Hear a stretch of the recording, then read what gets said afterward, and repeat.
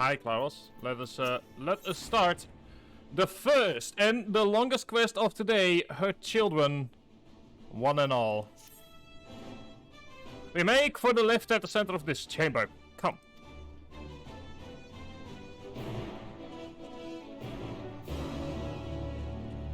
Also, you cannot fly in here. But yeah, just a quick reminder, I'm still a bit sick. So, it is entirely possible that we're not going to hit all quests today, but I can guarantee you one thing. Next week, we will be finally finishing Final Fantasy XIV Endwalker. With, the stream title has already been decided. It is very simple. It is very effective. It will just be named Endwalker. That's it. I mean, Kersha, our conversations should normally cause fear into the average person if they knew what we were talking about, so you wouldn't necessarily be wrong.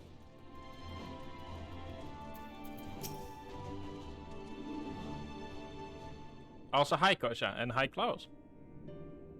As you all know, alongside our physical world exists an ethereal plane, what we refer to as the ethereal sea. At the heart of the star, the physical and ethereal are one and the same, thus the deeper we go, the easier it becomes to pass between said planes. We utilized this principle in constructing the anti-tower, and once more here in Famazan. No sooner did the Forum decide to withdraw from Eorzea than we began work on this facility. Our work culminated in a device that allowed us to peer deeper into the ethereal sea than ever before, in search of Hydalin's ever fainter echoes. The Itascope. Dun-ta-da! You can communicate with her through this device. For a time, yes, but since the 7th Umbro Calamity, it's been rare to even hear a whimper. If you wish to reach her, you must journey closer to the center of the star than we have ever dared, beyond the Itascope. Even so, I make no guarantee that you will find her, nor of your safety, not so deep in the ethereal sea. We understand, but if we are to deliver this world, we have no choice but to try.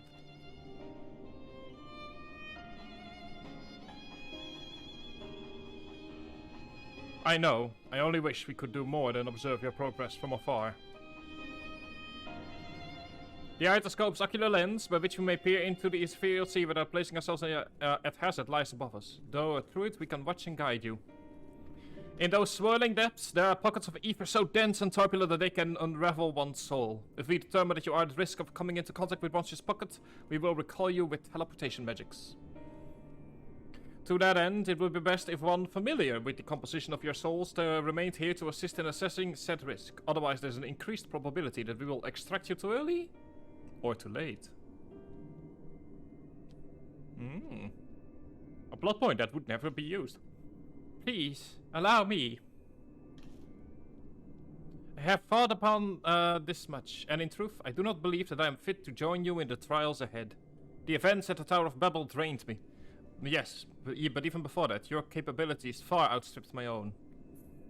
This is no time to have a weak link in our vanguard, no matter how much she may wish it to be so. If I, assist in the manner that Master Von Short has laid out, however, I may still be of use. Yeah, it is actually a good plot point. It's just that the way that it is said makes me, makes it seem like it will happen during the coming dungeon, which it in the end doesn't. It's good plot building, but the placement of the tidbit gives it more significance than it in the end actually gets in the main story.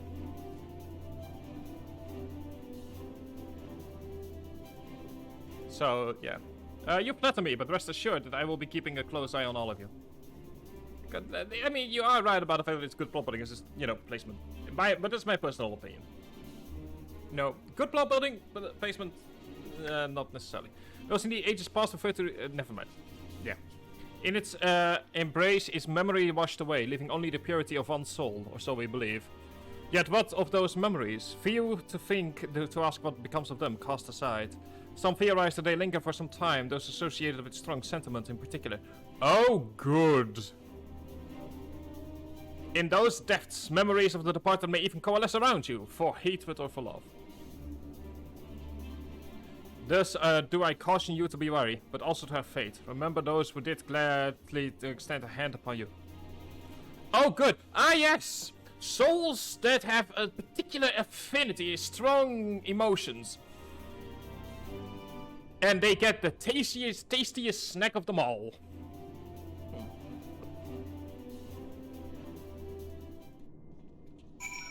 Yeah, like I said, Klaus, I do think it's like good plot building. But everyone has their own opinions on placement. But I mean, I'm happy. Let me put it this way: I'm happy that it exists. Anyway, it's kind of hard. Like that's basically how I look at it. Holy fuck! I didn't even realize it until you said it.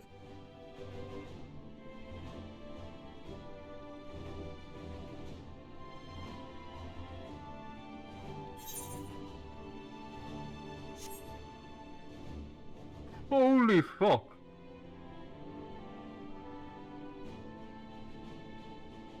Wow, let me just make sure that I've got everything ready for when we hit 90 actually. It doesn't seem like it's going to be anything new, but we'll get Blade of Fate. Yeah, that's a bit of a shame. But we will go into the trial at level 90. Like that's an absolutely massive bonus. In my humble opinion. Anyway, let us go ahead and start. Let me go ahead and put on my radio voice for this. Deep in the heart of Labyrinthos lies its secret among secrets, the device through which the Sharlians have peered into the ethereal sea to learn Heidelin's secrets. With their bargain for her form fulfilled, the sands of the Seventh Dawn are poised to journey to the Itoscope and beyond to beg her aid. But no depths are without their darkness. Anyway, oh yeah, that's right, I need to invite you. Whoops. Because I'm technically going to be the party lead. Combos off the same button. Okay. Well, that's good to hear. So, you're going to be ninja, you're going to be scholar, whatever you desire. Alright. Let me make sure that everything is... I will mention I still have level 80 earrings. Let me see if I can change that real fast. That is just... I still am using level 80 gear. This is a bit awkward. And it's only gonna get even more awkward. Oh boy. Let me see here. Let me just sort everything here first. I need to get... Yeah, let me just eat our combo. Because I'm getting the weird feeling that otherwise I might be screwed. I just need to quickly do some inventory management before we start this.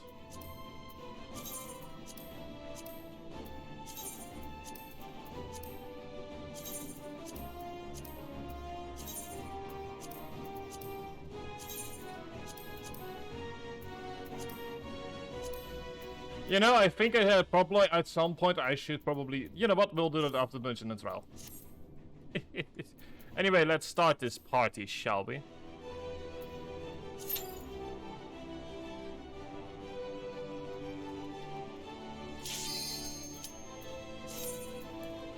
Oh, oops.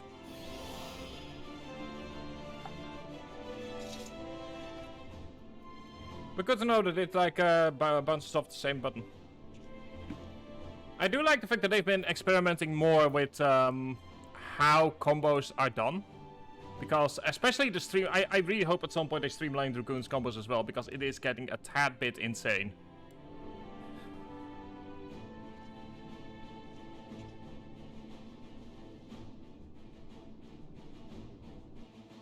Anyway, let's welcome ourselves to the Itoscope.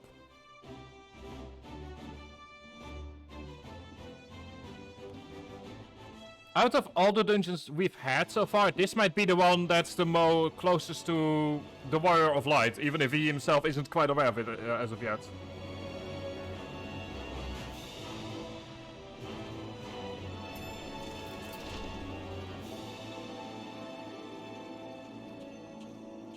And also has some of the best music in the game.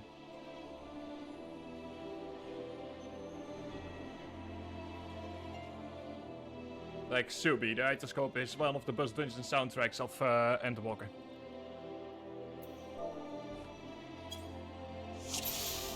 All seems in order with the lens. And I trust you can hear me? Those things are pure malcontent. The residue of lives unfulfilled. So yeah, the Itoscope's unique gimmick is mostly in how it frames. Oh, can't go any further than that. Whoops. Is in how it frames its fighting. I cannot, for some reason, I am incapable of running my AoEs. Just start with magic phase, I guess. I don't know how to Dark now, how to Paladin, even though only 2 weeks ago I did the 87 dungeon. Yeah, damn it. But yeah, the entire gimmick of the Itoscope is that all of the enemies, in some form or another, basically the entire dungeon is the Warrior of Light. I guess you could say it's the moment closest to darkness. It's the moment where the game basically goes like, hey, remember all of these enemies? Because boy, do they remember you.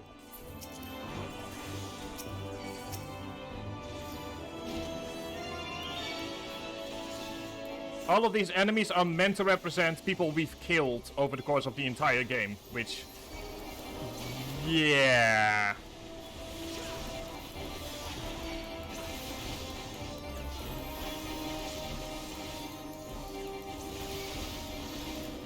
It can reasonably be described as... ooh.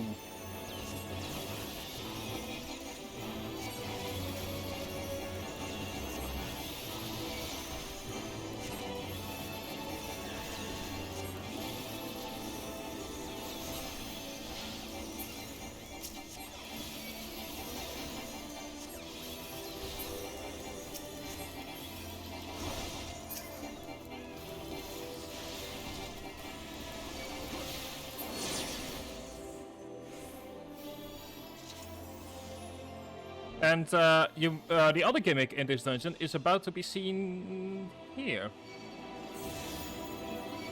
Also, hi Aelbert, haven't seen you since, quite literally, since Stormblood. Or at least since Heavensward, actually. Like, technically it wasn't even Stormblood yet.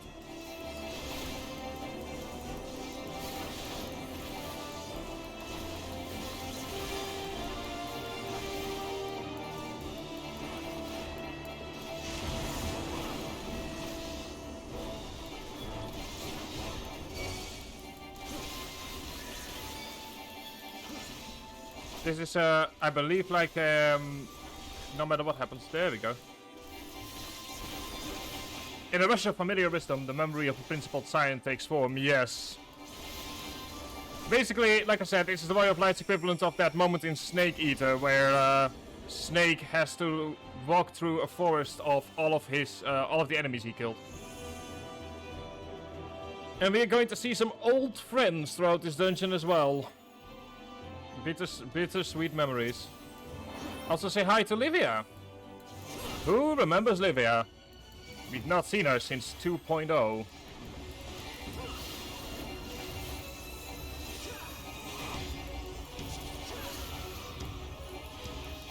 Although she, personally, I think she looks a lot more like the boss in Void Ark. But it might just be me.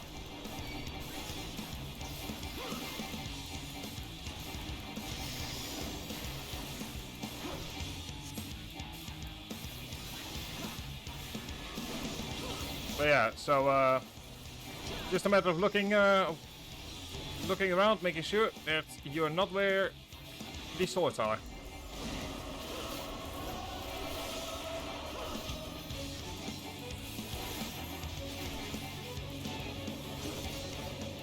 And Livia apparently still is reasonably pissed off at the fact that we killed her. Although, to be fair, it was either her or us, so... you know, no hard feelings.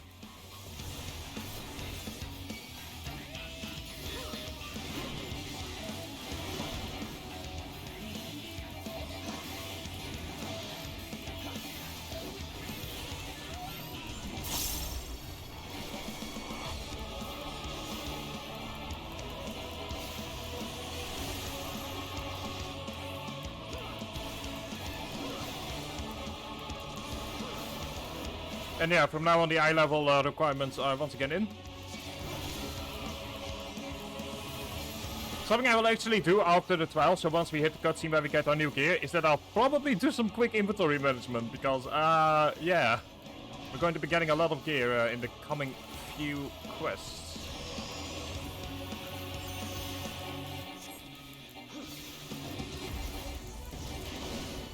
There we go.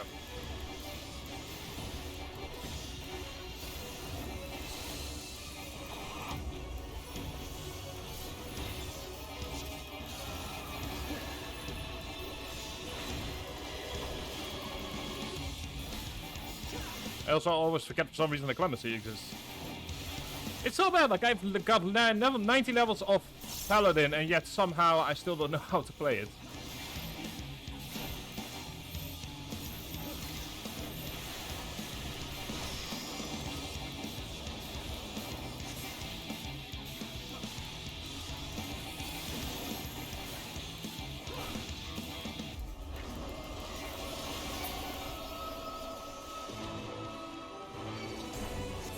So yeah, that's it. We have officially hit level 90. It will guide you.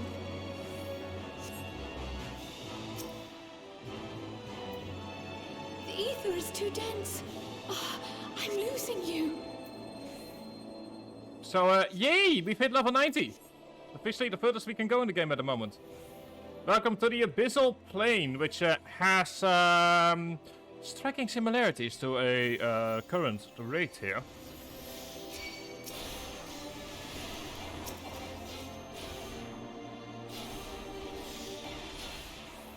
But yeah, so from now on, it's the basic rule is going to be: if it's yellow, it's good; if it's black, it's bad. The memories of a valiant Archon take shape. Yes, Archon's memory, which will help us throughout this dungeon.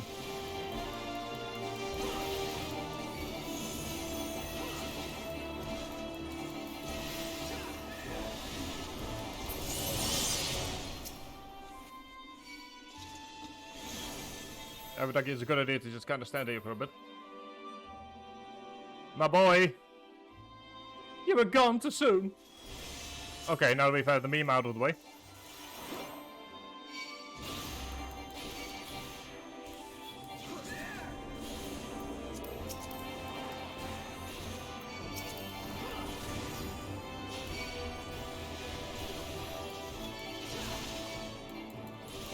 But yeah, from now on, for the next few seconds, we get damage up and vulnerability down. Just like you would have wanted.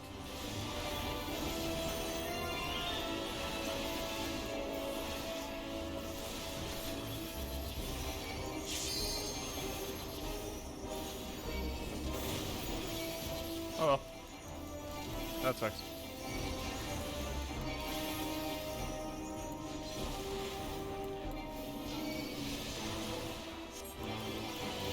Pitching up, please.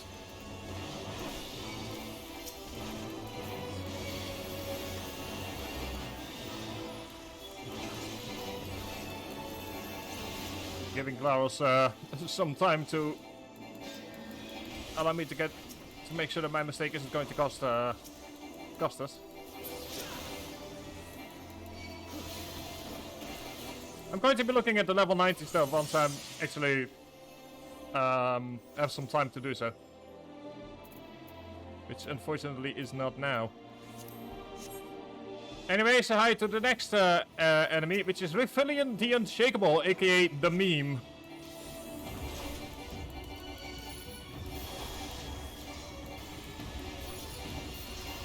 Say hi everyone to, as we all know what we all know was the hardest trial in 2.0 back before they changed it. With Endwalker.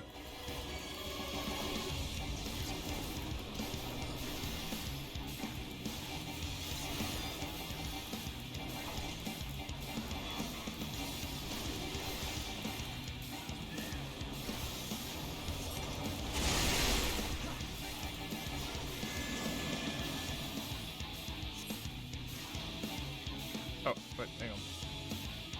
I'm an idiot. To be fair, I don't really get the ad scope a whole lot, so that's my defense against not remembering what to do.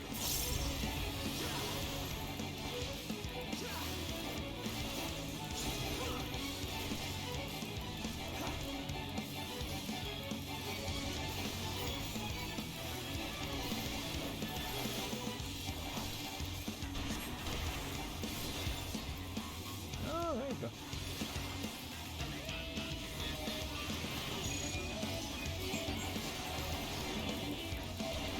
Oh, so that's how that happens. Basically, in addition to the magic phase of the paladin. Gotcha.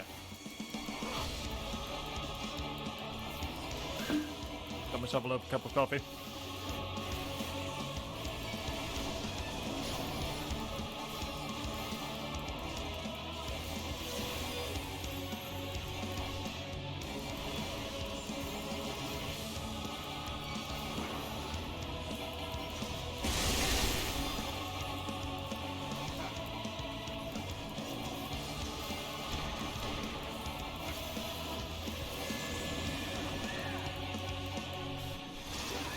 As per usual, the rule with dungeons, and as has been said throughout the many streams, is that there's always a way for melee to still be able to fight, which was a problem with certain fights in the past. Whereas a melee DPS you basically had, or tank you had some downtime. Which then messes up your rotation. Especially as a Dragoon, I can still remember the many times that my rotation was not as it should be.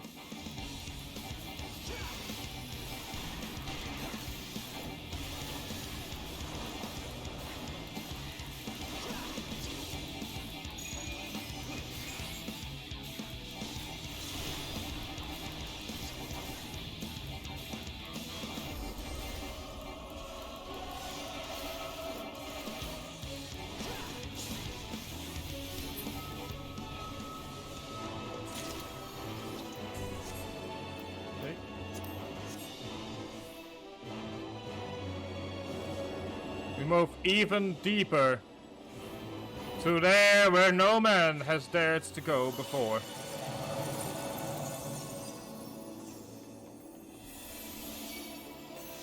Deeper than anyone has ever gone.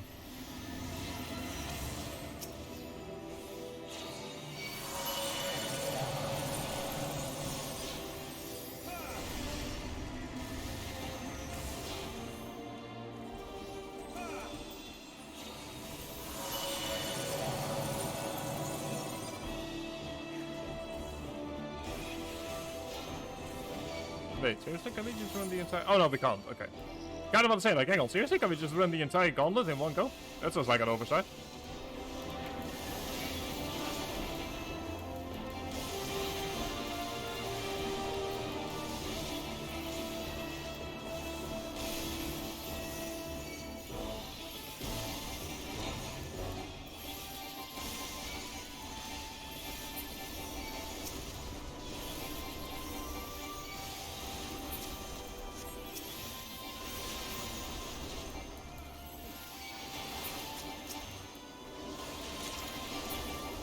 Whoa!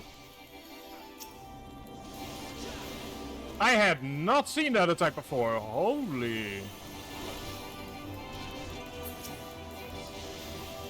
That looks genuinely awesome as an attack.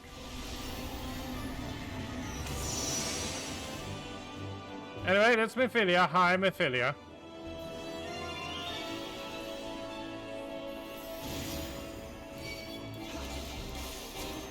By Minfilia.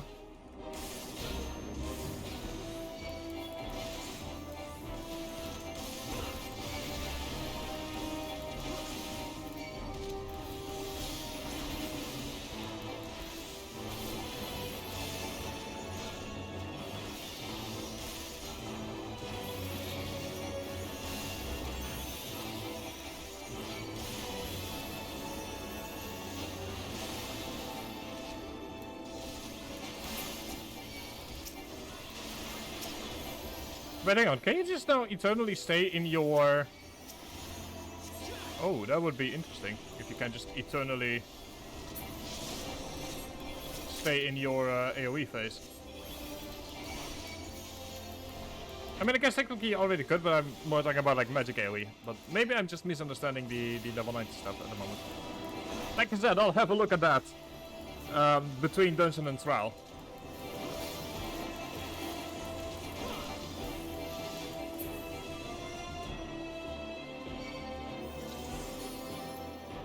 Aiming, which is not mine. Anyway, say hi to an old friend of ours. So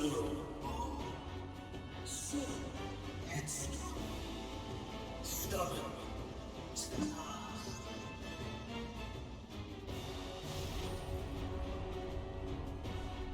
Even though he has been he's a bit younger than all of the other enemies we fought so far.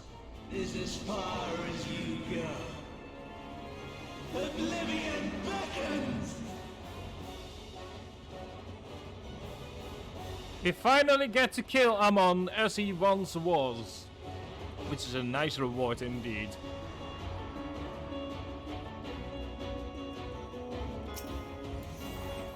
Many faces have I worn, but this is my favorite by far!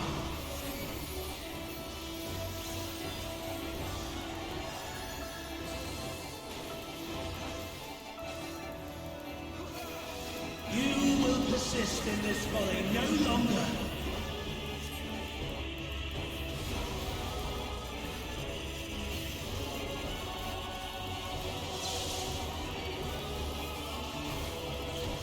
Especially if I'm still getting attacked, so... The stage is set!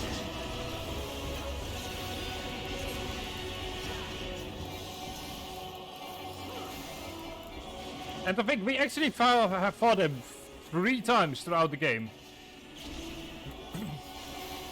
First, in the Crystal Tower, where he was but a copy, or where it was but a mere copy. Then again, as Zodiac, and now here, finally we get to beat him.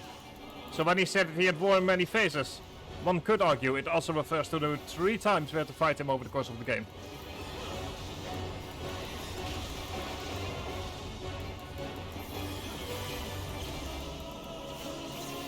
Let the curtains rise for the main attraction!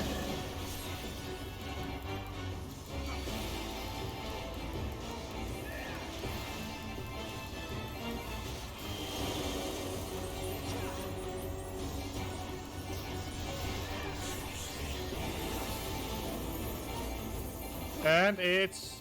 hang on. Oh, it's Shiva! I never noticed that before.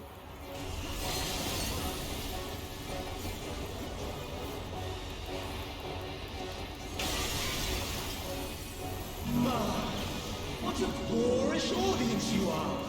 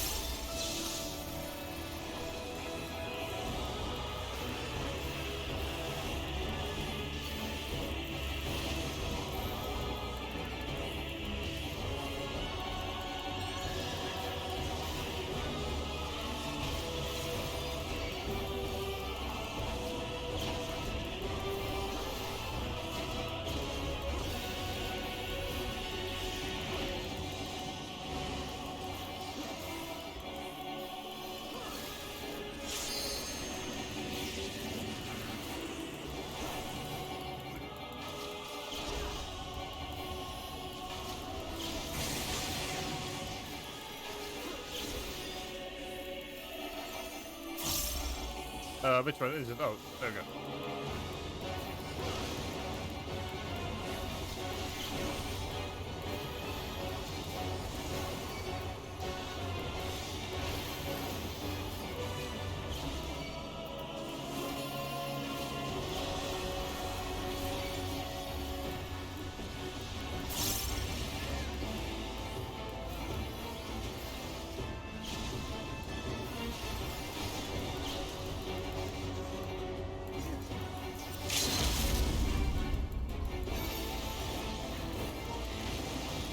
Oh, my bad.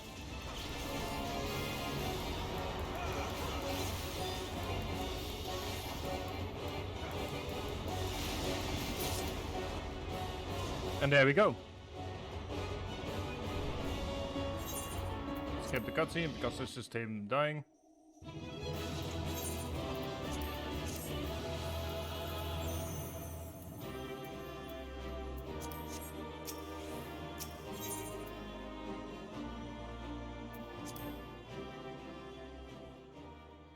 Yeah.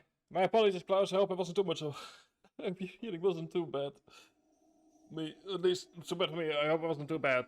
Tank in there. With me sometimes forgetting left and right.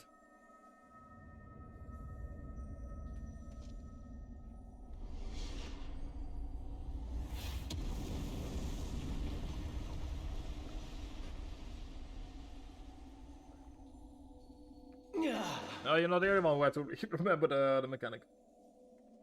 My very essence begins to wane. Sweet, sweet agony.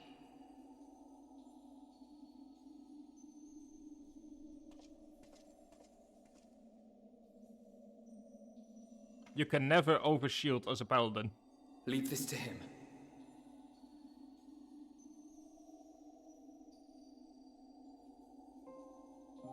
Come to deal the coup de grace. Good. Watching you struggle against the inevitable is bad comedy. Erase me from existence, soul and all.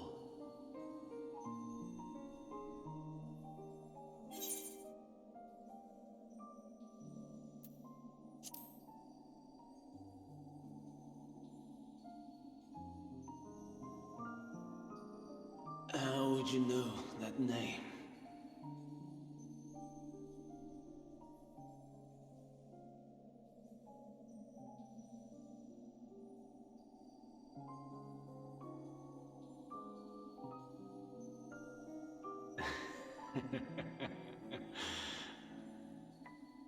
Then it was you. In Elpis. With Emmet-Selk. The final pieces fall into place.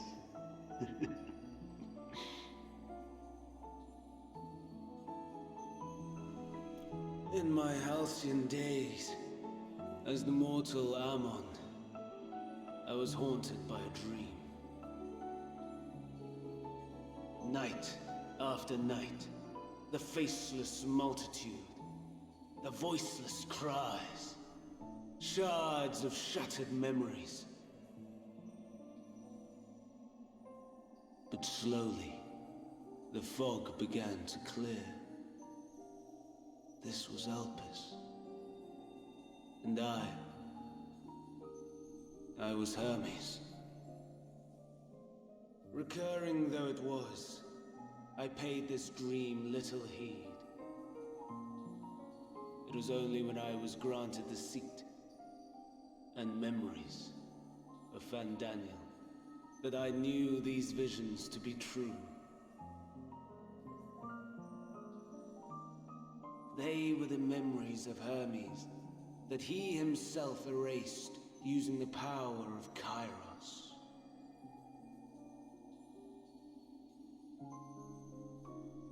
Or so he thought. In his attempt to burn away the events of that fateful day, he succeeded only in searing them more deeply into his soul. My soul. Death failed to expunge them. No matter how many times it came. Rebirth after rebirth, from one Fandaniel to the next. I wonder, is Emmet-Selk adrift somewhere in this ethereal sea? In defeat, finally remembering your time together in Elpis? How it must gall him to be entrusted with knowledge of the final days, only to be rendered powerless to act upon it. So many lifetimes dedicated to restoring his beloved Amarok in blissful ignorance. Oh, folly.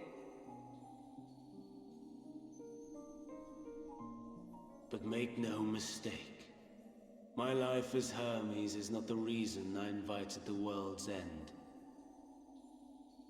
I have lived. I have struggled. I have dredged the very depths of despair. Have fun, Gosha, with your D&D game. I found the truth. I served a great ruler, powerful beyond measure. The world his dominion. Yet even he and his vast empire were destined to fall, to become one with oblivion. At the end of life's journey lies only death. I just want to say, right as he is saying that, a bunch of seagulls are squalling to the left of me, and I cannot think of a better way to describe my feelings on seagulls than that specific moment. So I ask you, why live at all?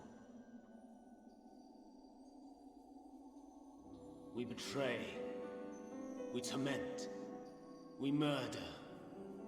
We are wicked, spiteful creatures, without exception. If life is so sacred, so precious, why fill it with such misery? Man wallows in a hell of his own making without purpose or meaning. To live is to suffer, and I would end that suffering by my own hand. It matters not if it flies in the face of all believed right and just. Death is the only solution!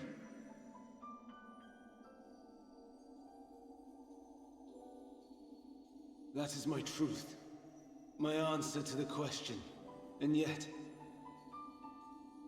even as the words pass my lips, I am filled with doubt. Has my search reached its end?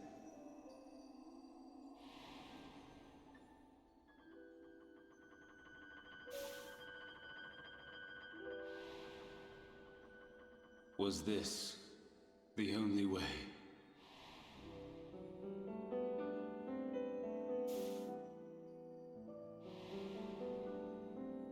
After all these years,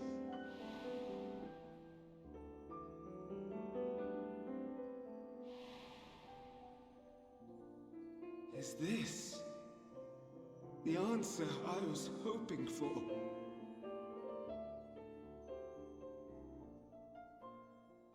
The lamentations of the damned. How it vexes me to see your conviction falter at the last. Van Daniel, still clinging to existence, I see. You, who champion death so fervently, unwilling to accept your own, refusing to be purified and swept into the sea of souls. As do I. We prisoners to men, watching as the world turns.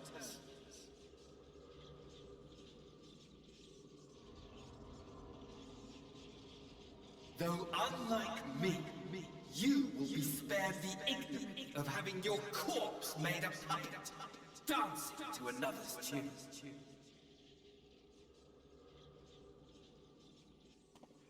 Is that Arsahe? How very astute. But let me be clear, I have not come to consort with the likes of you. Nor have I come to bemoan the state of the world following my untimely demise. In fact, I delight in mankind's downfall, and the anguish it brings the savior of the savages. If I played some small part in the chaos, all the better. Not that I was in any position to resist. But to be made accomplice to the betrayal of Lord Xenos. I would die 1,000 deaths to exact my vengeance.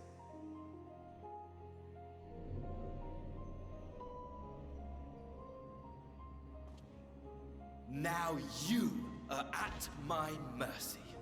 I shall drag us both into oblivion, and you will never see the fulfillment of your magnum opus.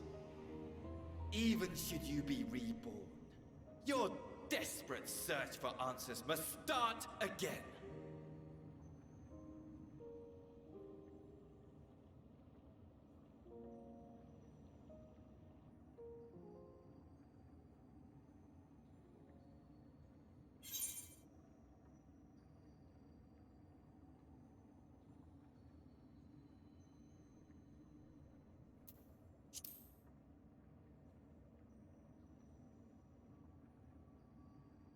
Even here, even now, you have every right to hate me. For the fool I was. For the monster I became. But I will not beg forgiveness. The tale of Hermes, the man who knew so much, yet understood so little, ends here.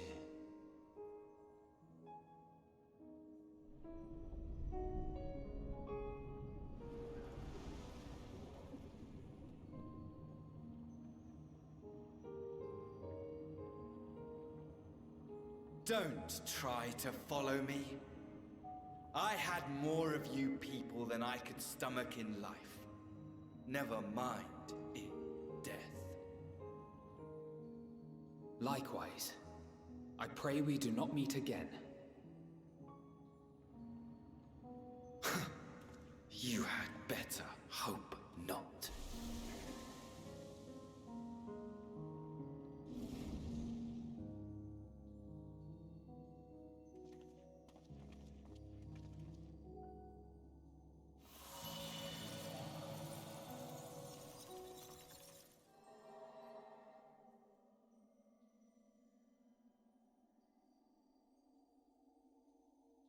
Come. Hydaelyn is waiting.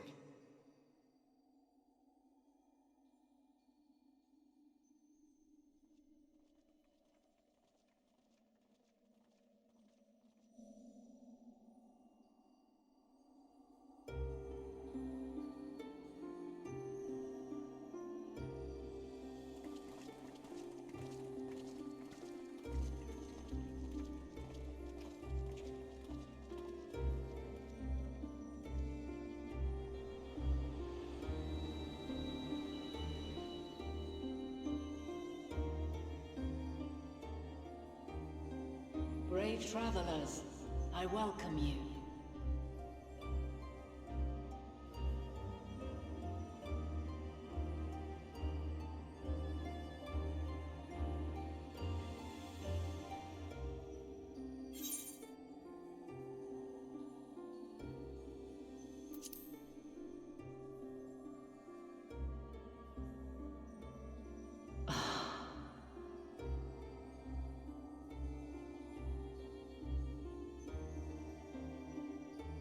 I see. Thou didst journey under Elpis. And now, the rivers of time converge.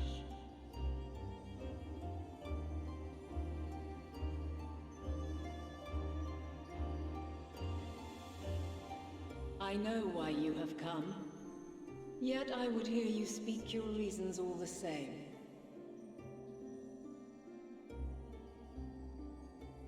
You created the moon to deliver mankind from the final days. But is that really how it has to end? We do not wish to abandon this world. We want to protect the source and all of its shards. To flee is but one of two paths. The other leadeth to Meteon, far beyond the stars, where she doth chant creation's requiem.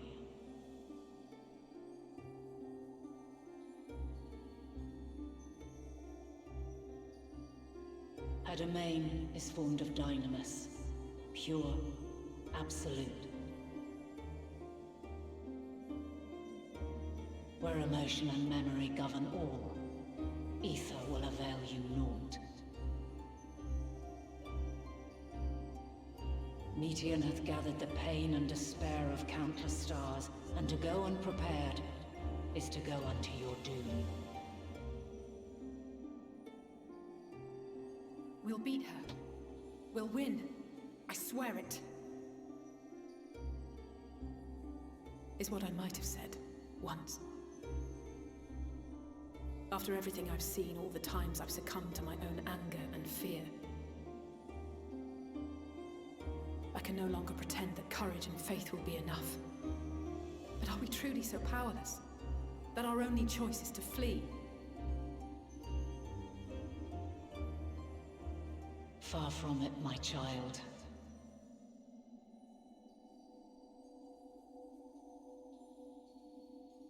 Long ago, the inhabitants of myriad stars, many more prosperous than Atheris, sought to free their worlds from life's woes.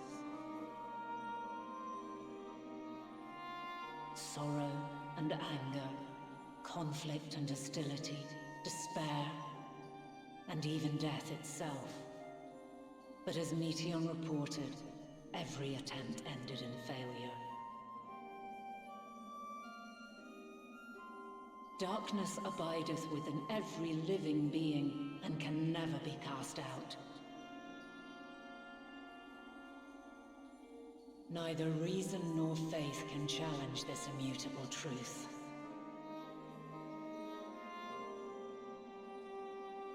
To live is to suffer. And in suffering, find strength and purpose and hope.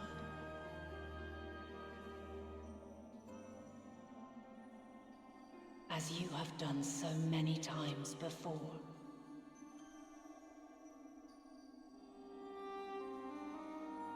Thou dost pursue an impossible dream, yet knowing this, you pursue it nevertheless.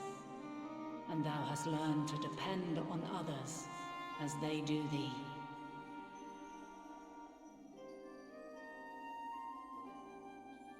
Thy yearning for the power to save the powerless hath ever driven thee to greater heights. Thou hast grown strong.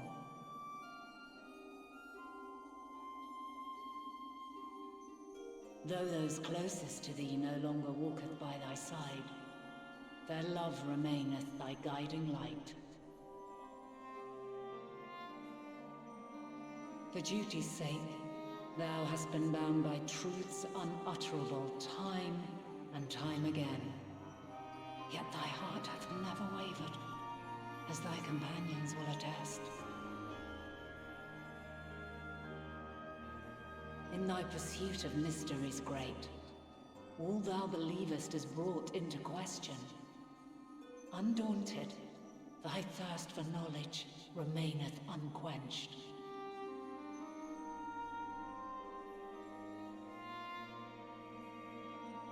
The fires of hatred that once burned in thy heart burneth no more. From their ashes doth spring the light of love, warm and pure. As witness to black calamity, thou despaired at man's helplessness. Resolved, thou didst unite a distant world on the brink of collapse.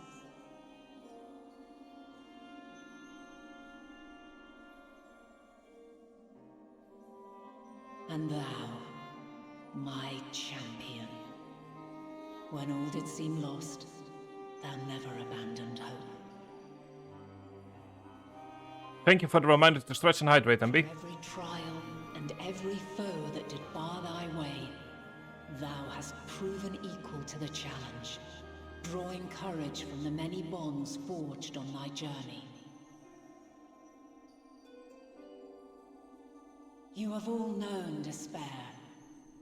And though the end approacheth, you walk on, heads held high. Therein lieth your power, the strength to silence the song of oblivion.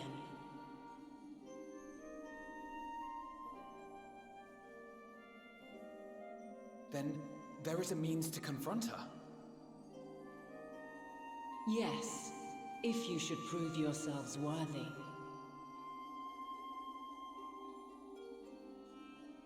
Hark!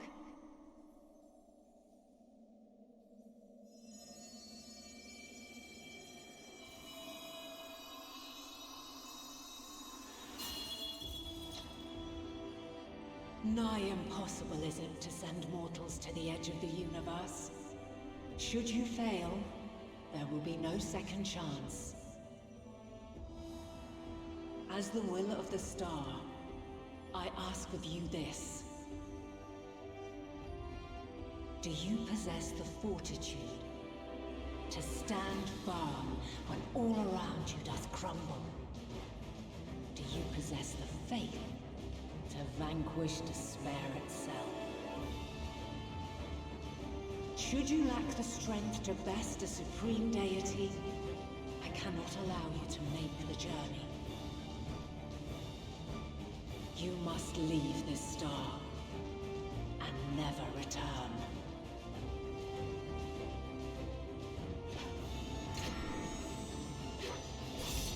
Prepare yourselves. Prove ourselves worthy, eh? Sounds straightforward enough. Aye. No room for confusion there. In any case, we've come too far to back down now. I am of the same mind. What power I have, I shall bring to bear. The three of you seem to be forgetting who we're up against. It's not every day we battle a divine being of untold power. Well, not quite every day. Do try not to get underfoot. Needless to say, there'll be no margin for error. Let us hold nothing back.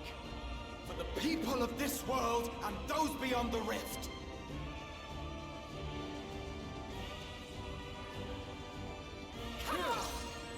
Let's get this party on the road. So yeah. Alas, the question I posed to thee in Elpis hath remained unanswered these long years. I would hear thy response, warrior of light. Shouldst thou emerge victorious? After Heidelin, we're going to have a bit of a chat about nihilism, Nietzsche, and staring into the abyss.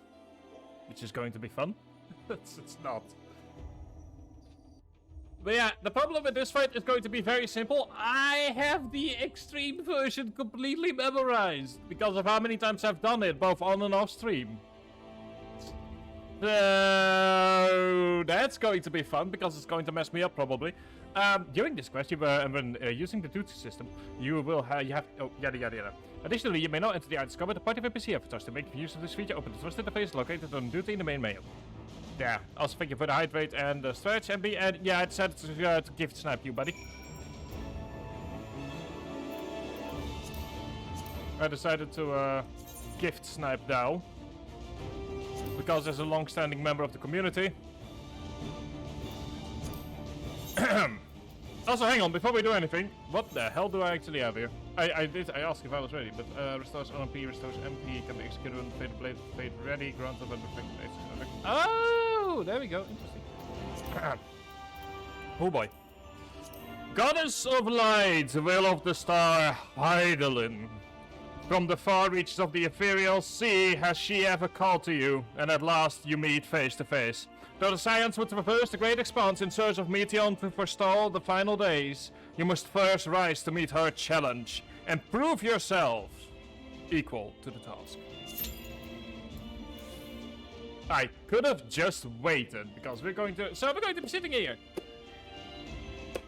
for 7 minutes. Yeah, 8 years. Yeah, it has been a long time. For me, it has been since 3.05, so it's been like 6 years? 6-7 years? It's so weird. Yeah, I mean, I don't trust Duty Fighter anymore at this point. Each time they go like, oh no, it's 7 minutes. Oh no, it's an immediate pop. But I believe that's because new players get priority queuing.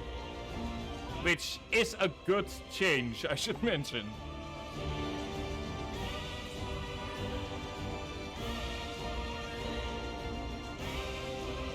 I can dream this song with how many times I've fought the extreme version. It is a bit ridiculous. There is a DPS is seemingly fast asleep at the moment. But yeah. Odds are, Klaus, if I'm going to be making some weird mistakes, that's because, like I said, I basically have the extreme version memorized. So, this is going to be fun. The thing with Zodiac is that the extreme version isn't all that different, but Hydaelyn absolutely is different. Especially because the phases are timed in the extreme version. And the phases are also harder, obviously. The last of my kind shall test. God. I remember doing Hydaelyn like... thy worth. I remember like streaming Hydaelyn like for 4 or so hours simply because I was so bored just trying to do the fight on my own. And I mean the extreme version. God, those were fun streams. They're actually still on the channel, I believe. Alright. Yes, I will. Have you the strength of will to alter man's fate?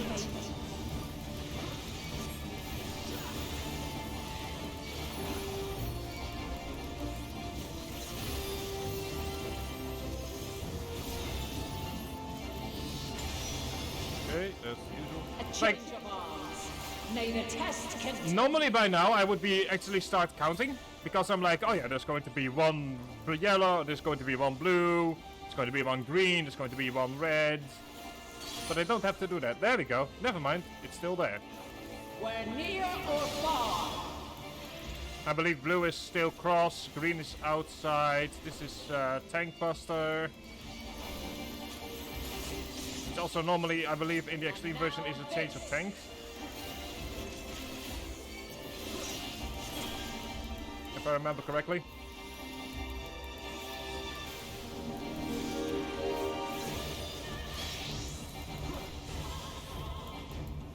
Light unyielding. There we go. And then blue is cross based on her north, not on true north. I'm trying to keep it as close to true north as possible. Also, by now we would have had already at least one mechanic where people are having to move and there would already be balls. Balls everywhere. By blade.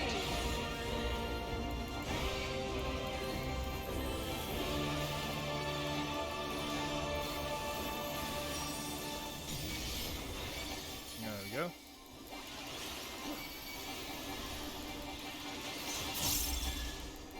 Now, I don't remember what is different about the ad phase, but I believe the difference about the ad phase is like just the fact that we only have to deal with crystals and that the tanks don't have to guide angels around to make sure that the crystals aren't being given or aren't being made even stronger.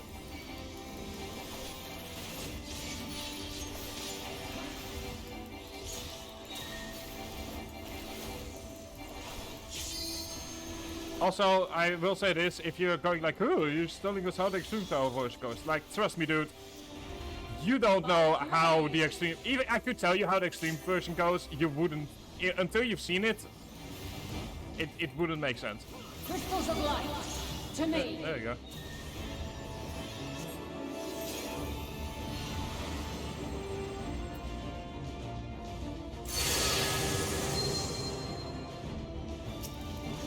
Yeah, see, it's like...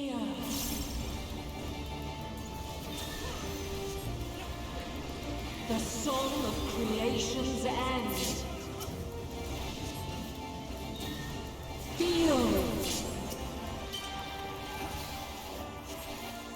remember back when like Hydaelyn was actually reasonably hard. Think! Or at least like for us first timers. Find your way in the darkness.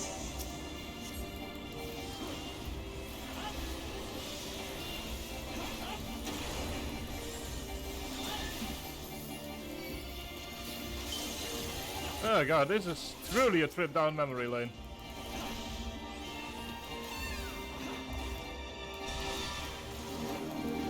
Follow your light. Let me go move back up north. Or fly, my children, and never look back.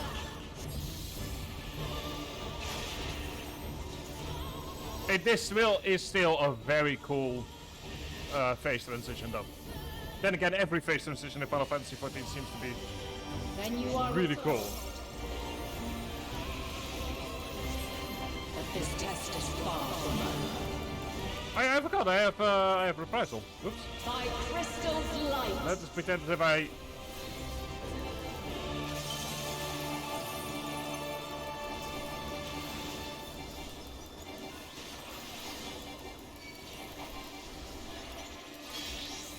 Yeah, normally by this point we would be moving into what I like to call the low DPS phase, where we are mostly just avoiding mechanics for a bit, as light rays are moving in from just about every angle.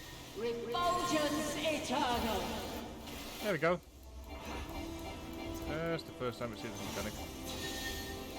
Oh, whoops, a bit early.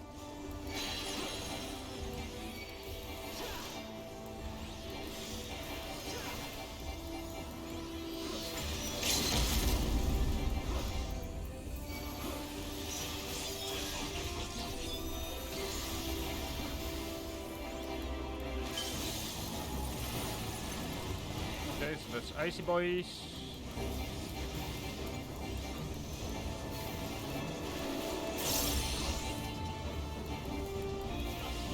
We're near or far.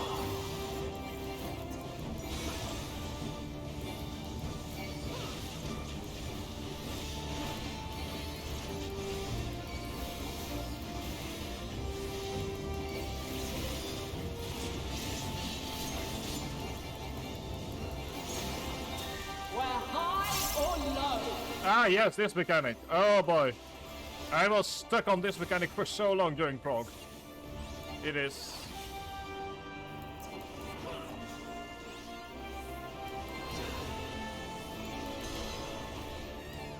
Yep, there you go.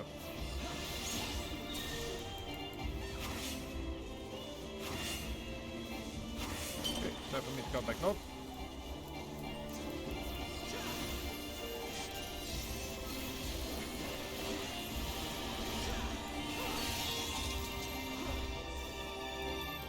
My blade!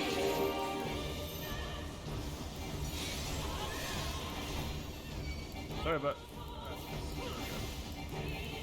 Sorry for the moving around.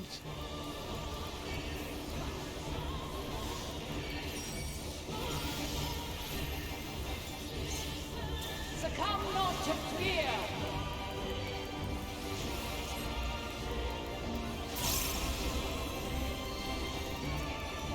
There we go. Oh, never mind. Now we are at the right base. Oops. Like, the other thing I always do in Extreme Test, I'm constantly counting, like, okay, how many minutes are we in? Because at a certain amount of minutes, certain mechanics start kicking off. Whereas over here, I believe it's based on... Also, obviously, the light patterns are different.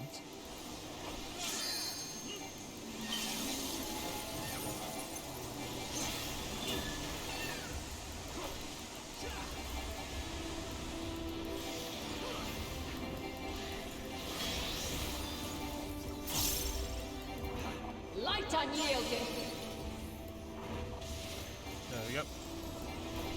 Also, I'm going to fully admit that the first time I did it with the duty finder, not the duty finder, but like just, you know, lore win, I got stuck on this part of the fight long enough that I was not good at not good at this part of the fight for the longest period of the time.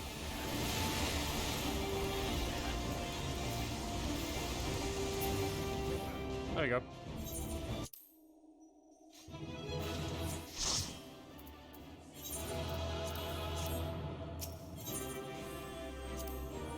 Yay, I received 2 player commendations!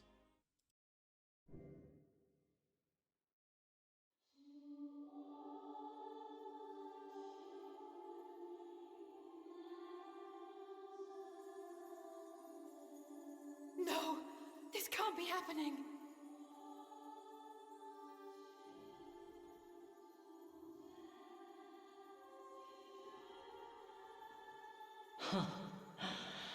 Though my power is in constant flux, I have always kept a reserve for this very moment.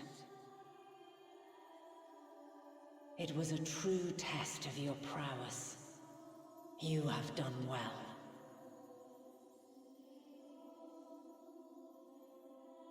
There is one thing I must ask. By sundering the world into 14 shards, the ether of all living beings too was divided. This reduction would in theory allow us to more easily interact with Dynamis. Having seen mankind brought to the very precipice of extinction, you wished for us to develop a means to overcome despair.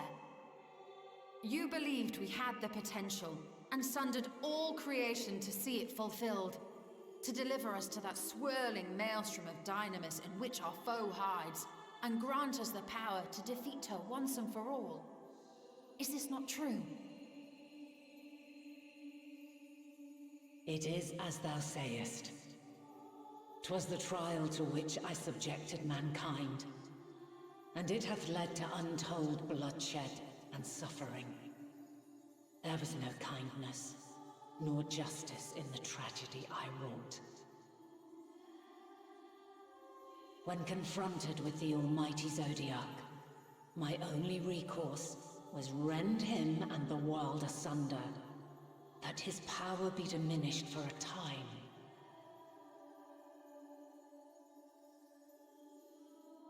And so it came to pass. Now you, my chosen, have surpassed my expectations, surpassed me. I entrust the fate of the universe unto you.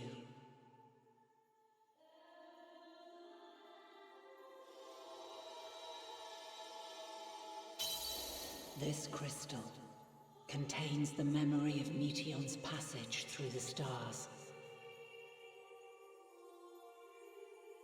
Deliver it unto the Loporrits. They will guide you to her.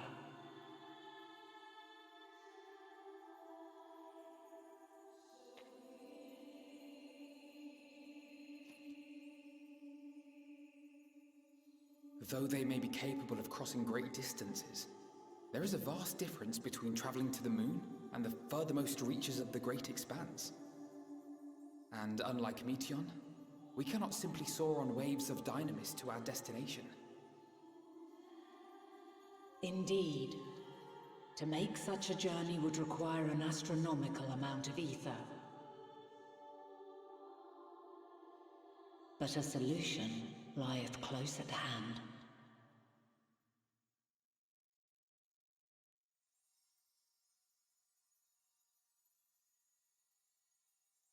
Of course. Yes, my child.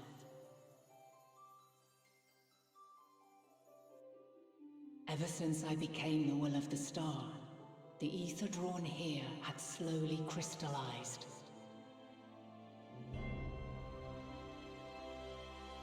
They who have answered my call know it well. While I have remained hidden, it hath become the embodiment of the planet's will in my place. A faceless, omnipotent force of nature.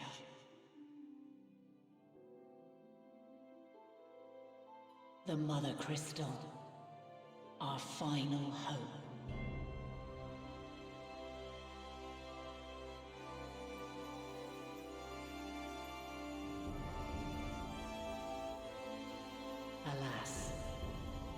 I can do no more.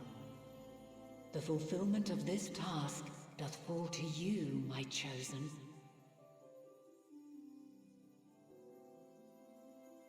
Now, heed these words. Darkness and light, despair and hope, as goeth one, so goeth the other. Become light, become hope.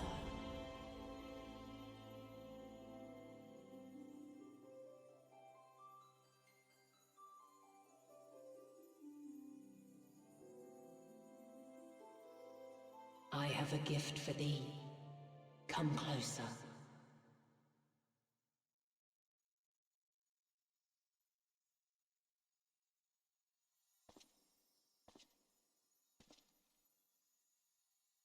Long have I searched for a means to safeguard the future of this star. Though I knew failure after failure, by recalling thy tales and my promise to thee, I found the strength to carry on. Though the world is ever changing, thy thirst for adventure hath never waned. Thine unshakable resolve never ceases to amaze, to inspire. As a mark of my gratitude, I bestow this final gift. Thou dost possess the crystal of Azum, yes?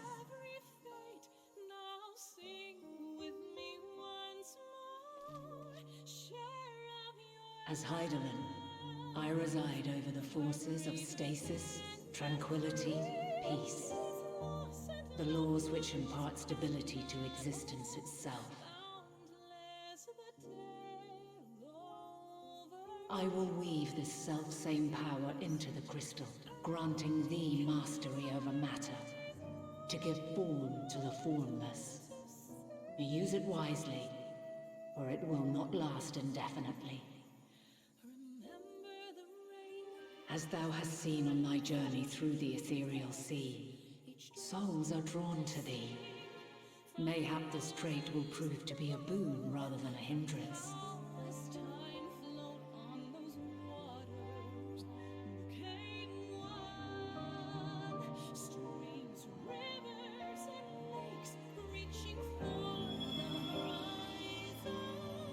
It is thy hopes and prayers that enable Azum's invocations and give them life. So keep them close. But pray, remember this. When the way forward is hidden, even from the mind's eye, look not to the invocation, but within yourself. These were the words of the crystal's original bearer.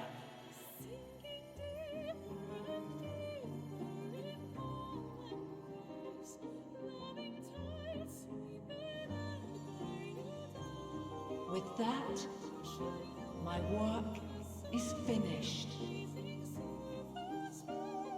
Fulfill our promise. Right the wrongs committed when the world was yet whole. Silence the song of oblivion. Teach her a brighter melody. Show her our journey is far from over.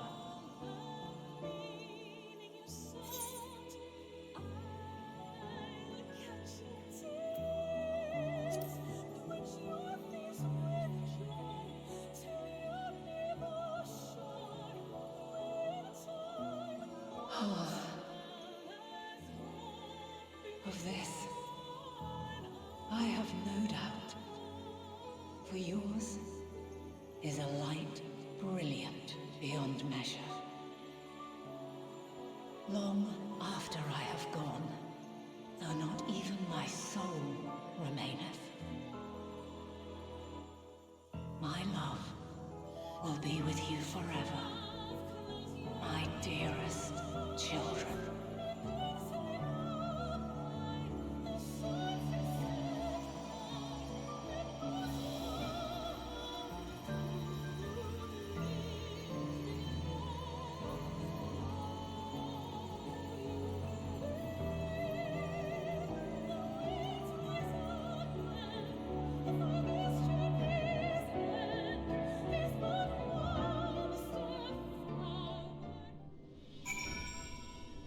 Can I just say how utterly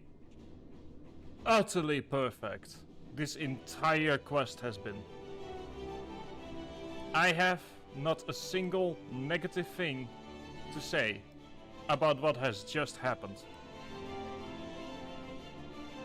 I'll be honest here, I was tearing up for a bit. This might be on every level one of the best quests that the game has.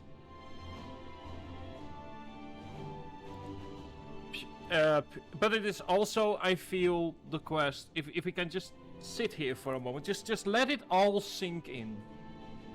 We're not immediately moving on to the next one, we're just gonna let this all sink in here for a bit. I feel like every person, because over the past years there has been a debate about the usage of potion skips, or of like level skips and main story skips.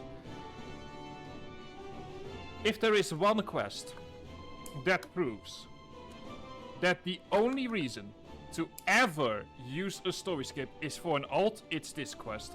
This singular quest has not even remotely the same impact if you have not gone through the entire main story.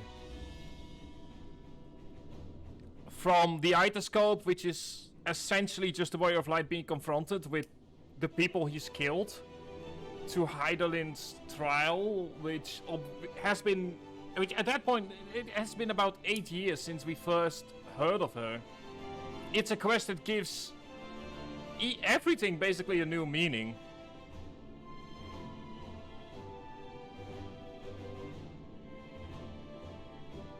I just need to sit here for a moment and just let it all sink in before we move on. Like, holy...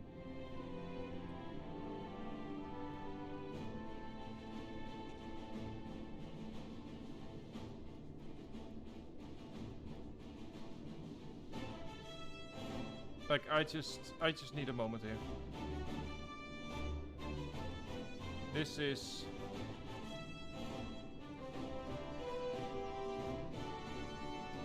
It's one of the best quests ever made in Final Fantasy XIV.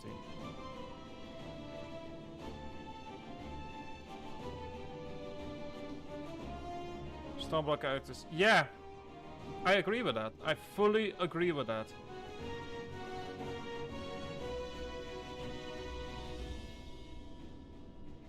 It's so weird because so obviously, for those of you who don't know, those of you who might be watching this at a later point, I've obviously, based on what you've heard, streamed or finished Endwalker back when it first came out.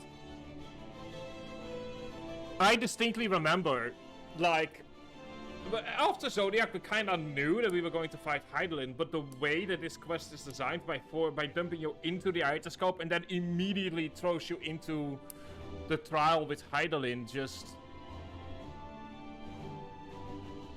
I don't think anyone was going... Nobody that, like... I was in a... This, like, day... I believe it was, like, day 4. And I remember, like, all of us were new to the trial.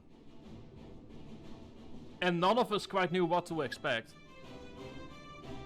It was genuinely... It took... If there is, like, one moment that I distinctly remember as being, like... If we're talking about, like, the pure positivity of Final Fantasy XIV, that kill for Hydaelyn normal, after we had, like, tried it for over 40 minutes at that point, and we were all new, and we had no idea what to expect constantly.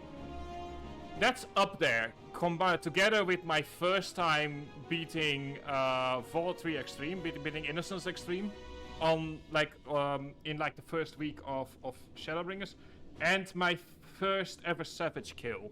Like, it's on that level because of how emotionally the fight is. How emotional it is, how many emotions kind of just move into... I'm just repeating myself here. And remember, all of this, every single thing we've just done, has been one quest. We've been doing one quest for 1.5 hours. So yeah. Let us move on, shall we, towards, yeah, God. I don't even know what to say. I was going to do like a story about Nietzsche, but fuck it. I'm glad to see you well. Though we could roughly place our souls deep as you went, we could neither see nor hear you. The fluctuations in your ether near the end gave me quite a fright. What in the world happened?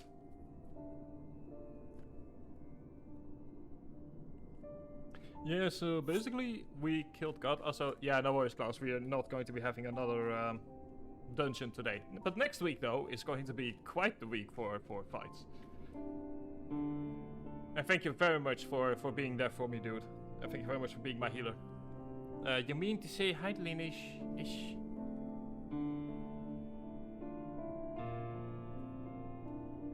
No, there's no time for our feelings. We must carry out Heidelin's will. We'll find Meteon if it's the last thing we do. You're fiending for a good game. Oh god. If you wouldn't mind handling over the crystal, that is. Now, yeah, Klaus, if you could now please say it in English. I seriously have no idea what the hell you're saying right now. I'm assuming it means you're going to be playing Destiny. To the edge of the universe, where congregates the despair of countless stars. Yeah, something. Yeah. We are. Should words fail us, we will fight to the bitter end.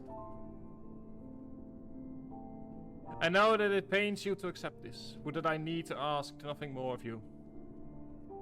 Yet we have only two means to travel to the great expanse. The moon and Charlian's Ark. I'm all too aware that without both of them there will be no Exodus. But I nevertheless beg you to honor the agreement we made.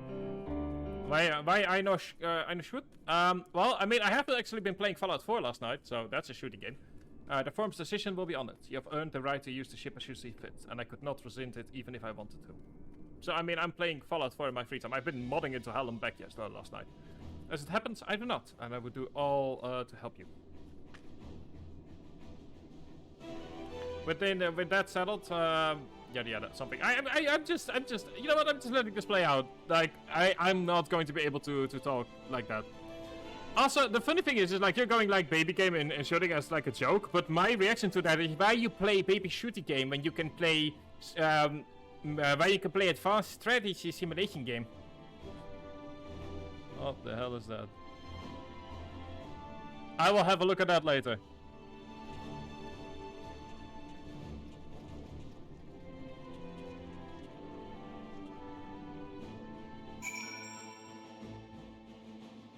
But yeah, like my reaction to that is basically always the same, which is, oh, so you play a shooter, hmm?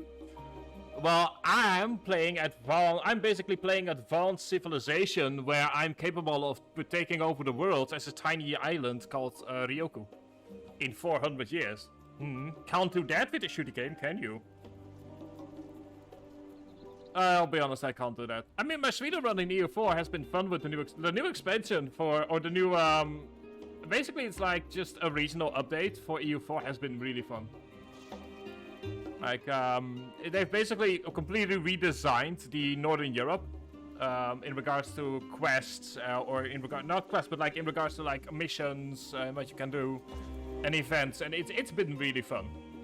And the AI is surprisingly actually difficult these days. I mean, it isn't when you've got Daddy Commonwealth to beat all the angry countries up for you, but ignoring my rampant abuse of the Commonwealth, it's the new update for EU4 has been really fun. Difficult, but fun. Like, it's nice to see the AI get some serious teeth. Aha! I've been expecting you. I heard about your foray into the ethereal sea. The students have ventured far and wide, but never quite as so deep as that. Are you experiencing any after effects from your prolonged exposure? Nausea? Dizziness? Hauntings? Oh boy. Well, have a pleasant sleep, and if you do experience any unusual phenomena, please let me know. I shall add it to our records. Ah, yes!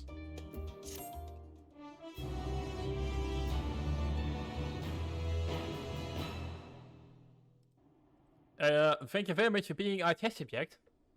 Please tell us if there's anything bad that has happened while you were in there. You're saving the world, but we appreciate your role as test subject for us.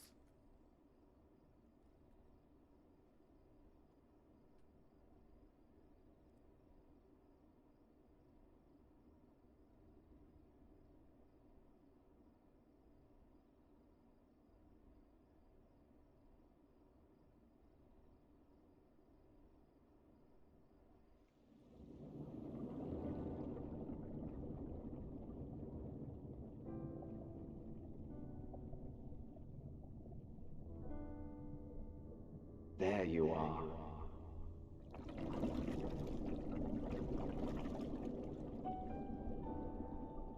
Some time, indeed, yes.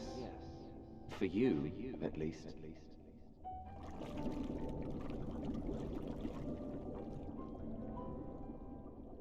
Believe me, I'd meant to get some proper sleep. But here we are, drifting along instead. Well, well, you too. And so we remain, to watch and wonder.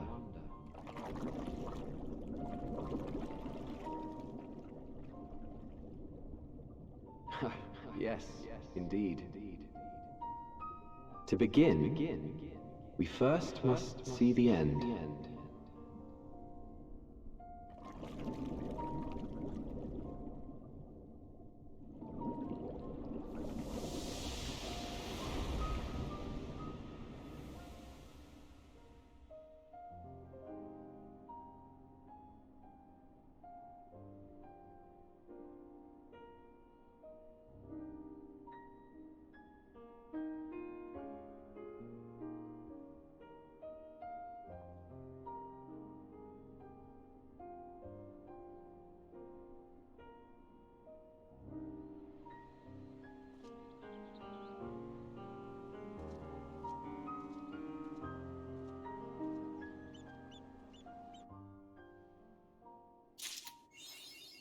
That was a fun, interesting little cutscene. Anyway, fast within your arms. And so finally, quest 2 of 10 for today. A bold decision. Tribe, I trust you've had a good rest. An envoy of Master Fornisholtz arrived not long ago with a message. The Loporids have determined Meteon's location. We've been asked to gather at the Rostra. I'll meet you there, along with the others.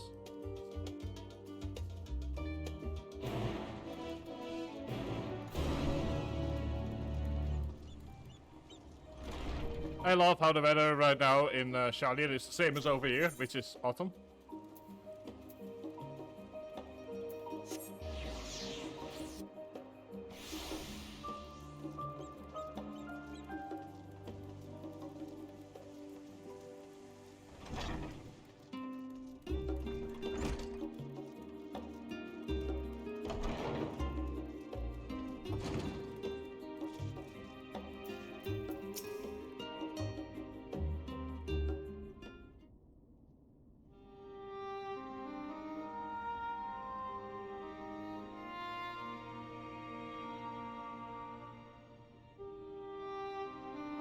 Everyone appears to be present and accounted for. Good.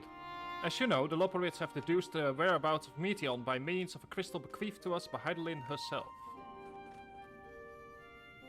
Your quarry's location is at a place far beyond the moon in the farthest reaches of the Sea of Stars, at the edge of creation.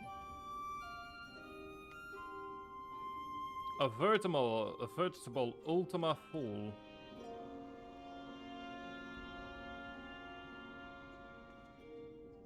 Indeed. How then are we to reach it? An excellent question. Luckily for you, I have an equally excellent answer. In theory, with its advanced propulsion systems, the moon is capable of delivering you to Ultima Thule, but the myriad other facilities housed within would greatly impede travel through the Sea of Stars. Even the Mother Crystal may not possess ether enough to bear some massive vessel to our destination and back. However, if we integrate our hyperhopper into your ether bumper, we should be able to fire things up and jump our way to the end of the universe in no time. Father, does this mean?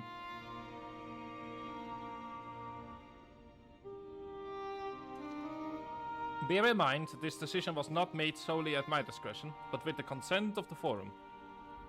Hearing the Loporids' proposal, the Forum was faced with a grave decision. To commit the Ark to this endeavor would mean abandoning both our plans to the evacuation to the moon and to resettle on another star. Needless to say, the proposition invited fierce debate. In the end, however, the Forum was swayed by the simple fact that Heidelin believed you possessed the strength needed to overcome this crisis. The Great Exodus was, after all, a plan of Heidelin's own making. Therefore, in the 11th hour, she would proffer another means by which we may seek salvation. We would be fools to dismiss it out of hand.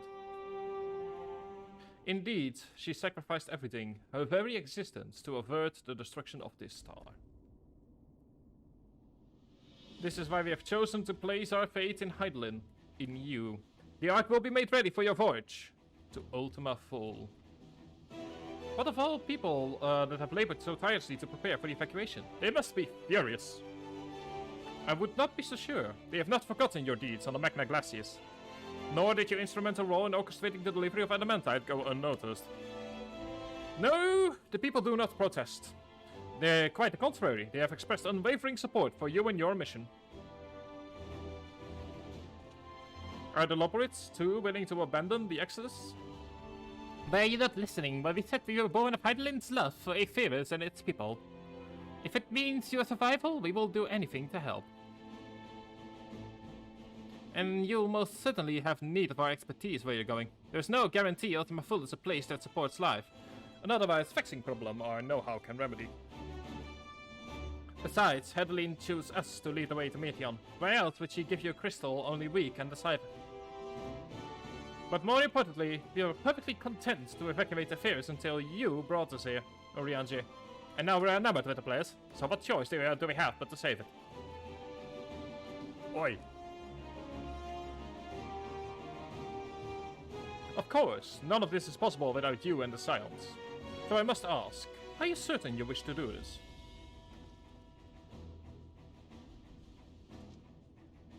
Yes.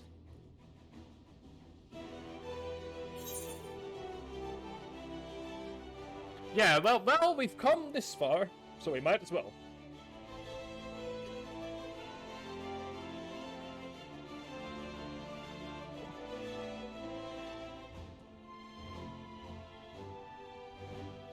Very well, we shall inform the Forum of your decision and begin preparations to bolster the Ark with the Hyperhopper. The Loperites will coordinate with the Elsabard contingent to have the necessary components transported via the Tower of Babel. Of course, it will take time until the work is complete.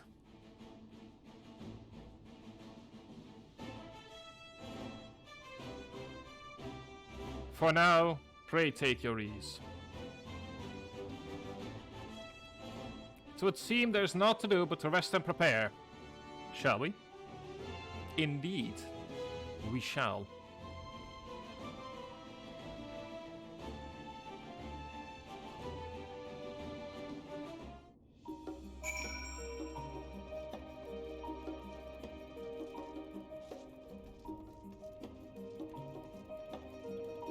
So yeah, we're going to the stars and beyond, aka the stars in Star and Suppression part.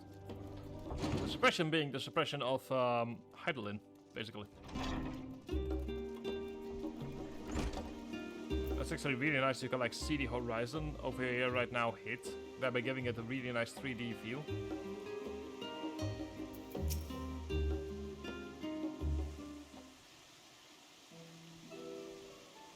Ere we depart, we must leave nothing undone. Quite, though it is difficult to conceive how one can best prepare to brave a domain where Dynamis governs all. Nevertheless, Hydaelyn deemed us worthy of the trials that await. For lack of any other feasible options at this late stage, let us trust in her judgment and face Meteon as we are. Which leaves the not-so-small task of coordinating our efforts here to you and Tataru. If all goes well, we'll be back before you know it. I certainly hope so. We'll be praying for your safe return. Mayhap it will affect the Dynamis for the better. With that settled, we should get some rest and make the most of the time we've been afforded.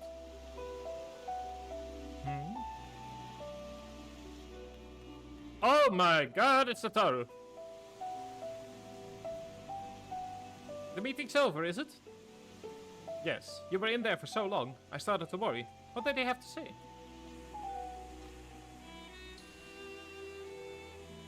I do like that armor. I'm probably going to put it in my box once this is over. The Edge of Creation. I see.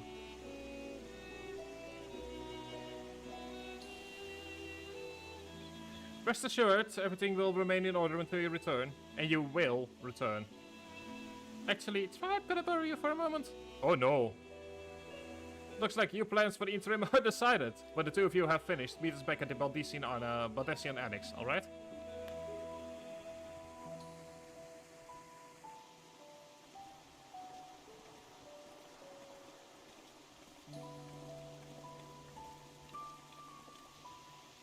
Come with me to the Agora. I have something to show you. Oh no!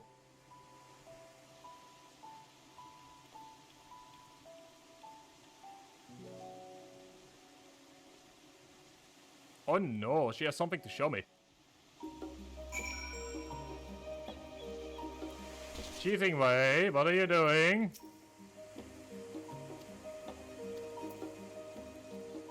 Naughty, naughty, cheating way.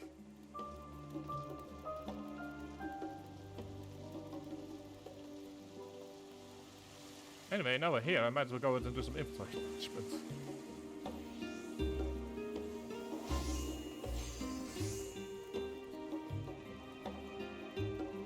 Oh, hey! Oh, Cerebon, hello.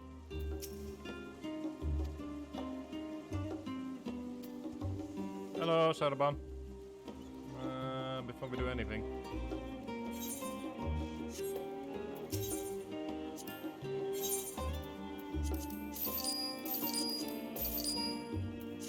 There we go, appreciate it.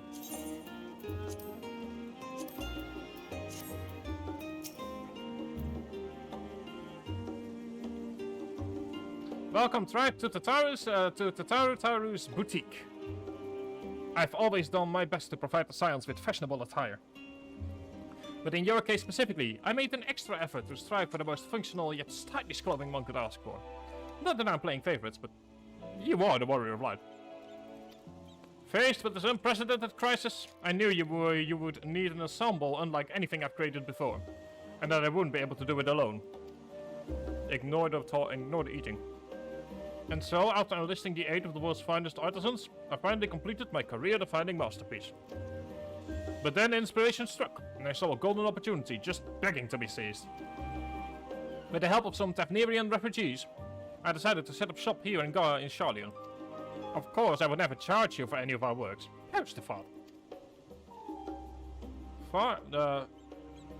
Parsharud, how are things coming along? Everything is in order, Mr. Taru. We'll be ready to open shortly.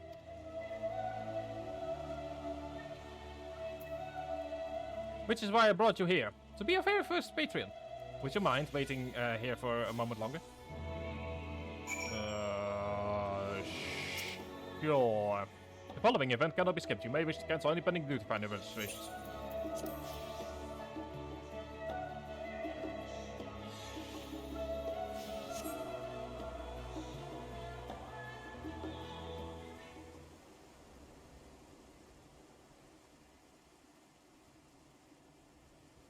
As per usual, I'll be taking a break after the 5th quest, which is late today.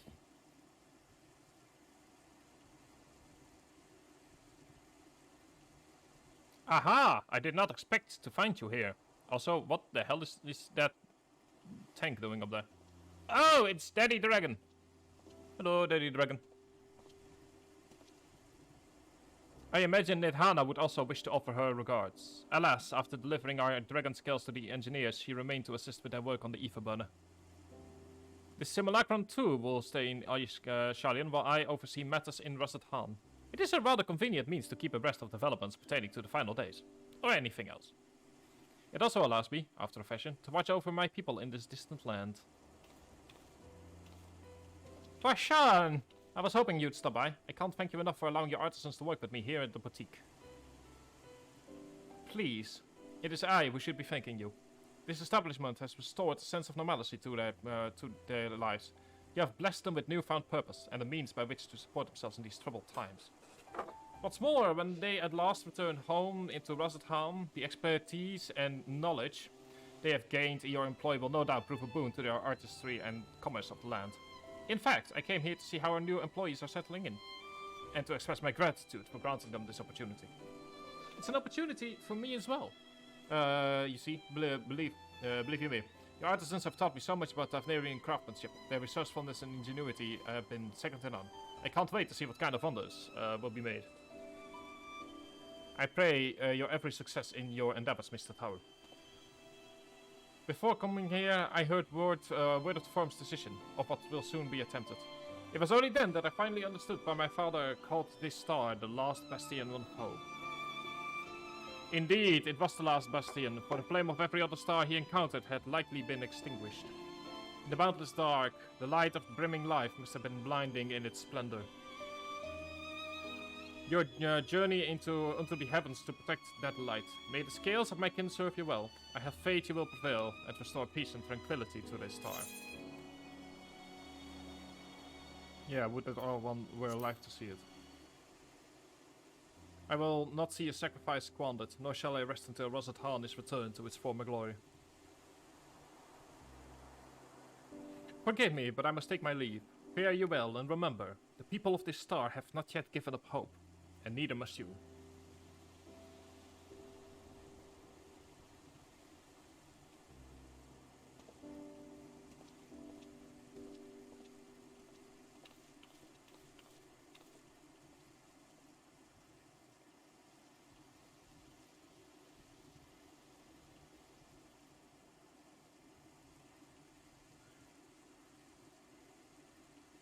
I see the tank is still trying to get better.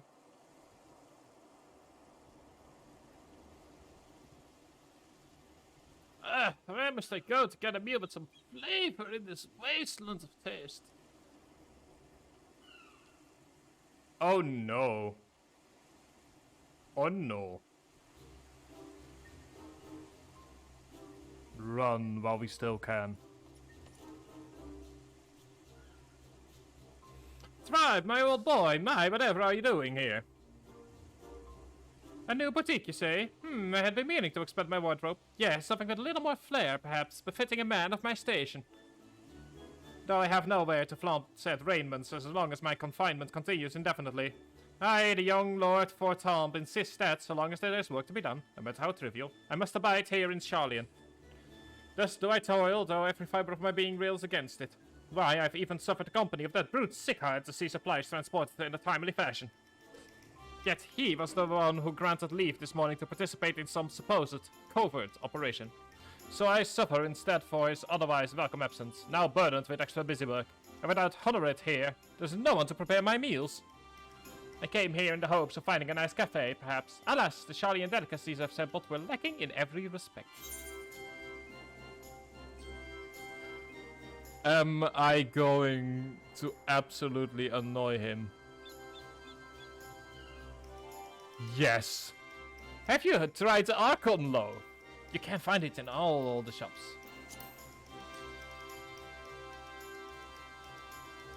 Archon loaf. It sounds sophisticated. Like me. I thank you for the suggestion. With a full belly, I dare say I can enjoy this purgatory, if only for a while longer. Ta-ta, old boy. He is going to hate us for the rest of his life, probably. But this is my revenge.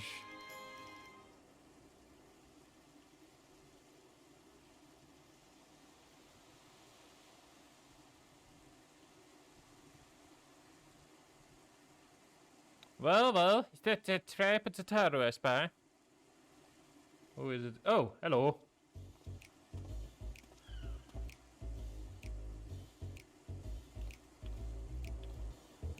Hancock, what are you still doing here? You said you were returning immediately after dropping off your cargo. Yes, that was my original plan. After all, any expertise required aside from delivery as goods is well beyond my purview. But what manner of entrepreneur would squander an opportunity to study the markets of the Northern Seas? Worry not, I will return straightways to Kagane once I have finished. Of course, you would find your way to turn this crisis to your advantage. She wounds me, the industrious woman running a new boutique. I'm not blinded of the travails of those who fight on the front lines to deliver us from Rome.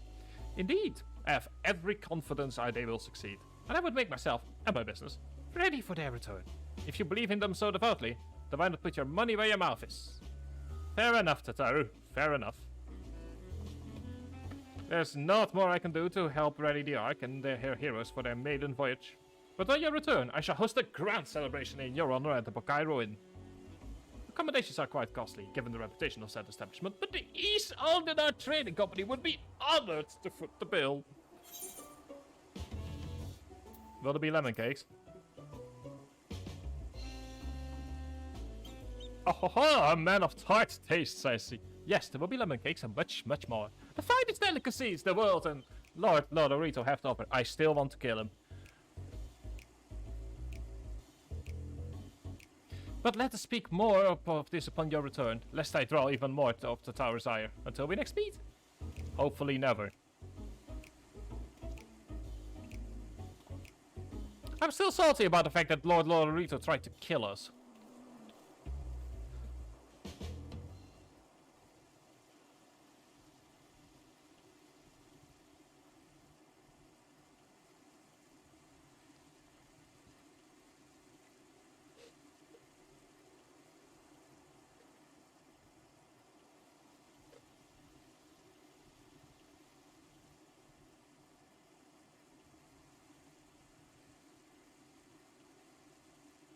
Ah, that's right. Decided to spend your time at the markets, did you? How many people are still going to come?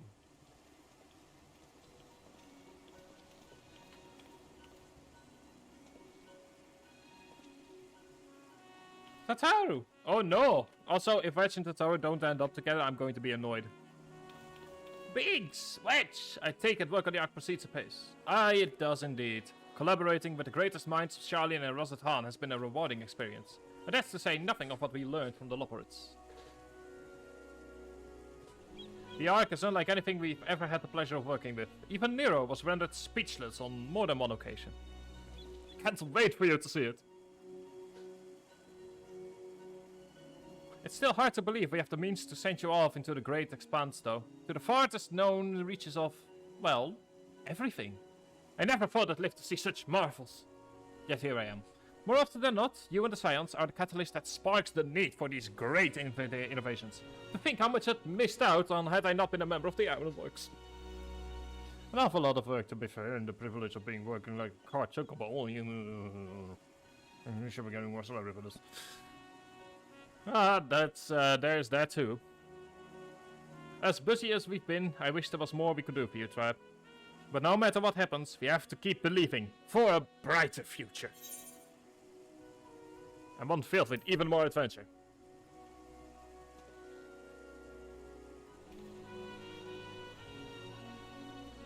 When you head back, would you tell the engineers I'll be along shortly with refreshments? That's very kind of you, Tataru. They'll be glad to hear it. And on that note, Wedge and I should get going. Still a few more supplies to gather before we return.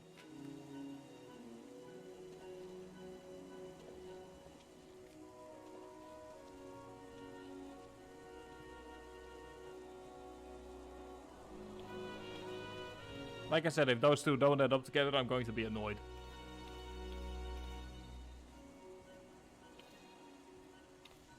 You're not convincing me that Bex doesn't have something for, doesn't have like a thing for Tataru. Anyway, it seems they're close already. Neat. Neato.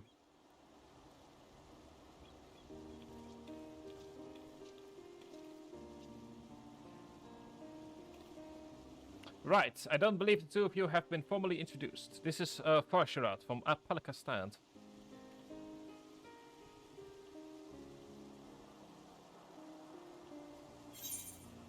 Yeah, haven't we met before?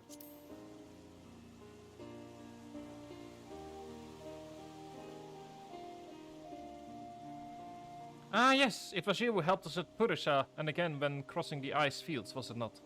I doubt we exchanged more than glances then. But it's kind of you to remember me. Thanks to Mistress Tataru, I and many of my friends have found gainful employment in this foreign land. It is only natural to fear in the face of calamity. At such times we must look to one another for strength and succor. I know not whether we will come to call this place our home or return to Fafnir, but we are here today and are glad to have contributed to the cause. And contribute they did by helping to make your new garments as durable as possible. We put our hearts and souls into them, and I have every confidence they'll keep you safe in the battle to come.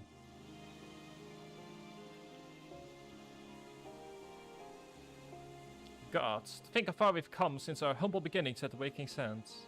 From the rising stones to the falling snows, and even uncertain insufferable someone's Ruby Bazaar, we were always fortunate to find friends along the way.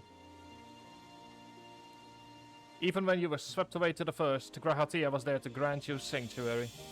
I will never forget the relief I felt when you all returned to us. I thought my heart was going to burst. Yours had been a long, long journey, and I've been privileged to watch, often with bated breath, as you persevered time and time again. For all the joy we've shared, there's been much sorrow as well, but I've long since learned you cannot have one without the other. Which is why I promised to send you off to the Sea of Stars with a smile. And you can be certain I'll be the first to welcome you back on your return.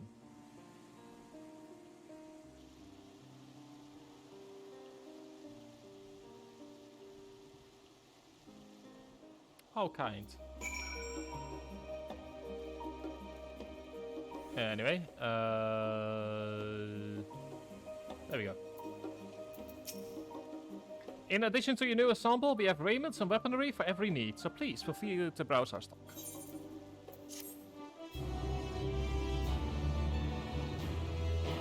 You may now obtain job-specific gear from Parsharund.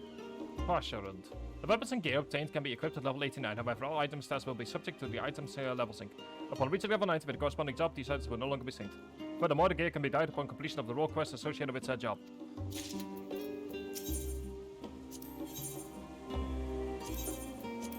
Let us grab our gear, shall we?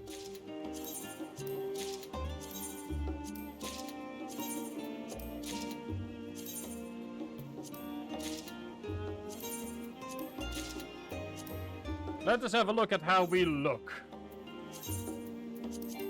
Oh, hang on, insufficient gear space. Oh, a second. First up.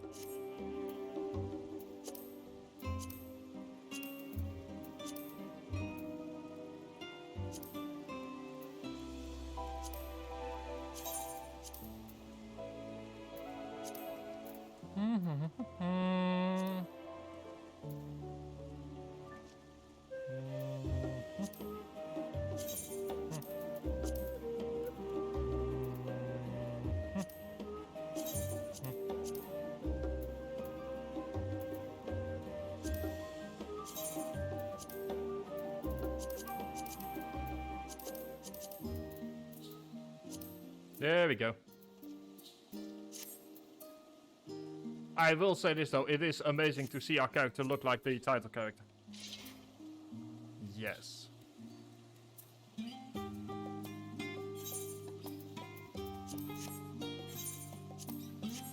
There we go, we are now officially the poster boy of the expansion. Oh wait, I'm pressing F5 because I'm like, wait, I should save. Oh no, wait, hang on, I'm not playing Fallout at the moment. Anyway, let's go to get our friends gathered, shall we? I realize you've still got lots to do before you depart, so I won't keep you any longer. I do hope you can find a moment for yourself, and that the others can as well. They said they were returning to the Waldesian Annex, though I doubt they stayed for long. If you decide to go looking for them, I suggest speaking with Krell first. I'm sure they would have told you their plans.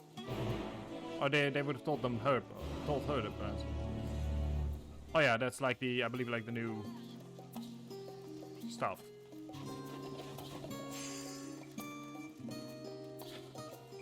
Two more quests, and then we will leave this place behind. It is truly a shame.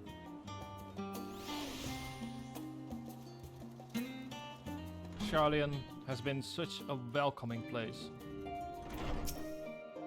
You're back! I take it you received your gifts from Totoro. Yes, I look absolutely splendid.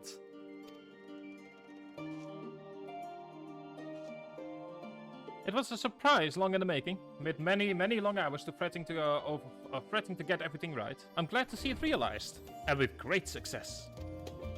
If you're looking for the others, though, they've already taken their leave. Ishtola, Fenkrit, and Urianger have gone to the last stand for a bite to eat. Alice and Graha, Tia, meanwhile, told their time would be better spent poring over the books at Nora. Or thought their time. As for Alphano and Estinian, well, they've elected to pay a visit to the Levieux estate, though Estinian seemed somewhat reluctant to go. I'm sure they would all be glad for your company, if you've a mind to seek them out. Should you be feeling peckish, I suggest heading to the last stand before Ishtola and the others finish eating. But above all else, it would be foolish to run headlong into battle as a fatigued mess. So do remember to get a good night's sleep.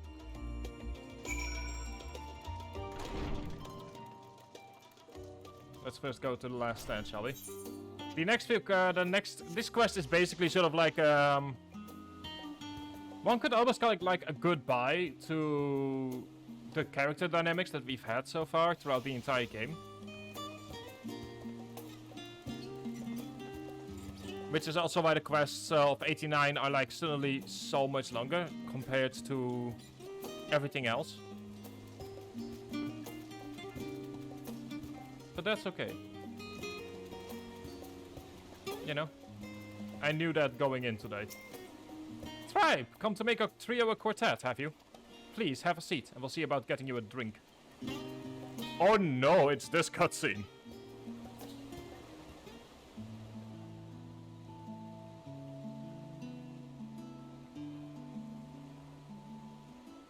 Your business with Chitauri was finished.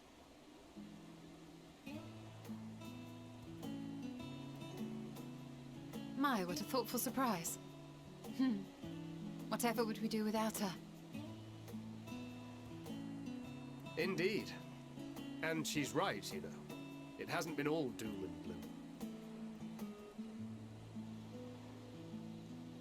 Feels like a lifetime ago that Master Louis Soir gathered us together to form the Circle of Knowing. Since then, we have experienced much. But rather than feeling wiser, the more I learn, the more I find my knowledge lacking. Forsooth. As a student, vainly did I believe that I held the secrets of creation in my grasp. Yet that which I had seized was but an insignificant sliver of what awaited in the wider world.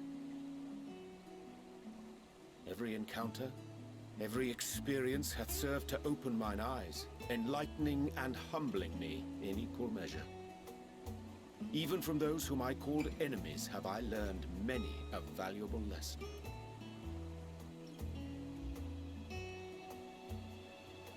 What will we learn at the edge of the universe, I wonder?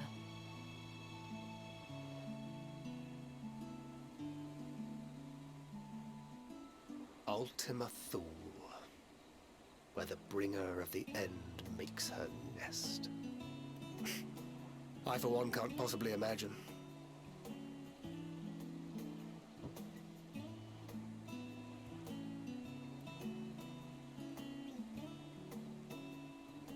But whatever awaits us there, we will survive.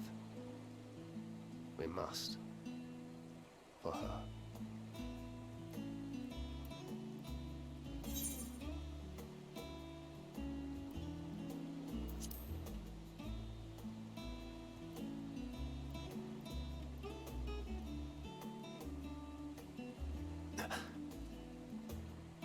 Is aught the matter?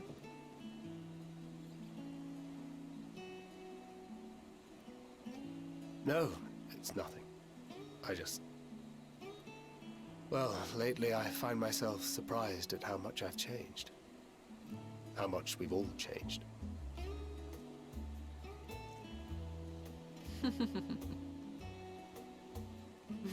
We've come far together, and if we have aught to say about it, we'll go further still. Aye, we will avert this calamity and return home. In preparation for which, we must give thought to what we hope to achieve after the proverbial dust has settled. What with the primals and Ascians all but dealt with, I suppose we'll need to look for new hobbies. In all seriousness, though, in uniting to overcome a common foe, the disparate peoples of the world have found a way forward together. It's a truly gratifying sight to see. Indeed. Though it was many years in the making, we have successfully set in motion the gears of fundamental change. With this, we have fulfilled our humble role as a symbol of hope. And I dare say it is time to bow out. After all, there is no shortage of hands to bear the torch in our stead.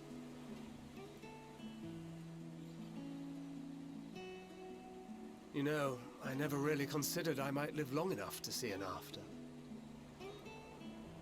But even if my time as a scion came to an end, I don't expect that much will change.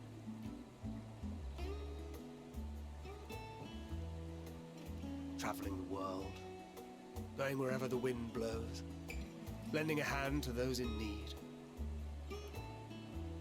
A journey for journey's sake. It doth suit thee well. I must confess, I too have yearned to see more of the world. If thou art amenable to the suggestion, I would accompany thee. Mine ability to affect an air of normalcy through artful disguise is much improved, thou must concede. Aye, well, improvement is relative. You still look suspicious no matter what you wear.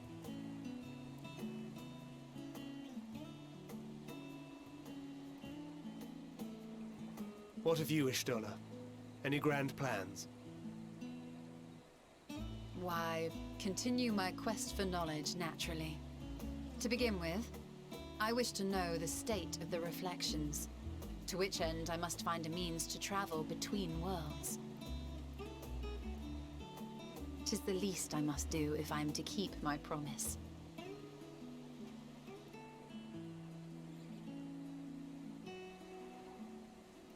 Should my pursuits prove unduly arduous, I won't hesitate to call on you. And in return, I will take you to see Reen one day. I'm sure you cannot wait to see the fine young woman she has become. Spare me.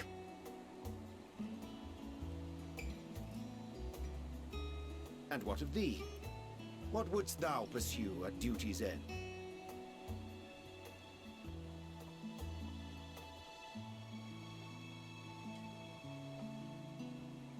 Here's yours. My apologies for the wait. Well, shall we make a toast?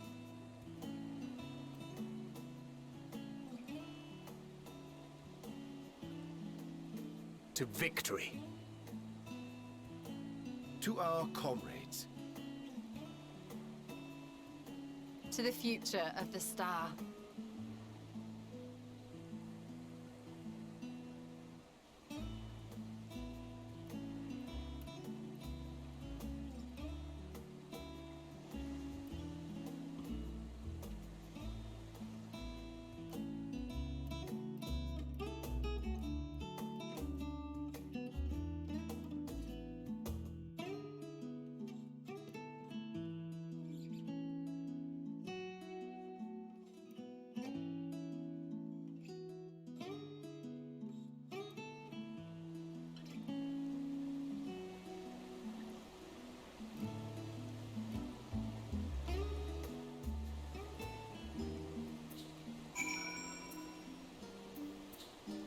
Something tells me that there's going to be quite a few interesting stories being told over the coming few... Never mind. That was faster than expected.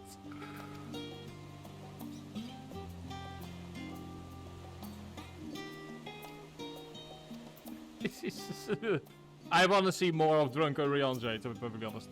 Leaving so soon? I suppose it's for the best, if you'd rather not explore the bottom of a bottle with Urianger.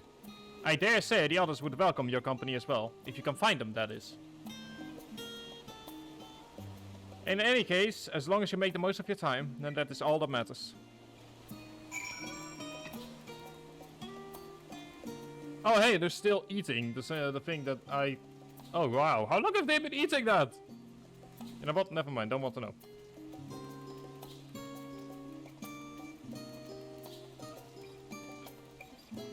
Also, we've gone from each quest taking 2 hours to each quest taking roughly 1 hour. And that will luckily lower as time progresses, but... yeah. I've talked before about the weird pacing that Endwalker has. Anyway, let's first speak with Alpha now, because I apparently forgot that you can also speak to... Or let's first speak to Alizé, because I forgot you can also speak to Alpha now. Hi, Puddingway.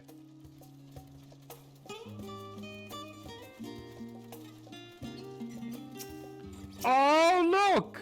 It's little babies! It's little baby adventurers that have only just now started their adventure through Endwalker. Aww. It's so cute. It's always fun to like go back to a place you were at the start and to see people starting their adventure. Whereas you are at the end of it. tried speaking with Alice, but she's fast asleep.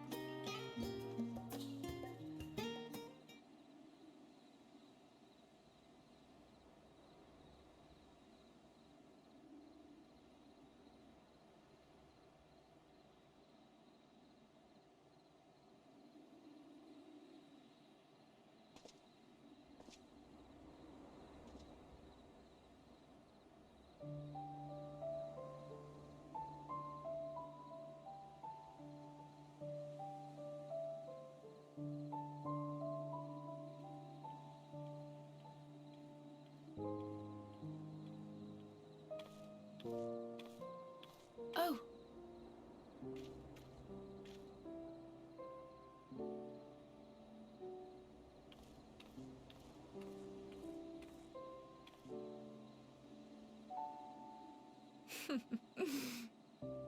Knowing them, they're probably dreaming about the celestial adventures to come.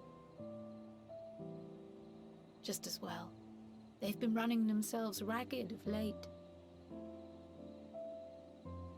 Unlike you and the others, I'm a few steps removed from the danger and excitement. The things you all get up to never fail to impress me.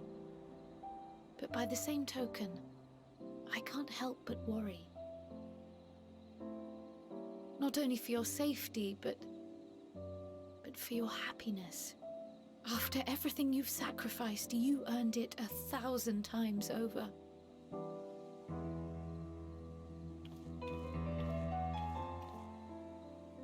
From the simple pleasures of tucking into a hearty meal or collapsing into a comfortable bed, to the grand triumphs of visiting legendary lands or finding true love, you deserve all the joy in the world. There is so much that life has to offer, so much to be treasured and shared with those we hold dear. So promise me this. Come what may, you won't give up on your own happiness. When you're out there fighting tooth and nail, it's all too easy to forget. But in the end, your passions will be your greatest strength of all. Remember that.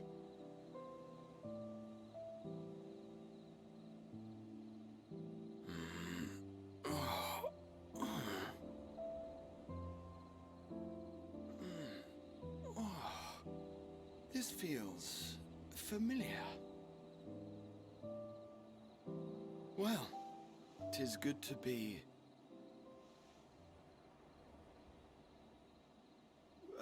wait! What am I... Gods, don't tell me I fell asleep. Not that there's any shame in it, but you were sleeping like babies. Oh, how embarrassing.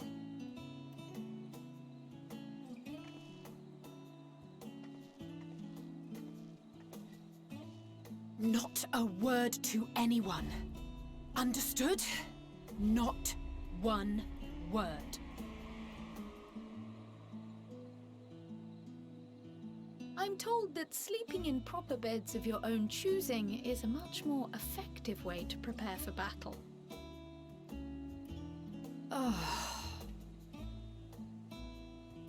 So, what were the two of you doing here? I had a few books to return to the library. Thought I'd take care of it while I could. And you?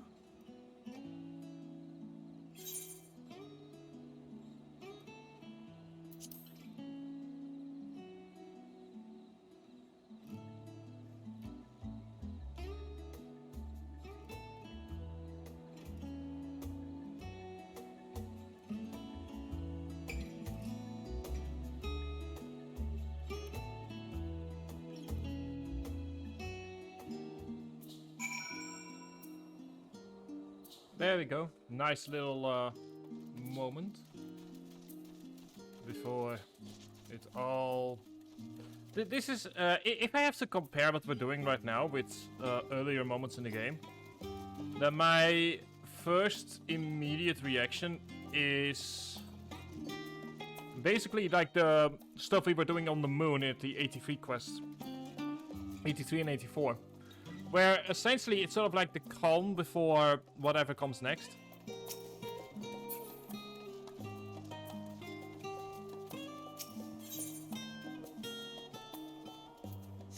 Which, of course... I mean, I'm saying of course, but like, I'm not certain where I was going with that sentence, to be perfectly honest.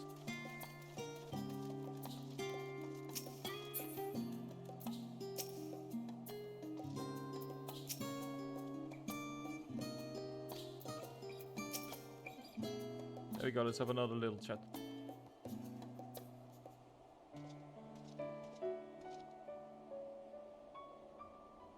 Oh. What brings you here?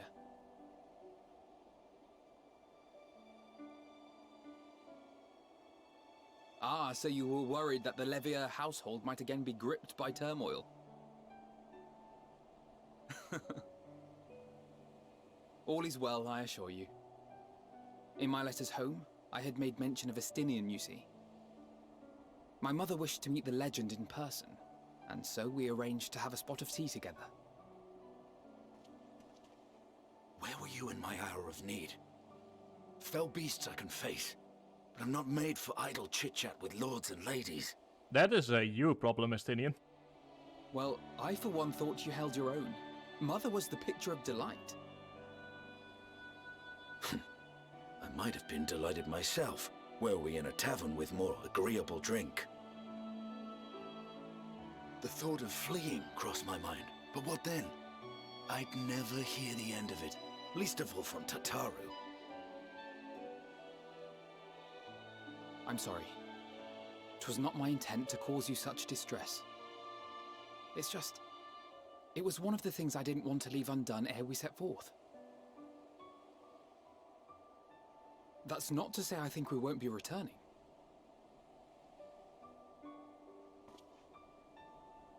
Yet, given what lies ahead, I did not wish to leave for later that which I could do today. After all, tomorrow is never promised. It's fine. Not like I had better things to do. Besides, seeing you with your mother brought back fond memories of my own. Be we rich or poor, family is family.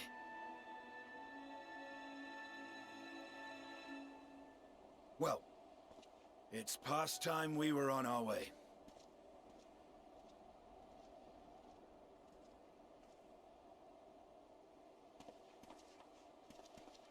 Wait!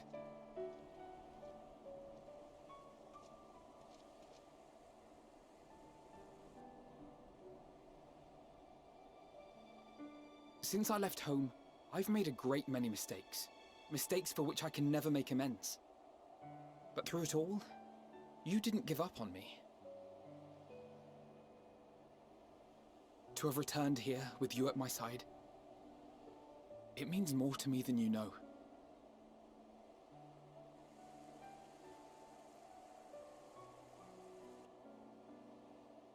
Thank you, from the bottom of my heart.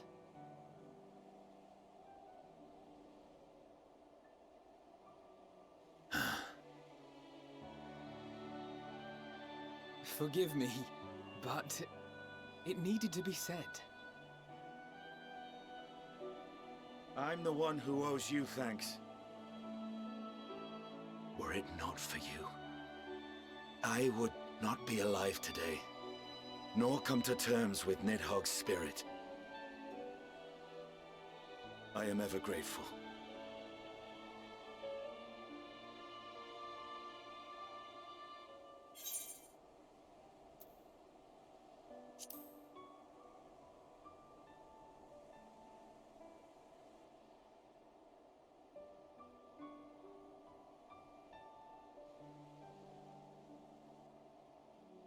Well, we needn't make it a competition. You know, this must be what Heidelin meant when she spoke about depending on one another. However treacherous the road before us, Together we will prevail.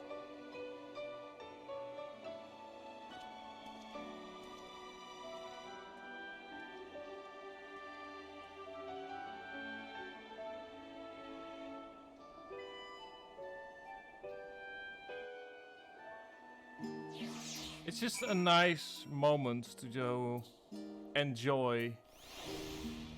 You know, to just be able to say hi. Which is essentially what this is, of course. Just a nice little... the final bit of quiet time we're going to get, basically. You know, it's the final keys to be found before we hit the final boss in Doom.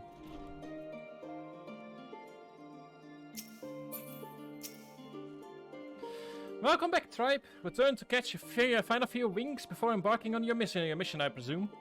You'll be happy to know your chambers have been cleaned and fresh linens laid out. I pray for you enjoy the sweetest dreams on this final night before the big day. Yes, let us retire to our chambers.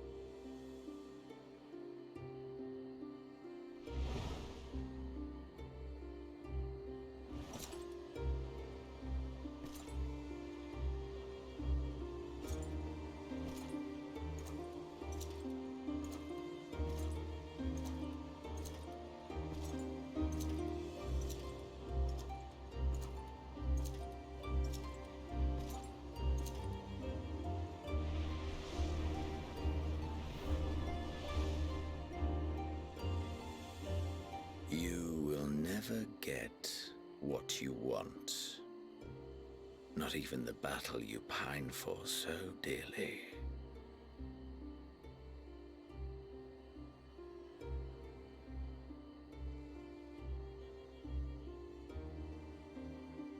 In that transcendent moment, what was it that I sought in you?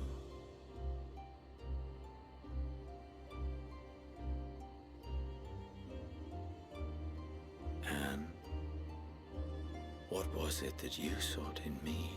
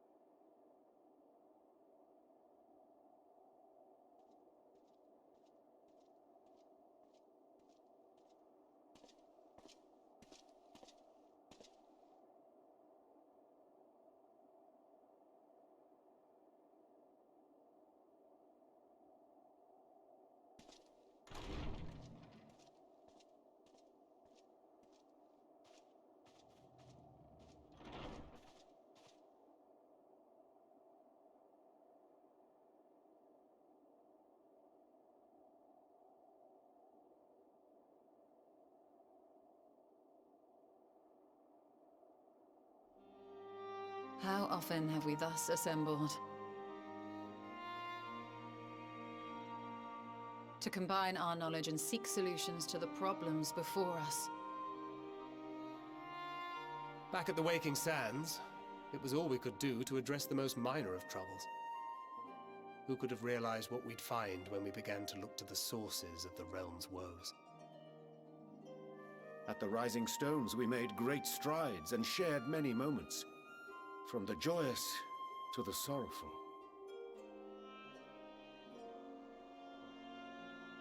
We've had occasion to call other places home too.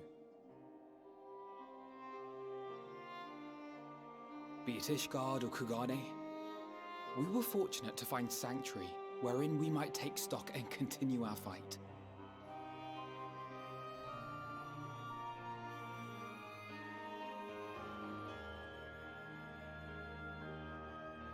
I was honored to host this company in the Crystarium, to stand with you all as we confronted the truth of the star itself.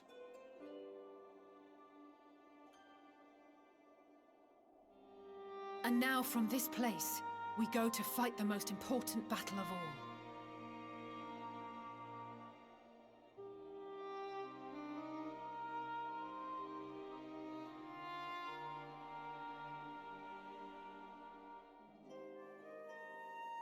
The Forum has sent word. The Ark is ready. The Loporrits naturally will be commanding the vessel.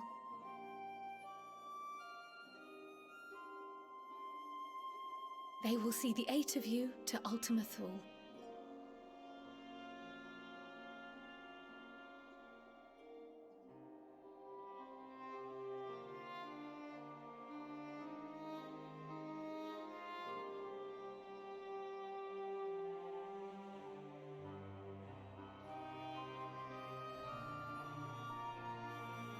Upon arriving, your objective is to find and vanquish Meteion. As a final formality, the Forum bade me ascertain your resolve. So, are you certain you wish to do this?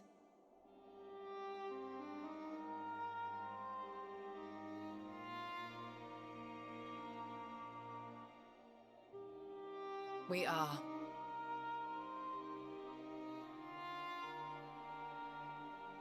Then, ere you report to Thalmasane, I leave you with these words.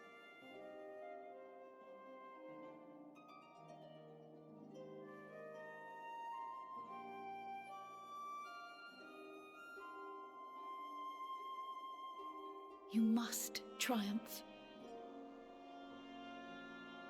What that means will differ for each of you. To make it back home, or to simply avert doom, or perhaps something else altogether. Yet whatever it is that drives you, I have faith in its power to see you through. So please, triumph.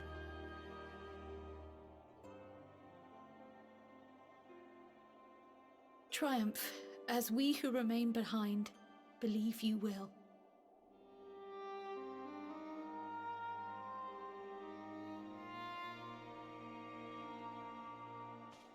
Let us be off then.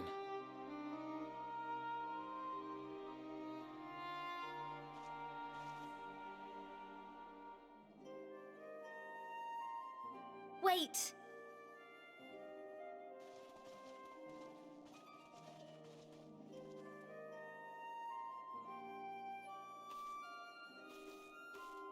Both Kryl and I will be there to see you off, but as your receptionist, I feel I need to say this here.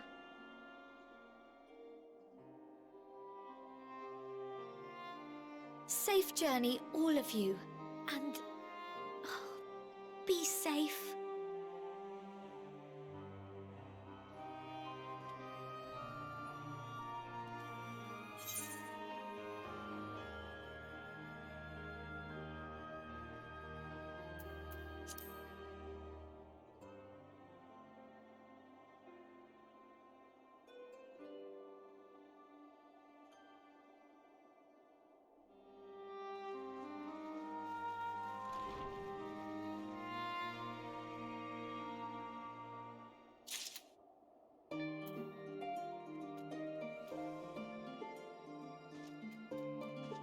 Time for the final quest on this world. Unto the heavens! I suppose this is where we part ways. For now, at least. Would that I have sage words of advice to share ere you depart. Mayhap the teachings of Galuf Baldissian will suffice. Surrender not to anger or hatred, he said. Look beyond them, and there find true strength. What one sees beyond is open to interpretation, I think, but for me, it would be the things I cherish most in life. Things I believe are worth fighting for. Something to consider as you venture into the Sea of Stars.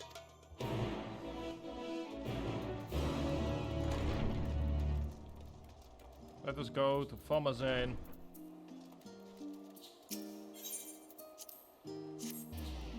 I just realized something.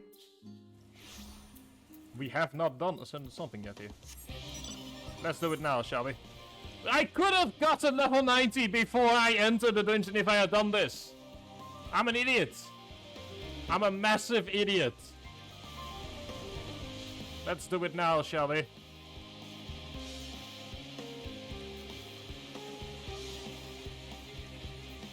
I am a massive idiot for not realizing I could have done this before I entered the itoscope.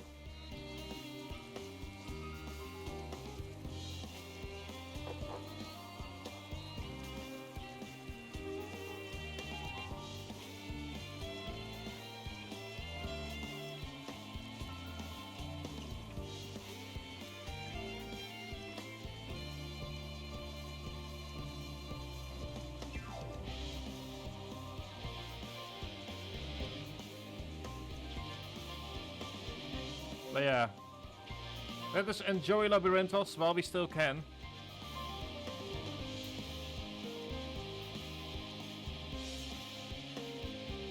Also, it's nice and rainy actually. You don't see that often, I believe, in here.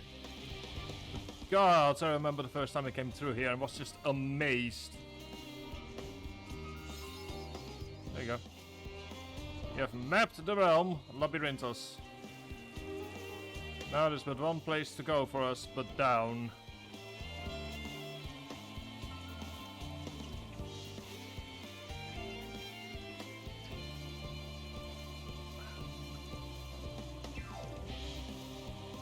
Three hours in, and only 3 quests done. But don't worry, from now on they're going to be shorter than the first quest.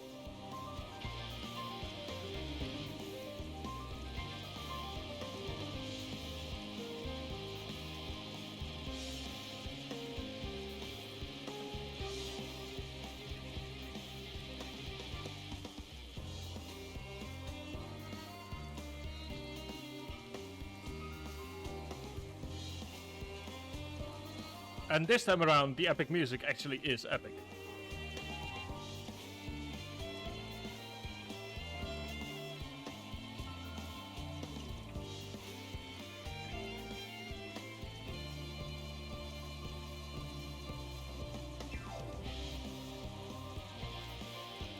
So yeah. Like I said, like at the very start I was planning on like a story about nihilism, but this is... we don't have the time for that, to be perfectly honest. We've got a world to save. I'll leave that for tomorrow, I guess.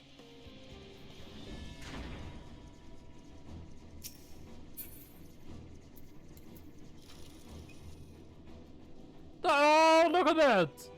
Everyone's here for us!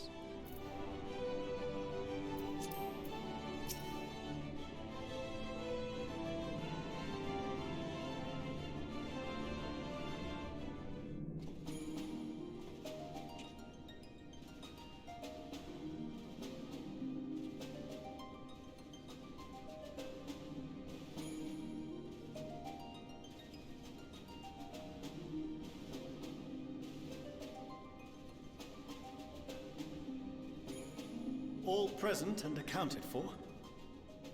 Good. As you will have heard, the Ark is ready.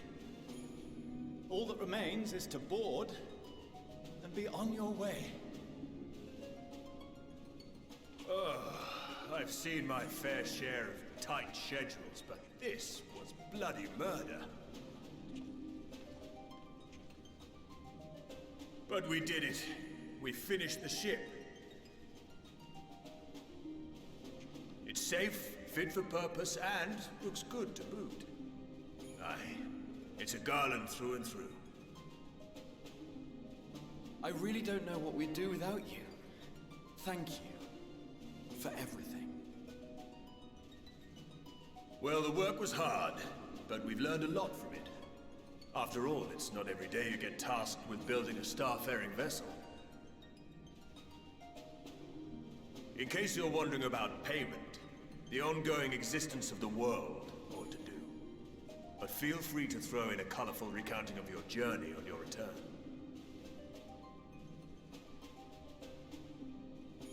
So, have you thought of a name? A name? Wasn't everyone just calling it Father's teeny tiny toy boat? Well, seeing as its purpose has changed, I thought a more eloquent name was in order. I suggested as much to Fortuno, who seemed quite amenable to the idea.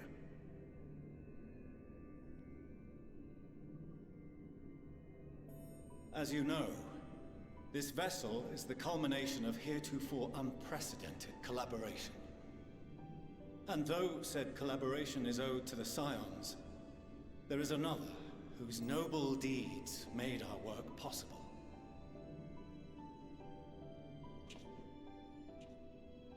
From a fragment of Dalamud, we obtained not only advanced materials such as refined adamantite, but the knowledge to traverse the stars. And this fragment would not have found its way to us had the Archon Louisois not fought to protect this world. And in so doing, laid down his life.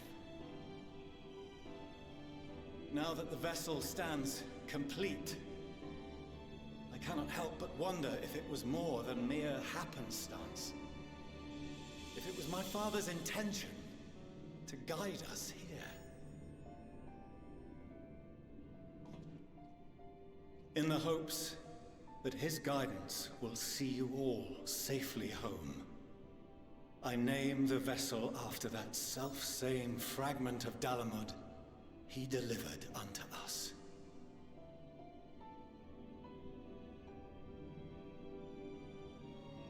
The Starship Ragnarok.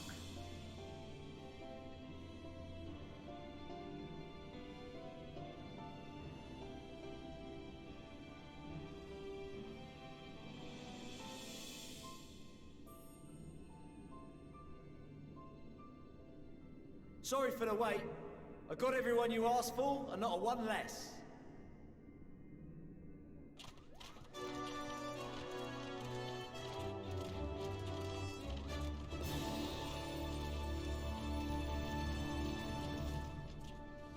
What are you all doing here?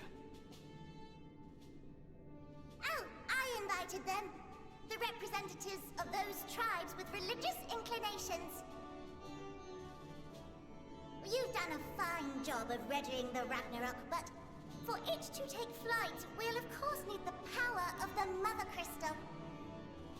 Given its immense size, however, transporting it would be an absolute logistical nightmare, not to mention we'd need to shatter it into tiny shards for feeding to the engines. But a brilliant idea came to me. We convert the crystal's energy into forms that can transport themselves!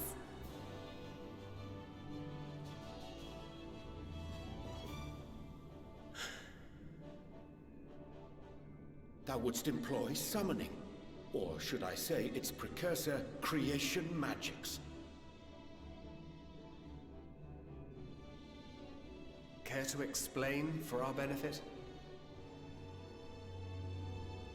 As you may have witnessed at Bestway's Burrow, the Loporrits are capable of creation magics, which they use to shape the moon's environment. Yet simple though they make it seem, 'tis a highly advanced and exacting art. To perform it correctly requireth that the wielder holdeth the object in his mind's eye in clearest detail. Hence the ancients' meticulous management of concepts. Drawing upon this art, the Ascians conceived of summoning as we know it. A derivative that replaceth the complexity of concepts with the simplicity of zealotry to make manifest a creation.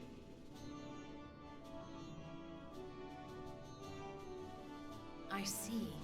By combining the Loporrit's magics and the tribe's faith, we convert the Mother Crystal into primals of purer form and greater obedience. Summoning as it was intended, one might say. Indeed! Indeed! While Heidelin gave us the ability to use creation magics, she forbade us from using it to make anything possessed of a soul, or similar.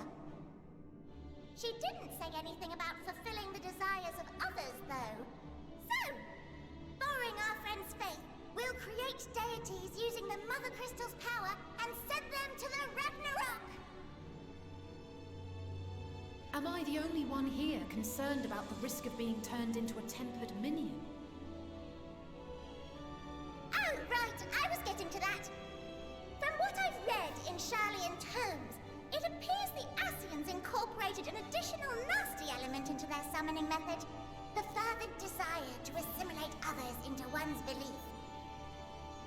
Beings thus created are instilled with the self-same desire and use their powers to enthrall people, starting with the summoner.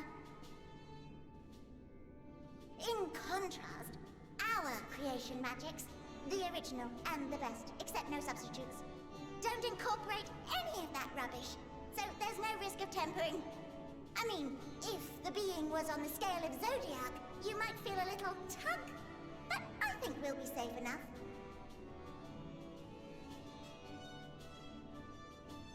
Truth be told, I do not understand the intricacies of this plan. But none of us would ever turn our backs on you. When the avatars of our faith ran amok, you intervened without decrying we who birthed them. Where others vilified and suppressed us, you offered understanding and friendship.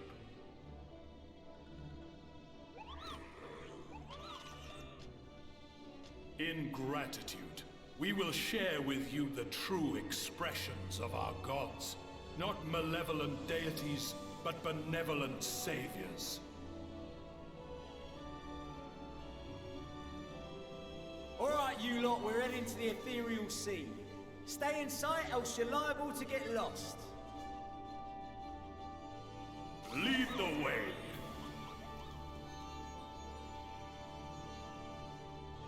This is just a really, really nice cutscene of finally see even the creation of the primals is like used for good. In anticipation of the day man might journey to the stars, we developed these.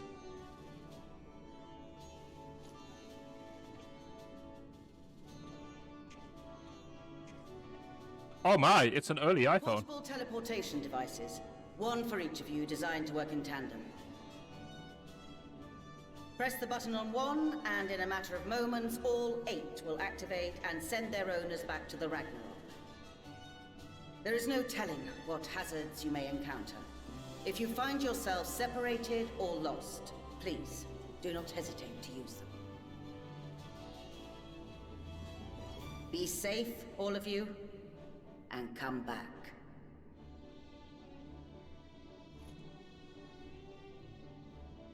You as well. I pray you take care. Looks like everything is in order, so I'll go ahead and board. A few of my fellows will remain to assist with the summonings, but rest assured, the vessel won't want for competent crewing.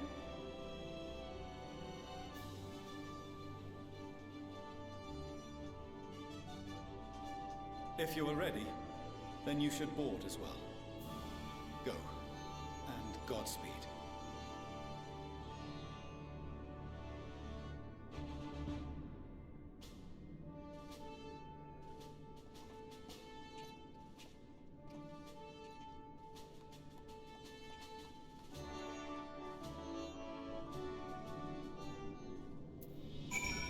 So yeah, it's finally time.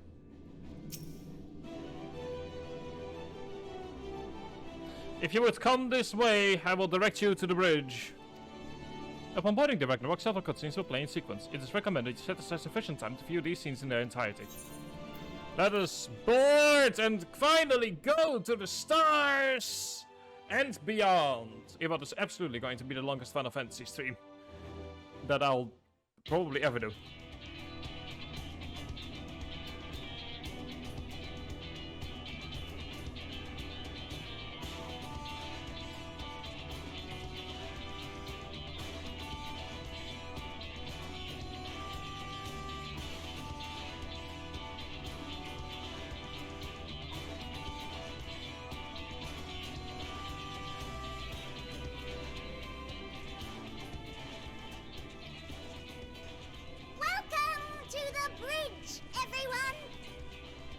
I hope you have everything, because I can't be bothered turning back.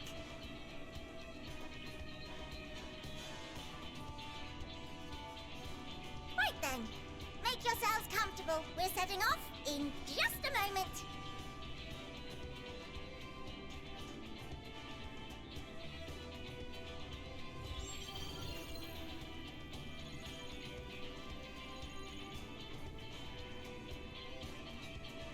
It's incredible.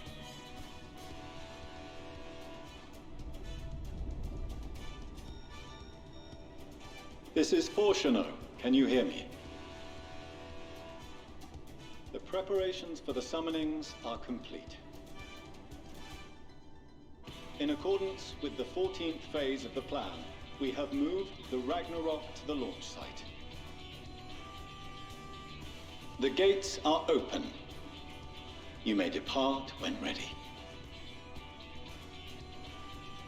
So, are we ready?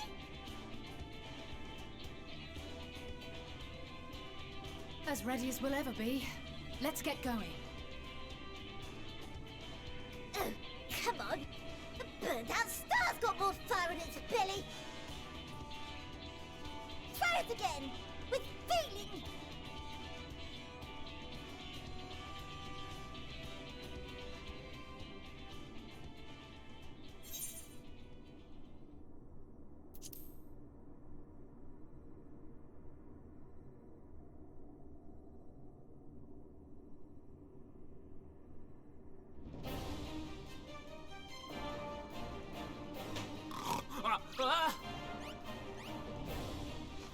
Engage! Engage!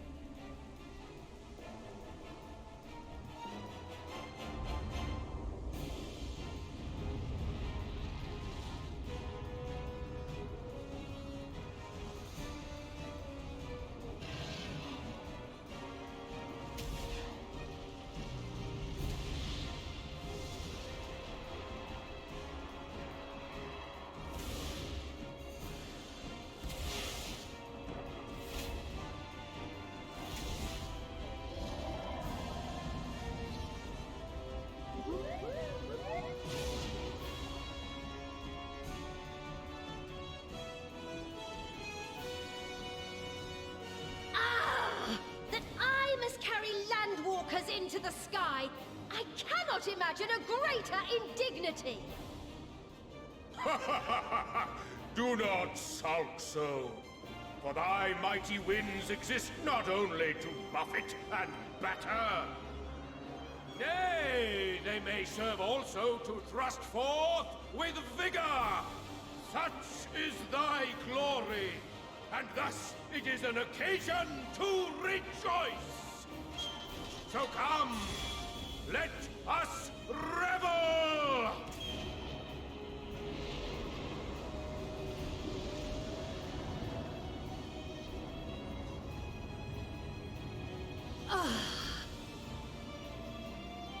So long as the wind blows freely, I suppose all is as it should be in creation.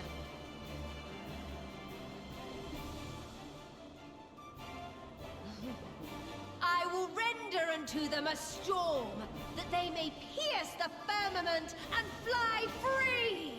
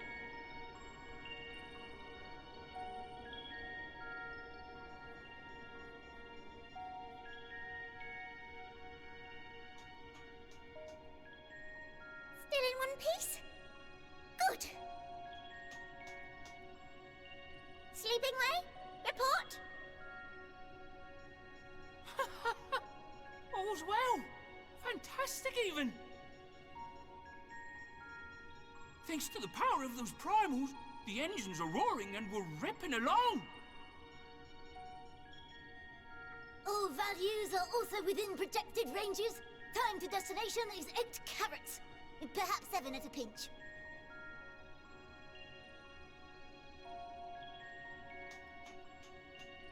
All right, let's go over some points of caution. Our destination, as you know, is Ultima Thule. Lest you wonder, the place is not a star so much as a patch of emptiness.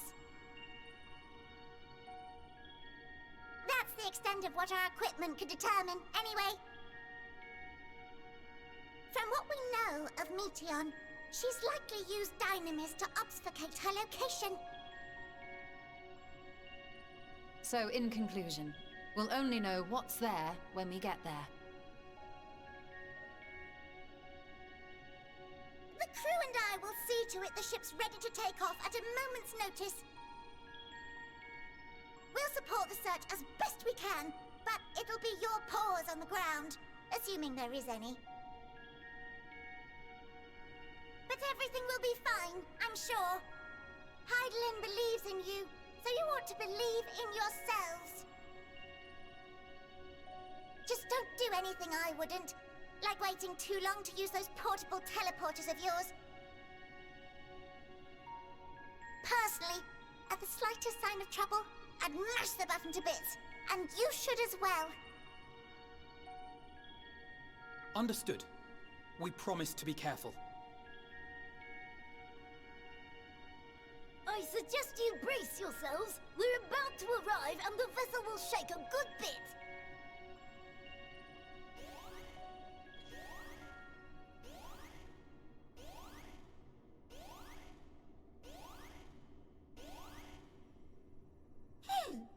What is this? Something is interfering with the equipment.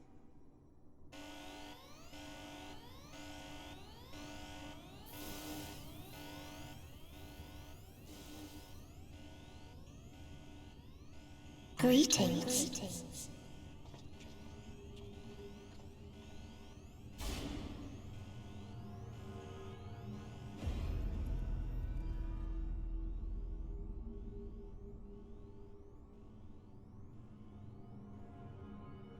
Greetings.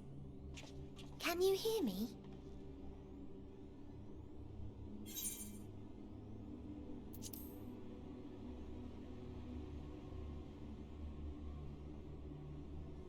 So this is Meteon. Oh. Have you met one of my sisters? I don't remember meeting you myself. But I do know that you're from Atheris. Why have you come? All you had to do was wait. I would have delivered to you your ends.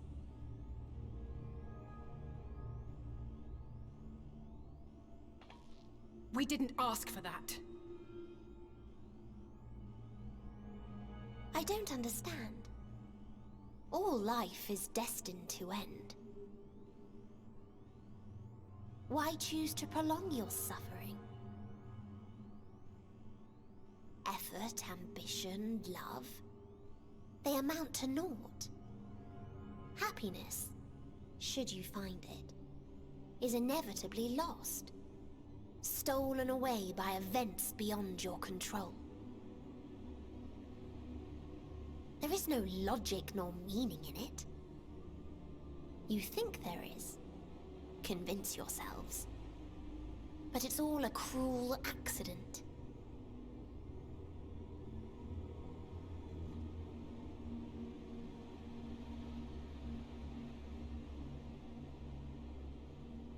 Come now. I speak the truth. A truth you would recognize if you looked up at the night sky. Unbroken emptiness. Cold, dark, and silent.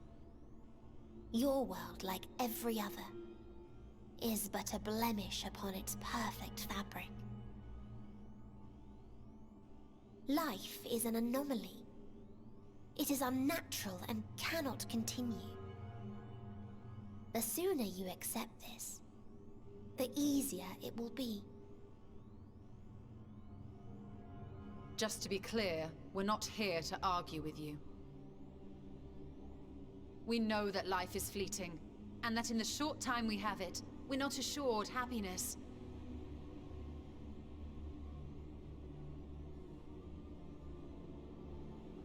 Indeed. I've seen far more sorrow in the eyes of many I've met. I myself have plenty of regrets. And one day they'll die with me. Gone to dust with my good deeds and unfulfilled dreams. But we accept this. That our existence may seem pointless. That sorrow, rage, and despair will always dog our heels. And we press on regardless. That is why Hydaelyn guided us here. In her boundless love for mankind, she has prepared us for this trial, and in her name, we have come for you.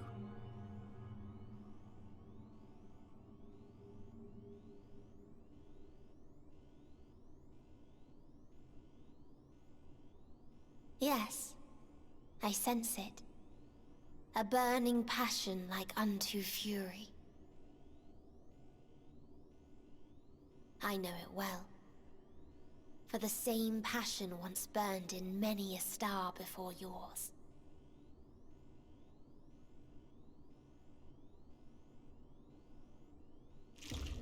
Suffocated and extinguished now.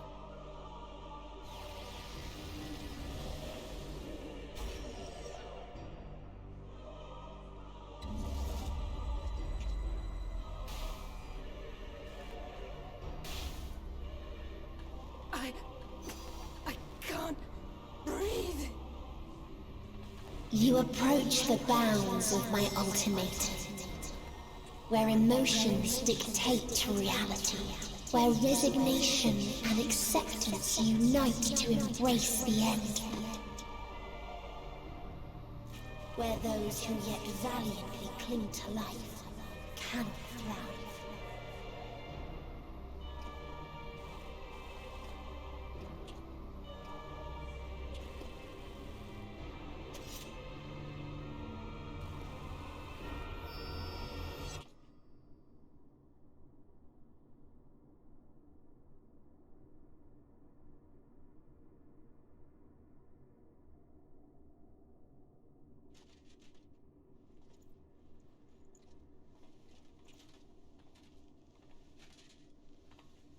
By the Fury.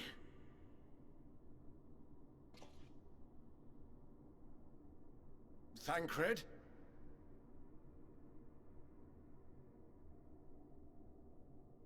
Meteion has gone as well. Mayhap he awakened first and gave chase. Everyone? It appears we are at our destination.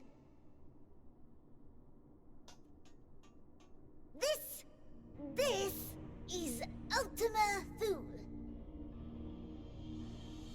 Not that we knew what to expect, but I wasn't expecting this. From atmospheric composition to ambient temperatures, all reading to within permissible range. This place is capable of supporting life.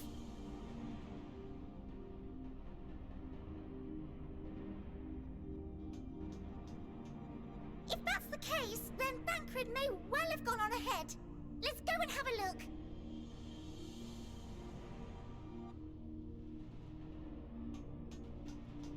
Meanwhile, I want the rest of you to perform a full inspection of the ship, as well as a biological scan.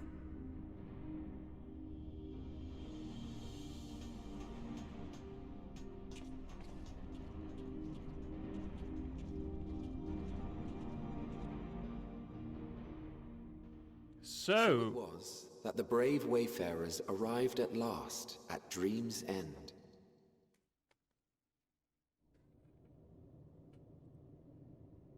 In following their path walked and history written, I am made keenly aware of one truth.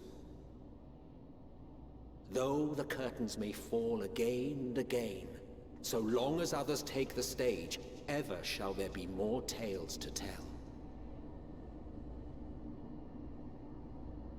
So, let them bring it to a close, I say. Let the curtains fall upon this, the final chapter in the tale of the star.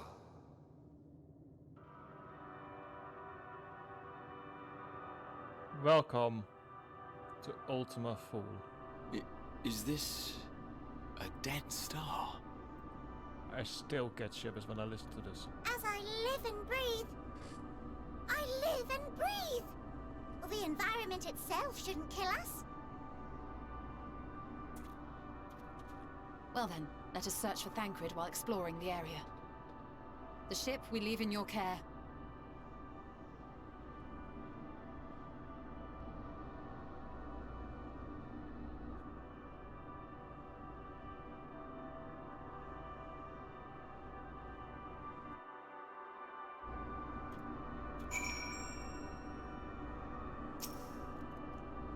I can't guarantee it will be of help in these strange surrounds, but I've readied a provisions note in case of emergency.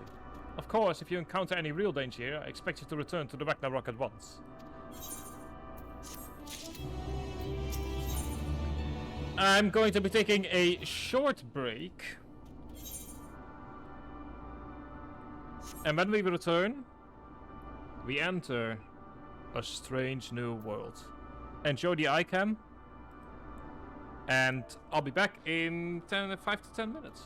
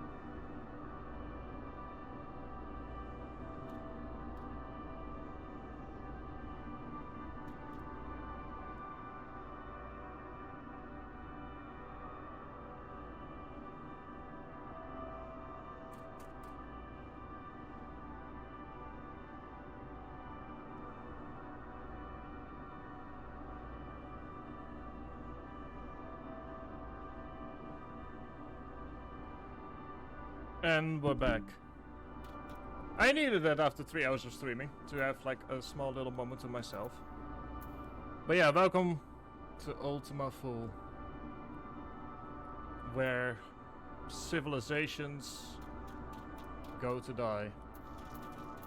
We are 4 quests of the 10 that we need to do today done, but luckily for us it's no longer going to be 1.5 hours. Welcome to a strange new world. Let's start exploring this place, shall we? We're fortunate that this place can support life, albeit barely, I suspect, given the torpid, stale quality of the air. But never mind that. We must find Fenkrit. Let us begin our search from the prow of the ship. It seems as good a direction as any. Try not to stray too far, lest we lose sight of one another.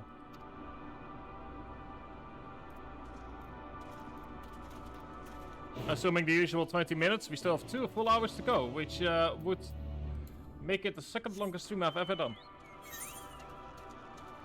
And, once again, the Eva Compass. But it's telling us a location that is not here. 800 is the closest we're getting. We have lesser stellar dragons. Wherever we are, it does not want us to be here.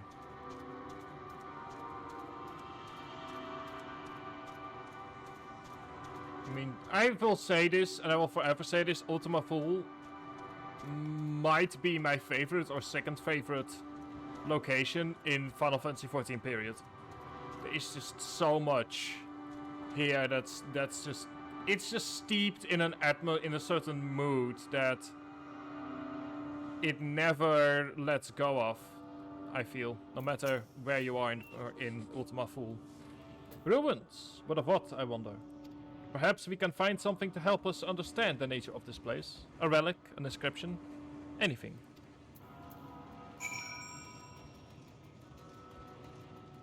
Well, whatever it was, it's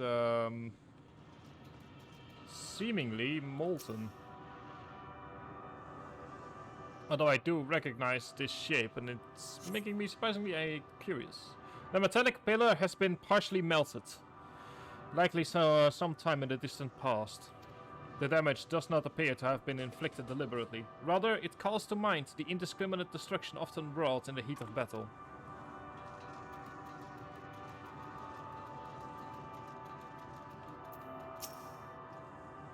Look here, this part is relatively intact. The intricate design of the top suggests it is man-made, although its builders were surely not a man as we conceive of them. Having said that, I swear I've seen this pattern before. Huh. Let me go out and yoink.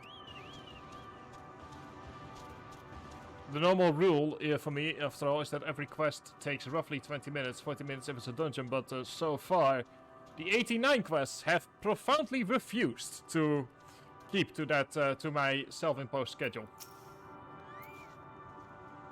I thought this hill might afford a better view of our surroundings. A poor decision in hindsight. Beside the lights of the ship, all is surrounded in darkness. If Fenkrit is here, I'd never know it. From what I can tell, we are near the edge of an island, if you can call it that, surrounded by floating debris. Also, can I just acknowledge the fact that the game is like quite literally right now going, oh yeah, aliens exist. And the massive impact that that would have under normal circumstances on any given society?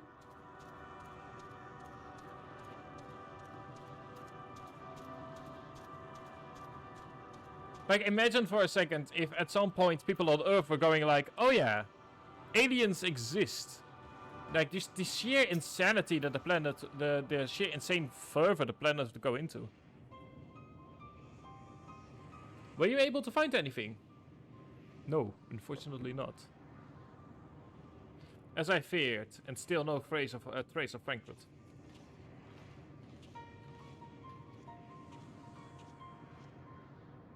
There's nothing but emptiness as far as the eye can see, which unfortunately isn't very far.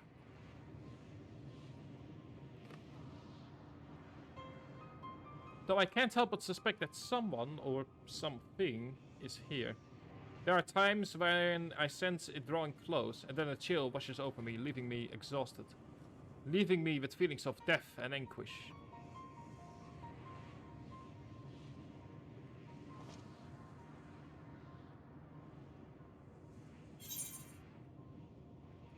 Yeah, I felt it too when I was near that thing.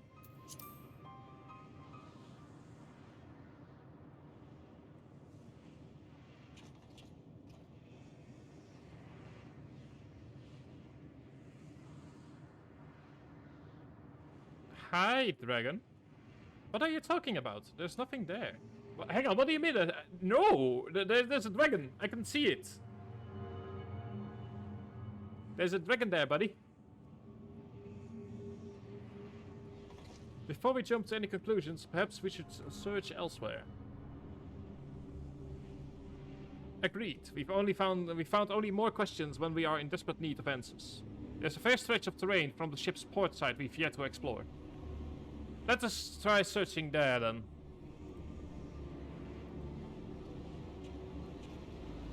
Indeed. Tribe, a word before we join the others. I will say this, I love this rendition of the Ultima film music that I've played at the very start of today's stream.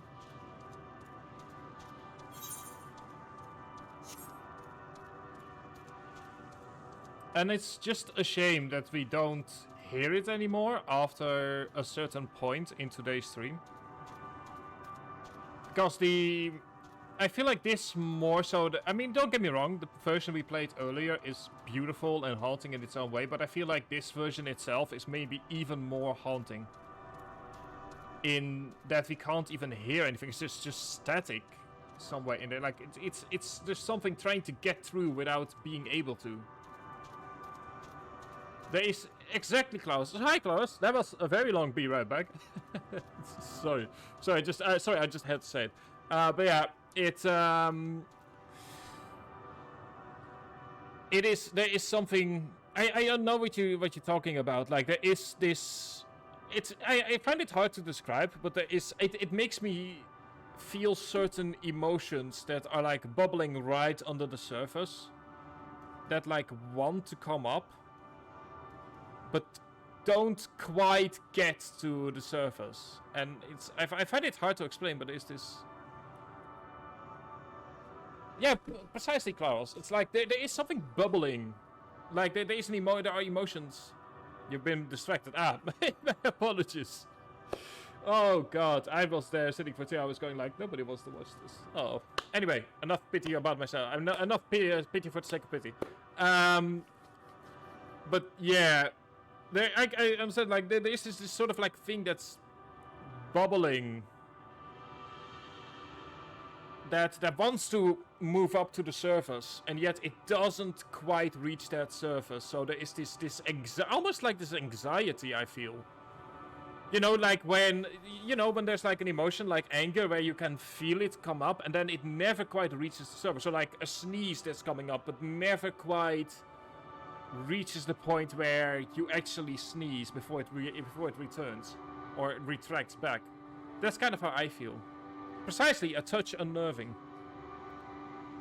They've done an excellent job with this music right here. You see them too, don't you? The dragons. As I thought, their presence is tenuous at best, but there's no mistaking it. No doubt your bond with Midgar Summer and mine with Nidhogg is what allows us to perceive them. Could these separations be related to the dragons that now live on Eferis? Bah, better to leave such conjecture to the others. In any case, we must be careful. We may soon find dragons they can see as well. Death and anguish. I wonder what happened to them.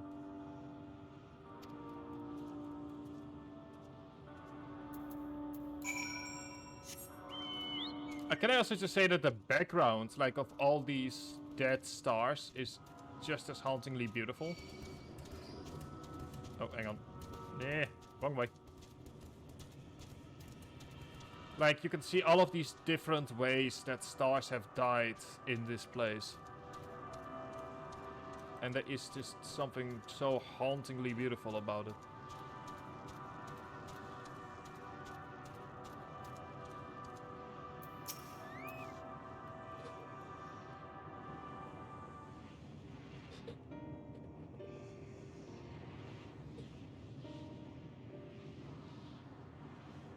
Oh, no, no, there's 7. I believe I've ever only seen like 4 or 5 of them. Not counting the egg. Here.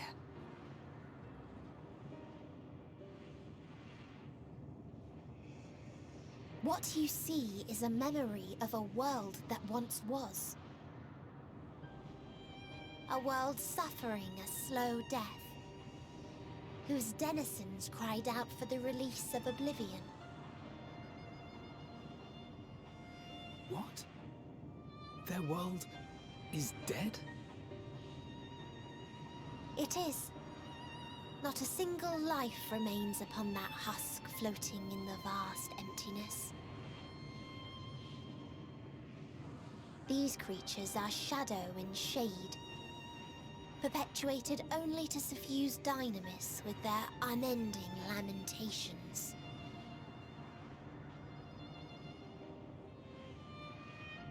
Our friend Thancred. Where is he? A strange question. He is at your side, is he not? Oh yes. He is here and there, and everywhere within this space. He would tell you himself if he had form to form words.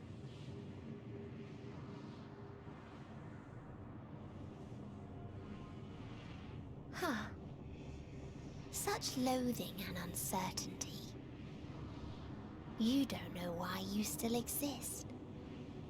In like manner to the oblivion I send, I tried to drown out your ether with dynamis. Beginning with this Thancred, who came at me despite being unable to breathe.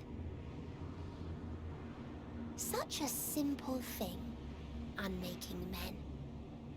In the blinking of an eye, he was gone. Didn't even have the chance to be transformed. Yet somehow, he managed to leave a slither of himself behind. What you call the heart? Or perhaps the soul. In his final moment, he cried out from it. A single word. Survive. That wish proved stronger than the despair that ruled here. It overpowered it, causing this space to be remade. Into a place you can perceive, and where life can endure. That you draw breath is proof that his soul lives on. For how long, however, remains to be seen. Well then, we should hurry and tend to business. Huh?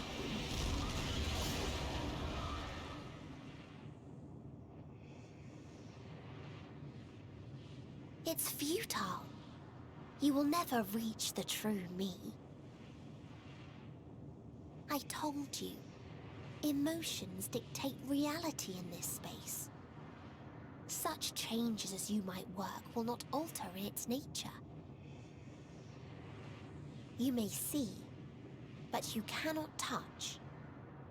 Walk, but not advance.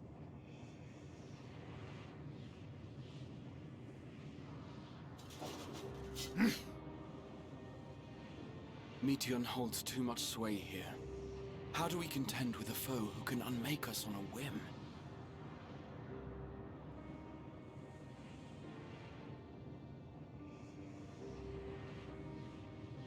I do not know. But Thancred gave his life that we might come this far. We must press on. Agreed. We cannot turn tail here. Not without something to show for our comrade's sacrifice.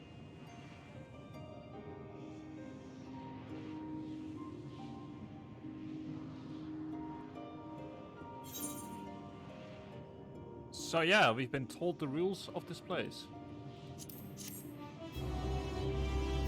And they are not fun rules. Moving on to... We are also, can I say we are finally halfway done with the quests for today. Wow. Let's move on to Burdened Wings. Soul without body, a form of being with which we are not wholly unfamiliar. Indeed, for we existed in a similar state when residing in the first. The circumstances are rather more dire than that, 'tis true, but I choose to believe he's not forever lost to us. Oh, hang on. Orion, there we go. Finally found my Irish voice again. I don't know what happened to it in the last week or so. Regardless, in sacrifice he had afforded us a chance to prevail. Let us not squander it and ascertain the nature of this realm that we might confront and defeat Meteon. I'm so sorry, Claros. Estinian, tribe, which your company means, speaking with these dragons, mayhap they can enlighten us. I would ask the rest of you to survey these surroundings. If there's a path that may lead us to our quarry, we must find it. I mean, Claros, we've been doing this since the start. Very well. We can reconvene here when everyone has failed or has finished. Meteon said these dragons are shadow and shade from a world whose denizens are oblivious. I mean, Claros, if you really hate it, I'll not do it. But I feel like we should keep Irish Urianger going till the bitter end. As such, they are not like to be amenable to company, let alone conversation. So please, be careful.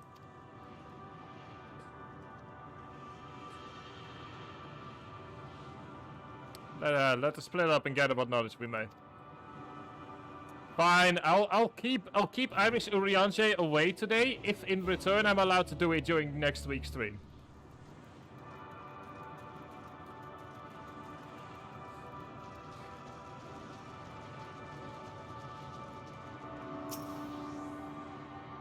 You know, Klaus, that's what I'm willing to say, is I'll stop with Irish Urianger for today, but next week you will have to allow me to go full on Irish Urianger if I so desire. A visitor, not of this star. Could thy slender hands bring plague to our world? Thy breath extinguish life's feeble flame. Oh, how we would adore thee. Alas. With time our flesh shall wither, our souls fade, and so we wait for its inexorable march into oblivion. If thou art not come to hasten our demise, I bid thee leave us. We crave not companionship, only silence. I won't say violence for some reason. 1 second.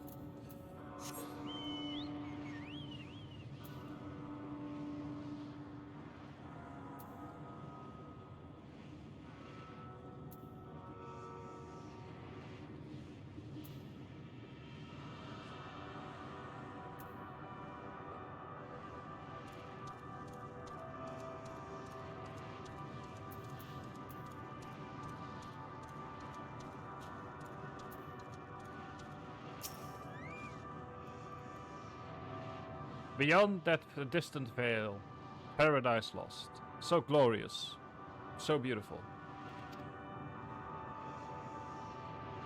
We were a proud and noble race, strength embodied. We all knew only love before they came, mental monstrosities. No bonds of blood did they share, no conviction did they have to guide them.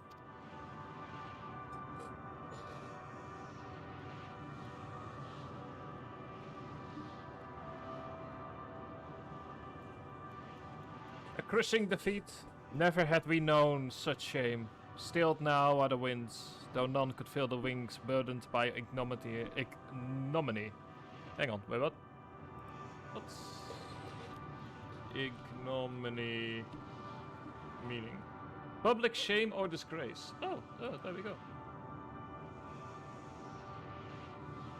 We flew no more, only sink into oblivion. Well, I learned something new today. Which is what ignominy means. It's a nice word. I might use it more in casual conversation. But yeah, like I said, like the thing is with Irish Urianger is basically a joke that has kind of gone off the rails, because for those of you who might be joining in like later on, haven't seen the other VODs, it's basically that I sort of like naturally started moving towards Irish as I was trying to talk Urianger's text. So I've kind of made it a running joke that we've made Urianger Irish. Thou wouldst bind me speak. Folly. I observed a lesson of stone. I shall not fly, nor speak, nor roar, only watch and wait, and end. But one sight yet stirred my blood, tempteth me to raise my voice in lamentation. Amnol, the cradle of unsung dragons. No words, no songs are possessed of the way to describe such tragedy. Go, if that be thy will, I shall remain.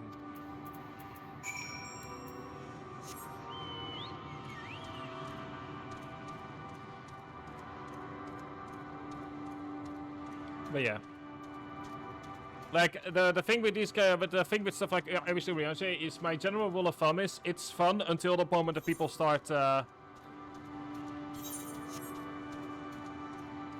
muting the stream because of something that they find annoying. Like at that point, I feel that the joke has kind of run its course. So yeah.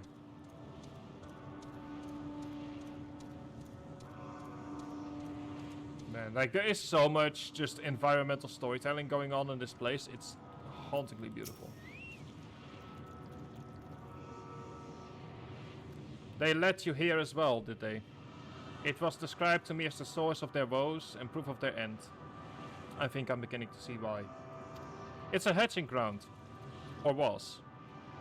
I've seen similar on Epheris. Midgar's summer's kind must once have lived and thrived in a place such as this. Vritra said his father was driven from their ancestral home by war and strife. This then is the fate of those who remained. Let's have a look around. Maybe these eggs will have more to tell of what happened here.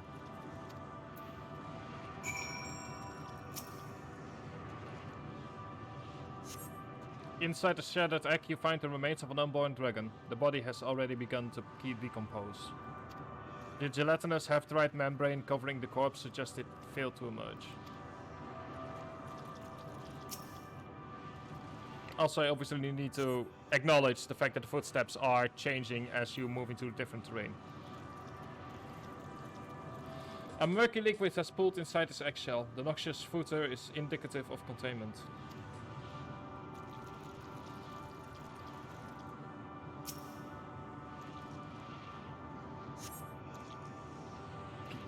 Gingerly lifting a large egg from the fish's mire, you peer inside to see a formless mass soaking in a pool of embryonic fluid. Your stomach turns as you return the egg to its resting place. It is not a pretty picture in the slightest. The egg appears to have been broken from the inside out. Perhaps the dragonette within succeeded in hatching. What is this? I thought all the eggs had been ruined. If the dragonette was indeed hatched, there is no sign of it here, or its sire for that matter. We should look for them. You start with the cliff tops, I'll search the plains.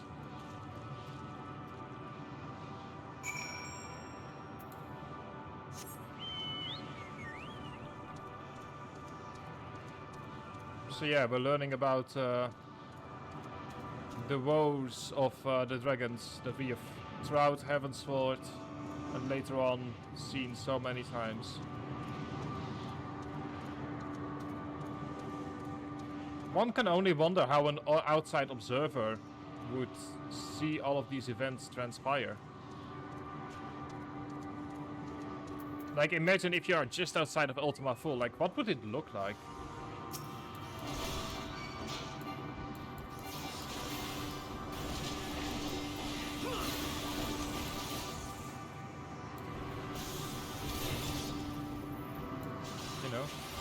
Like, I'm immediately reminded of something like a black hole, where for the person going through it, nothing changes. But for the person that like looks at it from outside, you will the inside observer will slowly fade away before just disappearing. Like never ever going across the threshold of the black hole.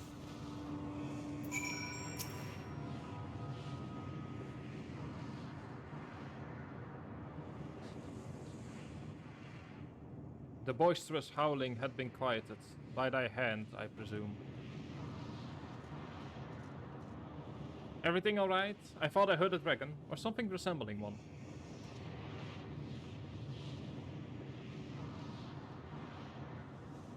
Ah, I see what happened here. Was that your child? Perhaps. Some eggs within Alm Knoll are indeed mine. If life within one did quicken, the beast thou had slain is my brood. Yet I do not recognize it. It's twisted and malformed. Not a dragon in truth, but a reminder of our failure. A testament to our shame. Explain.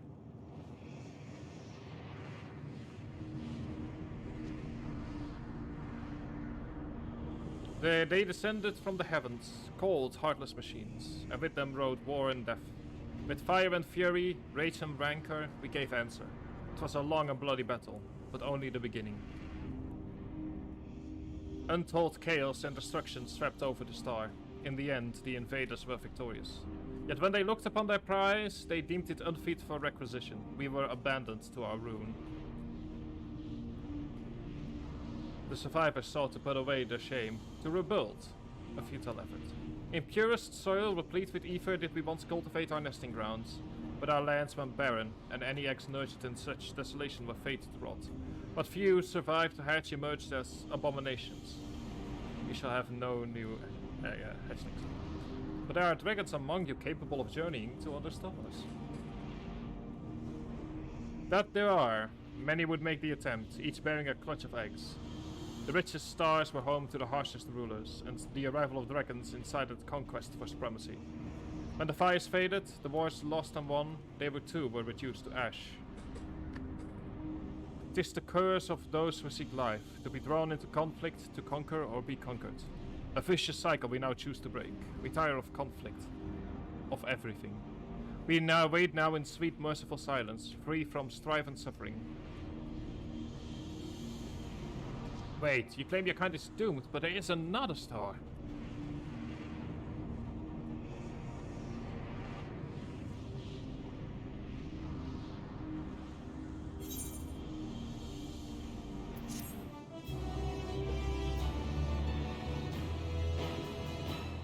As we move.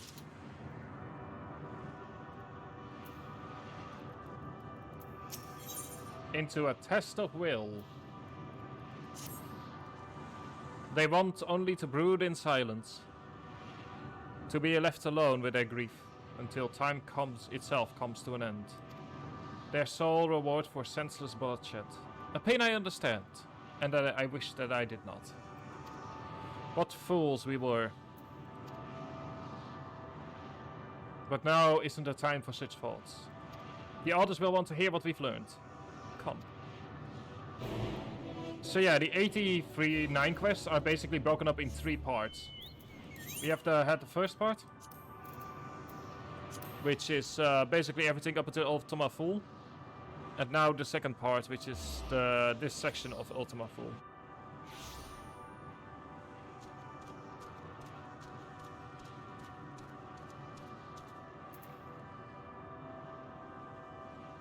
Oh, hang on. I'm pressing the wrong buttons here for a second. There we go. Were you able to establish any meaningful contact with the dragons? Well, I mean, I guess so. I see. They wish to escape what they perceive to be a cycle of conflict. Thank you, tribe. Estinian. As for our part, I believe we are more acutely aware of our confines than before. We started by traversing the perimeter of the island to see if there might be a path leading off it. Still, sadly, there was nothing to be found. There's no small amount of debris floating around. Could it be enough to serve as a bridge to lead us elsewhere? I considered that, so I tried throwing a stone onto a potential platform to judge its integrity, but it never reached its mark. As it crossed an invisible threshold just beyond the boundaries of this island, it vanished, only to reappear above me and fall at my feet. I would not be too quick to presume that what I see outside the space is as it appears. Which is why I returned to the Ragnarok and asked the Loperids to search for a potential path. However, the ship's instruments failed to provide any conclusive data on the surrounding area. Until we know more, I think it's too risky to attempt flying to another island. What Meteon told us before, that emotions dictate reality here, might be the key, but I'm not entirely sure what emotion might manifest a bridge to lead us to safety. That's an interesting conundrum to have. So what you're saying is, we've no way forward. Just like she said. Walk, but not advance. At present, no I. If it is indeed emotion that governs this island, perhaps it is not Meteons, but the dragons that hold us here. They tire of conflict and have chosen a path of oblivion to escape it.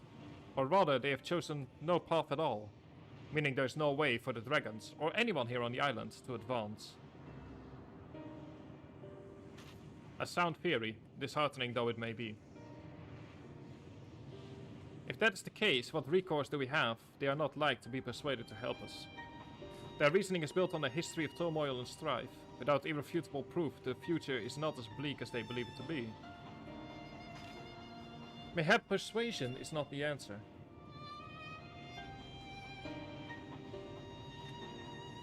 Meteon meant to unmake us then and there on the Ragnarok, and she would have succeeded if not for Thancred's determination. She conceded it was strong enough to overpower the despair that otherwise rules Ultima Thule, and reshape it to a degree. Perhaps it can be done again in like manner, by overpowering the prevailing emotions. It was Ultima Thule's architect, Meteon herself, against whom Thancred did pitch himself in a clash of wills. Though I marked no leader among them, as such I did chance to encounter a dragon possessed of despair far more potent than most. Potent enough, maybe, to dictate the course of the island, and thus their domain to follow. He spoke but few words, carefully chosen, their tone and timbre alone threatening to rend my heart in twain. Challenging his desire to remain may allow us to alter the island upon which we stand. Alas, I fear my vaunted rhetoric availed me not against his calcifying heart, but mayhap one of you will fare better.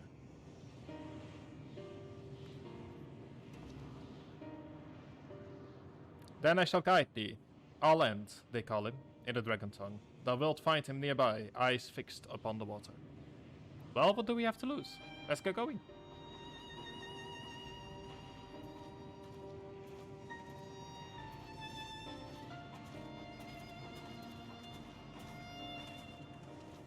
What we are going to be seeing here is basically 3 ways of how people deal with nihilism. Or at least 3 ways to get to nihilism, I guess. Over the course of the coming 2 weeks. And what we are seeing here is the first, which is getting through nihilism through, well, strife.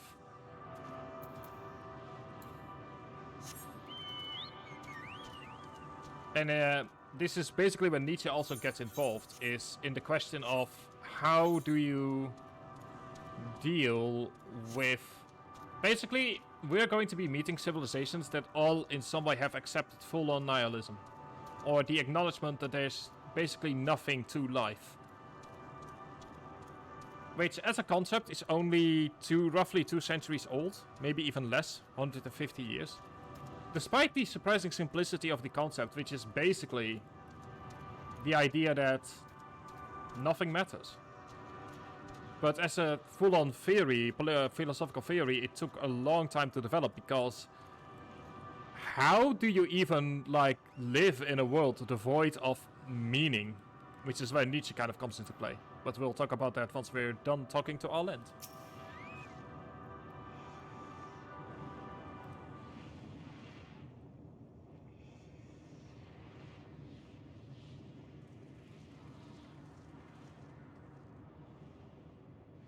He remaineth as he was when I first approached, entombed in melancholy. I see. Perhaps I could... I'll handle this.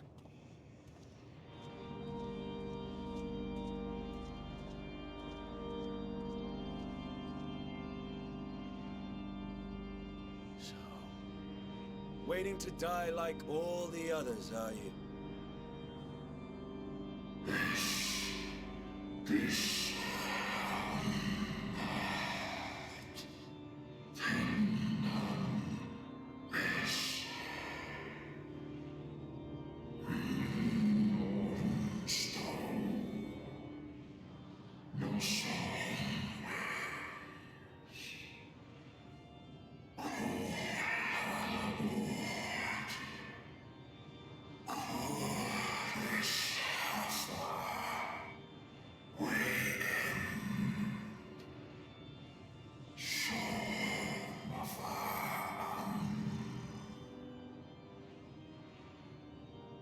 So you say.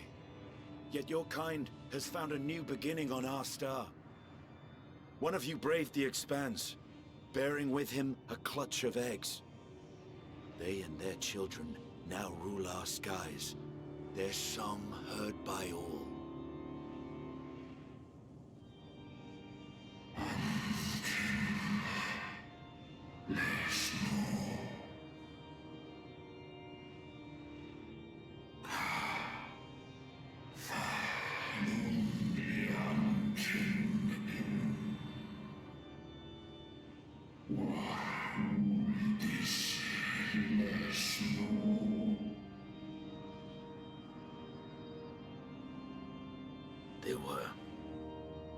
They suffered much, and repaid their suffering in kind.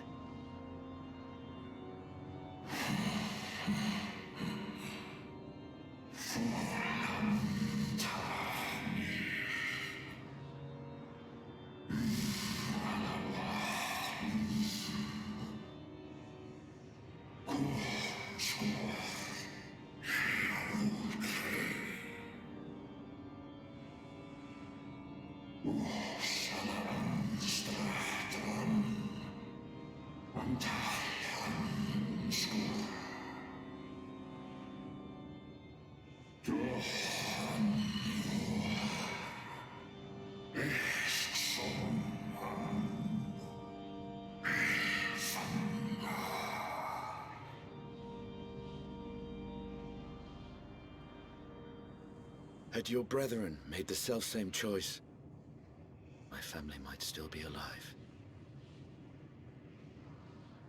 Yet lasting peace does not come to those who simply retreat from conflict. No, you must be willing to confront it, to stare into the face of your foe, and see yourself in him. Only then can you break the cycle of torment and tragedy. This lesson, a dear friend taught me at the risk of his life. There is no nobility in your penance. You wallow in self-pity. And after everything we've endured, we will not let you stop us.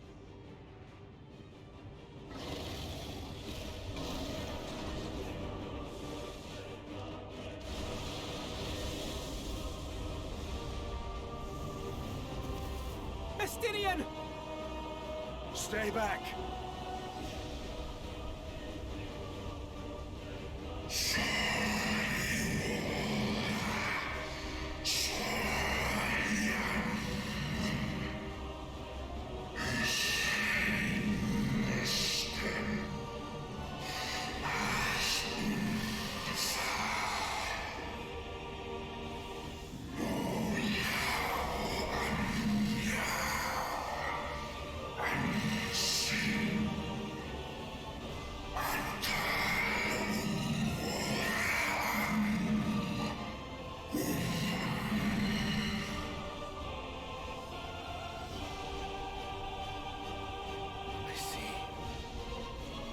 The emotion that bars our way. The rest is up to you.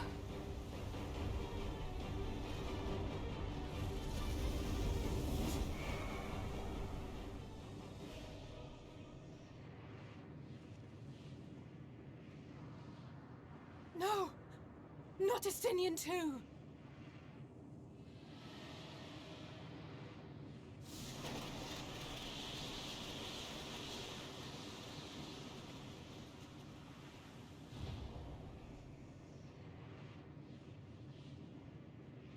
There's a wind.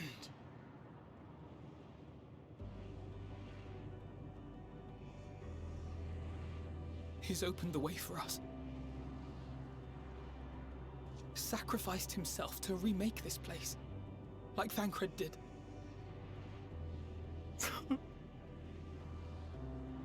Oh, Alphino.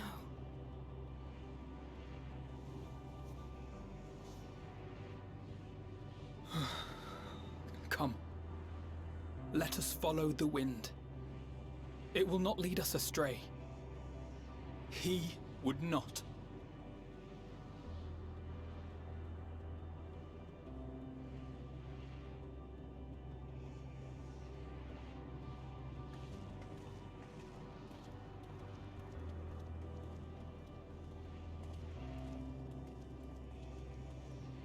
Let's do it. Let's continue on. For our best boy. And yes, now that we are now that life is returning to Ultima Full, so too is the music returning. No longer do we hear the static of a long forgotten anxiety. Instead, we have created life, even if it's in its smallest form. But yeah. To go back to Nietzsche, how do you live in a world that has no meaning? Well, Nietzsche basically came up with the idea of the Übermensch, which is not the same type that would later on be abused by Nazism. Basically, according to Nietzsche, the reason to keep on living is by becoming stronger yourself. What was the gun? Oh, it's not it. Never mind. I'll think about it later. According to Nietzsche, it was very simple. Strength is only found from within. By becoming stronger mentally and physically, can we create meaning? Oh yeah, look out there we go. Thank you. Can we create meaning in life? Meaning isn't given to us by, according to Nietzsche, meaning itself is not given to us. There is nothing in the universe that will tell us why we exist. But we can create meaning ourselves by becoming stronger mentally, by becoming stronger physically. And he used the example of the abyss, that those who watch into the abyss have three choices. They get eaten up by it, they reject it, or they conquer it. And in Nietzsche's time, conquering it meant looking to religion. That since meaning cannot be found in the universe itself, it must be found within religion. But over time, that option of overcoming it has moved from the religious outlook of moving yourself to God into strength for the sake of strength, into something that can be conceived to be humanity's reason to exist. If you are hearing something, I'm trying to get rid of something that has managed to get stuck inside of my keyboard.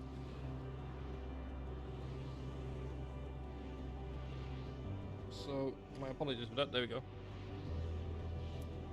Anyway, have fun looking in these cars. But yeah, so that was basically Nietzsche's way of looking at the world. And what we're going to be seeing here is basically different species responses that are closer to being eaten up by the very void that they've looked at. Look there, the wind. This is Justinian's doing, I'm sure of it. We should ride its flow and see where it leads. And the fun fact is Nietzsche himself actually went insane as a result of his own teachings. Because according to Nietzsche, one of the ways to become stronger is by rejecting emotion in all of its forms. And when Nietzsche felt emotions at seeing a horse get slaughtered for meat, he broke. His own theory, his own teachings, his own philosophy broke him, essentially. And it shows what a Well, nihilism now still lives on as an actual philosophical theory. It's one of the reasons that we've kind of rejected Nietzsche, because Nietzsche's idea of the Übermensch is one where emotions are conquered to an extent that unnecessary feelings are kind of thrown by the wayside. And we've, over the past 150 or so years, have come to accept that those emotions are part of who we are, of what makes us human. You know, it's the idea that there cannot be light without shadow, or that there cannot be happiness without some form of sadness. For you cannot know what one side is without also knowing the other. A powerful gale has delivered you onto to another island. The other science should arrive before long. We have entered the final third of today's stream. Welcome to the second island.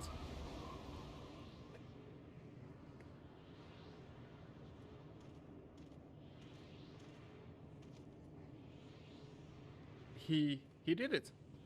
He found a way forward to us. Or for us, my bad. The dragons remained trapped within a prison of their own making, lamenting the horrors of war. Yet Justinian knew them better than most. He was a man of honor and a dear friend, willing to fight to the very end for what he believed was right. And he's still fighting, Alphino, just like Thancred. Their sacrifices are why we can survive here, why we still have a chance to stop her.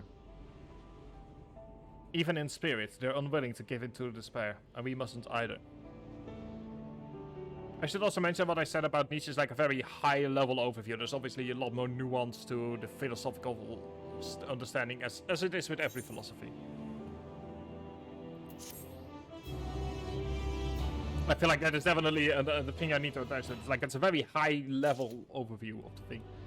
Also, when I say mentally, physically stronger, I do mean like internally. Like Nietzsche always saw it as an internal battle, where for you, in order to acknowledge and accept the nihilism in this world and the lack of purpose, you would have to, you know, internally become stronger. And this over time kind of got morphed into external strength, which has, for obvious reasons, some serious negative connotations attached to it.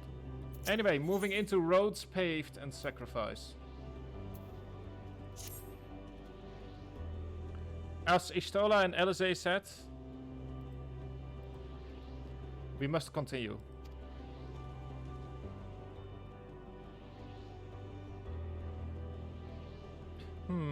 Notice the change in our surroundings? Perhaps this is the memory of an altogether different world. It would be prudent to learn more of it then. Tread carefully, lest we lose our footing in the sand. We've also unlocked the first 2 quests on this place. For even in despair, there apparently are still things that need to be done. And we now have access to the different ether currents in this world.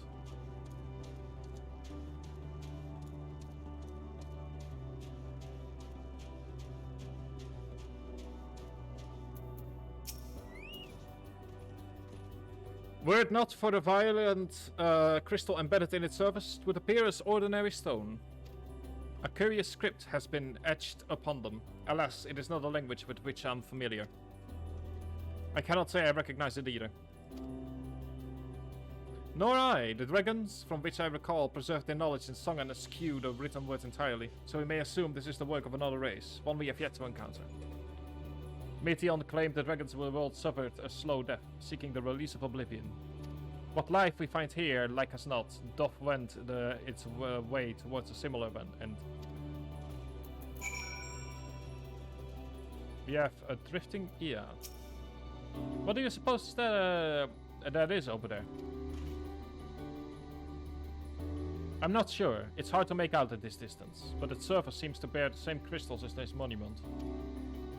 Looks a bit like a corkscrew, to be perfectly honest. Meaning there's a chance we may find whoever built them both. We should go and have a look. Come on.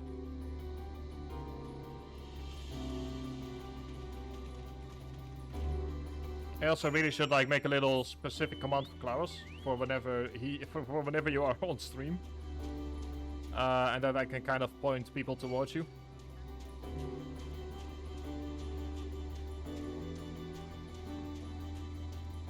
I'll see if I can make one either tonight or tomorrow or something like that.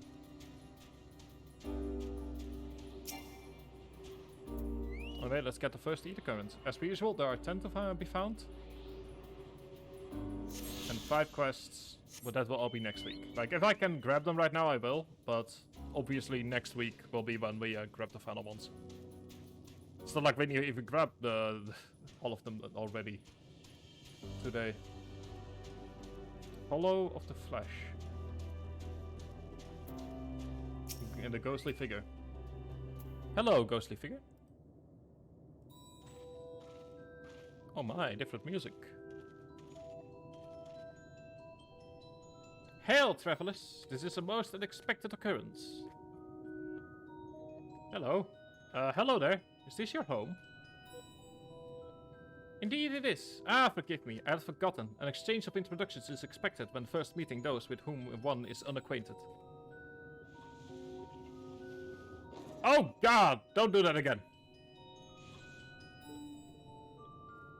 When the vibration of vocal folds was still required to convey our thoughts and intentions, Ia, I believe, was the pronunciation used when referring to our people.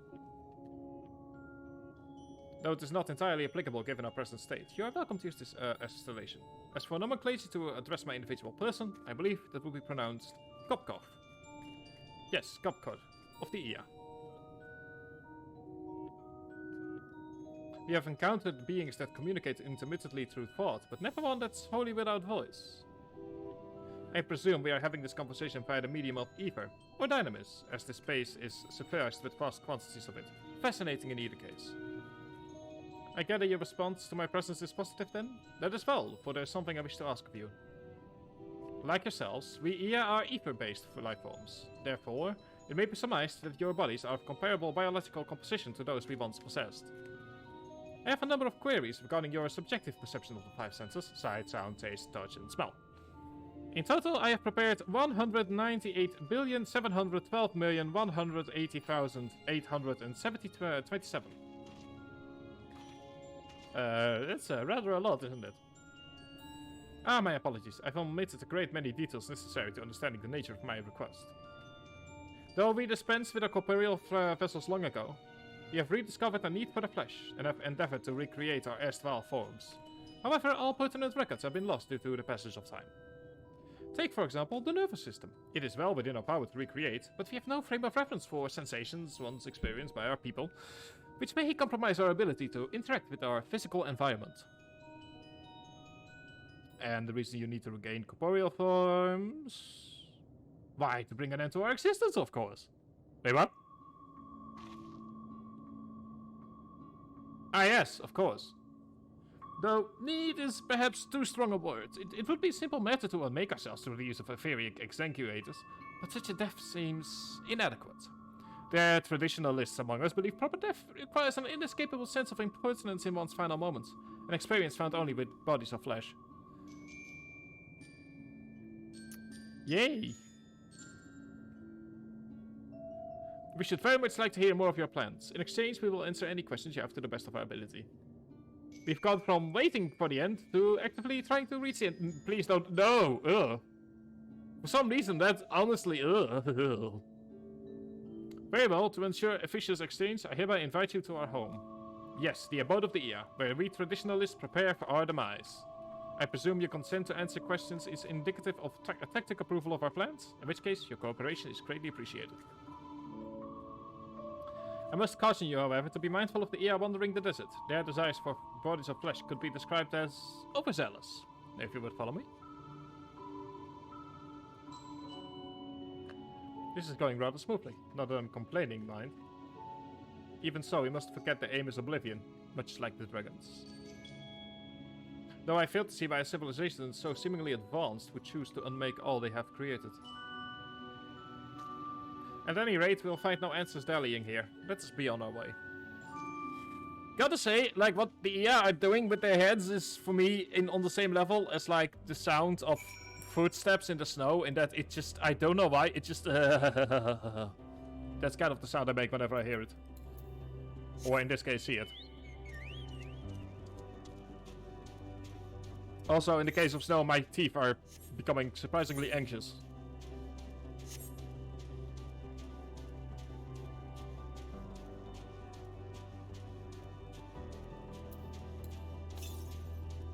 But then again, it apparently seems that sand also has that effect on me, so it's basically any, I guess, grainy surface?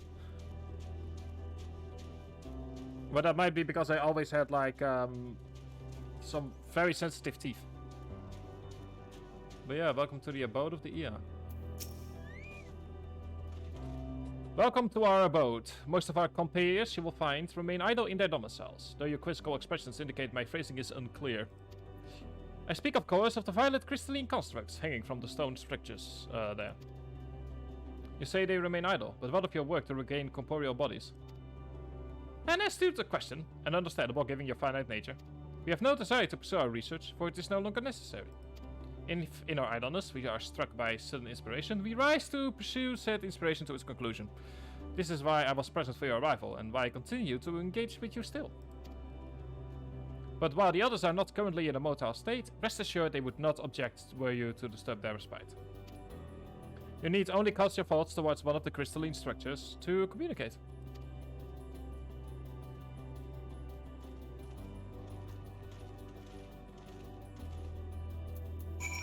I am quickly... Oh, hang on. I just realized that I destroyed something that I probably should not have destroyed. Main scenario, Endwalker main quest, level 89. There we go. That is... I'll fully admit that that's what I used to remind myself of, like, what I sometimes need to do and how far we are for certain points. As that way I can, like, space out the stream in neat chunks.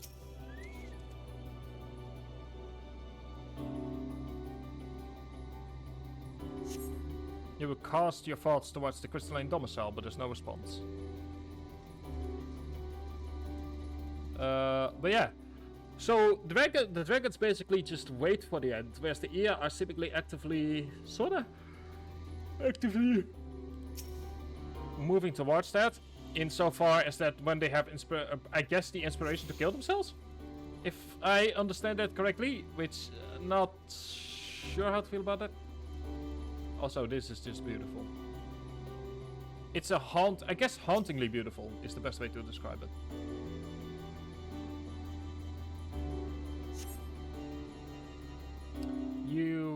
You wish to speak? Very well. Pray a moment, if you would.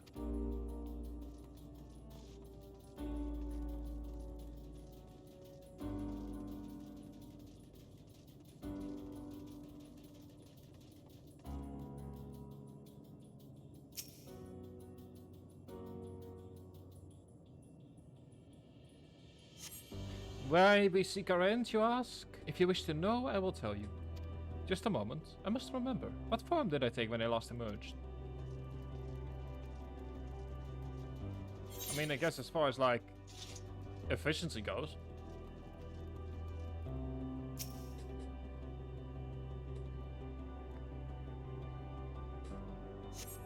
The strange morning comes and goes, but soon fades into silence. Well, I guess one person managed to get what they wanted. As surprisingly gruesome as that sentence is to say out loud. Also, I assume, like, I'm just making assumptions here, but I assume that this is like a road of some kind, maybe? Like, that they kind of use for expedient traveling? Hang on, is that what I think it was? Did I see what I think I saw?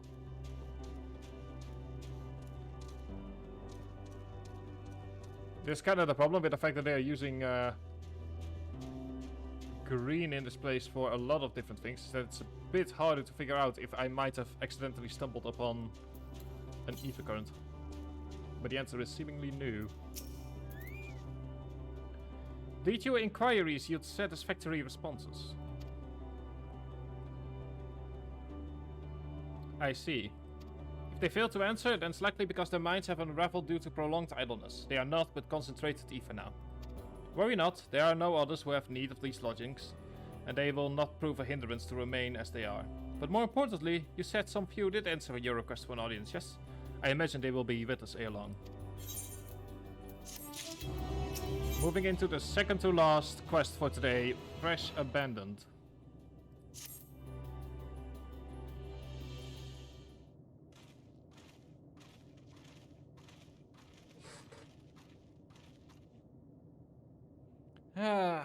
I had no luck, but everyone else fared well enough. Quite a few Ia have awoken. Ah, there they are. Hello. You're... okay. I mean, I wouldn't say no to a plushie of these people, of creatures. May I introduce you Lakla, Dudik, and Neek. Hello. It has been too long, Capco. I dare say Sade 4 has since completed a thing. Indeed, until the travelers brought it to my attention, I hadn't noticed how unraveled some had become. Travelers? Ah, of course. The ones who wish to know why we seek to regain corporeal forms. The truth of the matter is as plain as to see as neighboring systems, but my single account would fail to satisfy the requirements for satisfactory or scientific objectivity, thus I bid them awaken you. There. Am I the only one who struggles to understand who is speaking? Nay, thou art not. In the absence of corporeal forms and the divergence they afford, mayhap such similarity in voice is unavoidable. By the way, Capco, have you already observed the requisite custom for the travelers? The one which is expected to do when receiving guests. A matter of proper form. Oh god, no, please. Oh, damn it. Ah, yes, so long has it been. I hadn't remembered, completely escaped my mind, and still does. What was it again? I can't seem to remember. Oh, now they're doing it in pairs. Neither do I. Pity. I was hoping you would. Perhaps we can search the archives for the answer. Come now, Neek. The archives have long been frozen, lest we subject ourselves to further dollar. Surely you recall that much. Ah, of course, food. The custom is to serve food. Being of flesh, such as they must regularly replenish the ether. By contributing to their replenishment, we communicate our friendliness? That's right. That's right. We duly invite you to join us in communal repast, after which we may engage in leisurely conversation. If we have a chance to learn something, then I see no reason to decline. Excellent. If you would care to follow, we shall feast you on the purest ether.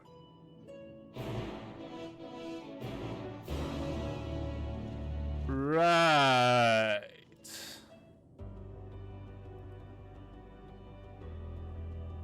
I have questions.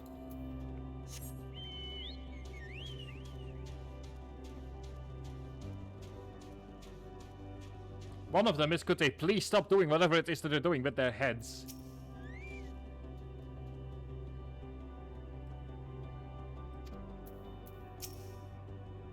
This facility is where we replenish our ether. There's no particular name for it, but we traditionalists sometimes use the word restaurant. Now then, if you would take your place with your comrades, the space will soon be awash with the purest ether. Please absorb as much as you like. Ha. I'm not certain if that's the way it works with... Does it work the way with ether? I've never been 100% certain. You brace yourself for a rush of sweet ether, but nothing seems to happen. Perhaps you need to wait a little longer.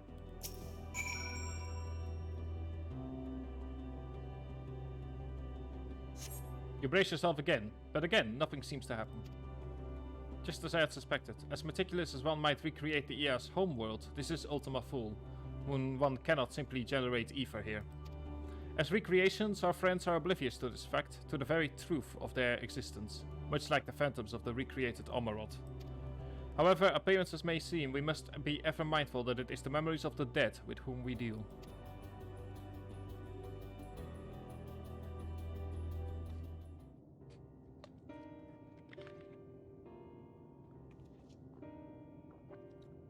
So, did you have your fill of ether?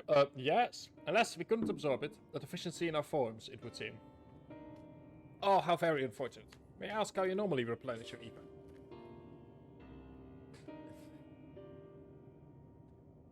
Oh, they seem rather shocked at the concept of food. Through your mouths, you say? How very primitive and quaint. To think their mouths serve not only to expel sound, but to draw in sustenance besides. Such life forms have long since vanished from our systems. Could you please stop doing that with your head? I will not ask again. Though we regrettably could not partake of your magnificent feast, rest assured we feel welcome. You're welcome most keenly. In the course of acquainting ourselves with your sophisticated ways, however, we could not fail to wonder. Wherefore do you wish to obtain vessels of flesh, and thence to finish? Will you not favor us with an explanation? You flesh and blood beings are always so hasty. It does have its charm, however. Very well, we shall indulge you. In the beginning, when the EI yet possessed corporeal bodies, our ancestors dedicated themselves to the pursuit of knowledge and technological advancement. By transcending all limitations, we believed we would eliminate sorrow and abide in true happiness. From the tangible such as land to the intangible such as labor, there exists myriad hindrances to progress. But the most confining of all was the flesh. Our natural lifespan was distressingly middling, you see. Too short to enjoy unhurried lives, yet too long to be considered disposable. Furthermore, to simply maintain the integrity of our bodies demanded considerable resources. But we managed to solve this problem. After long years, we discovered how to become non-corporeal entities with everlasting lives, untroubled by the failures of the flesh. Thus changed, we had more time and freedom to continue our scientific pursuits. We went on to make ever greater strides in our quest to transcend all limitations, until we finally decided to challenge the last of them, the limit of knowledge. That is to say, deciphering the laws of creation. We sought to discover how the universe came into being and explain all extant phenomena, and thence predict the future. If we could but achieve this, we believed that we would be free from uncertainty and anxiety. Did you find the answers you sought?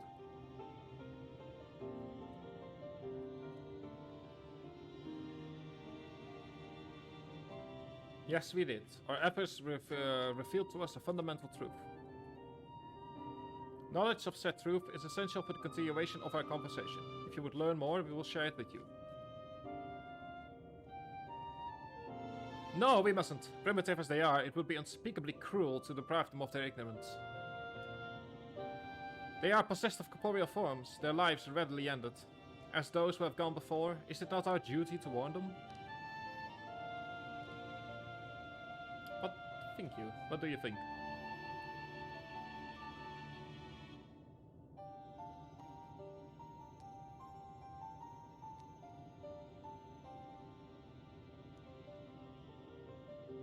We have deliberated and come to a consensus. If you are resolved to know, we will disclose to you the truth we discovered, the truth of the universe. Seek us at the stone pillars just outside the bounds of the abode, a place called Igalia. It is interesting that apparently this has actually an interesting implication for quantum physics, surprisingly, in that in our universe, we cannot know everything. Like, there are certain fundamental values of the universe that we simply cannot know. That is simply randomness. Whereas it seems in Final Fantasy XIV's universe that randomness does not exist. So basically the entire study of quantum mechanics is kicked out of the window. Which is an interesting way to deal with it. To just not acknowledge the fact that, you know, to just go, not our problem. A fundamental truth. We will hear it, of course. Let us learn what has led such an enlightened people to this indolent end. The final quest of today, where knowledge leads. Ere we join the IA, there's one trifling matter I would fain investigate. Tribe, Graha, might I trouble you for your assistance? But of course. My thanks. We shall head outside the abode, if you would kindly follow me. I know not what mischief you are plotting, Oriente, but I trust you have our best interest at heart. The rest of us are gone to Elegea. Lest you worry, we won't start without you.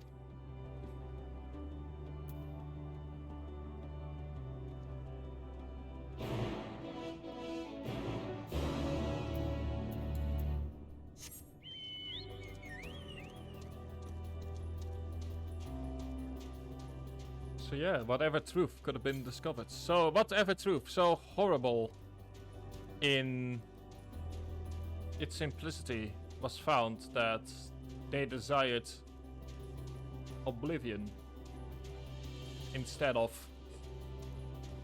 anything else. And if one is wondering, well, you sure are more talkative right now, I'm like, yes. That's because we have less cuts. Basically, the first 3 hours of the stream were cutscenes, so there wasn't much that I could say without it destroying the flow of the stream.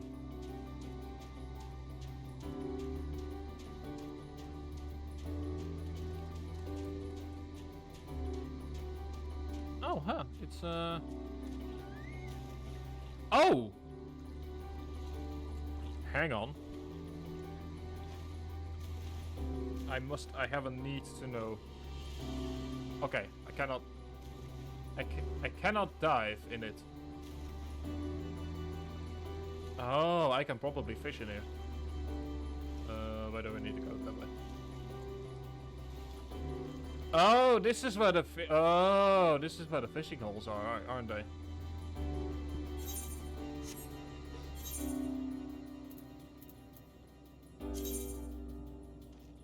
Yes, this is probably where they... Hang on, what's this place called? The Wellspring of Regrets. Yes. Okay.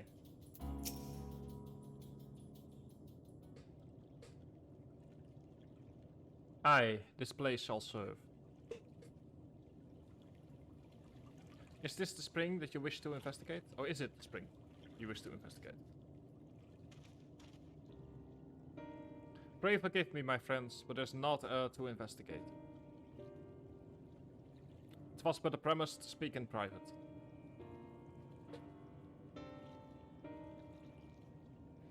You have our undivided attention.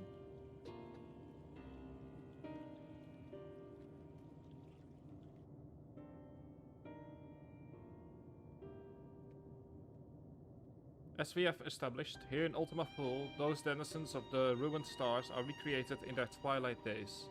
Yet one question doth arise in my mind. So faithfully formed are the simulacra, if they believe themselves yet amongst the living, how dost thou suppose this is possible?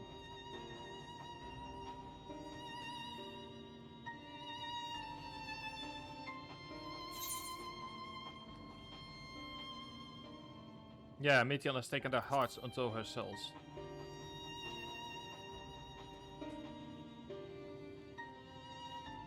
I'm inclined to agree. If Meteon can recreate the emotions of others as her own, I dare say she would be able to recreate them more faithfully than had she relied on historical accounts. By which logic, she must have visited them while they lived, the dragons and the Ia both. So did I theorize, and upon that assumption, consider how those two races may have met their demise. According to thine own tale, Meteon perceived the emotions of those nearby as her own.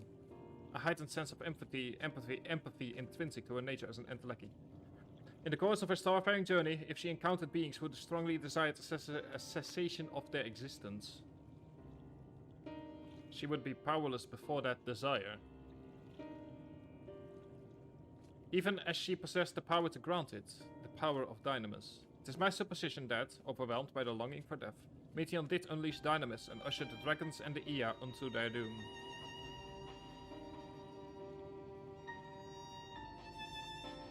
Of course, such was not always the outcome. Full many stars did she find already lost to ruin. In order to create a terminus, however, a firmer desire for the end is essential. Therefore, should you struggle to find a way forward, pray ask yourselves this. In the place where you stand, who is it the soul that so yearneth most for oblivion? Why do you tell us this now?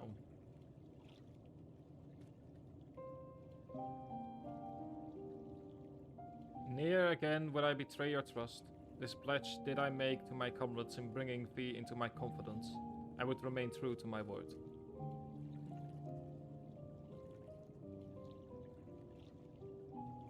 As for thee, let us consider it my fitting reward for the secrets I harbored for the Crystal Exarch. I once placed my fate in thy chosen path, walking at thy side full well knowing that we were bound for thy demise. I ask now that thou returns the favor, and abide in fate as I fulfill my own destiny. If you say my death has come due, how am I to refuse? 'Tis indelicate of me, I know full well, and I cannot but beg thy forgiveness. Yet even if I must need to go such lengths, I cannot well weigh in ignorance of the answer I have found within. The answer to the question, in what moment might I stand strongest?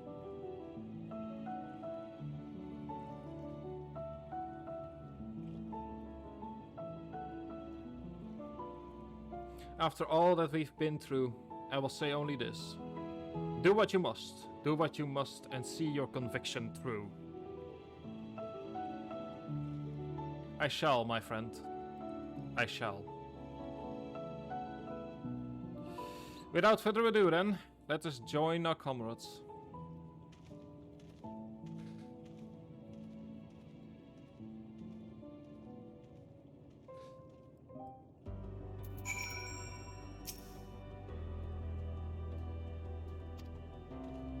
Let us be off to Elegaia. Elegaia. I'm sorry, I've been playing too much Sweden in EU4 as of late.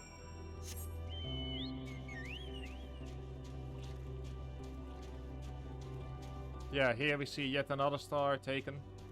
This time with what I think is like its core. Either its core ripped out or like the planet being ripped from the core.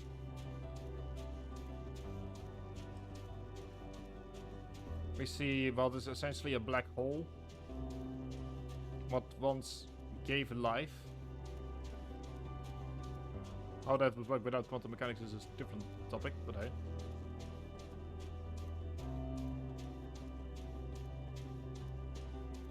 I think there might be a planet like right there as well, but I'm not certain.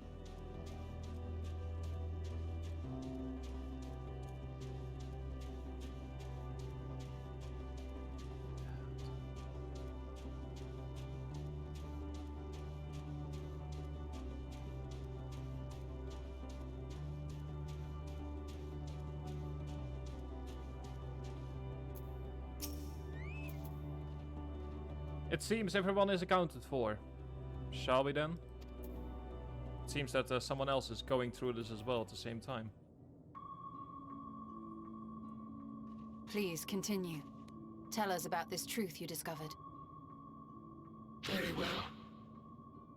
Bear in mind, however, that the purpose of this conversation is not to impart scholarly knowledge, for such requires that you comprehend the subject matter, which you will not.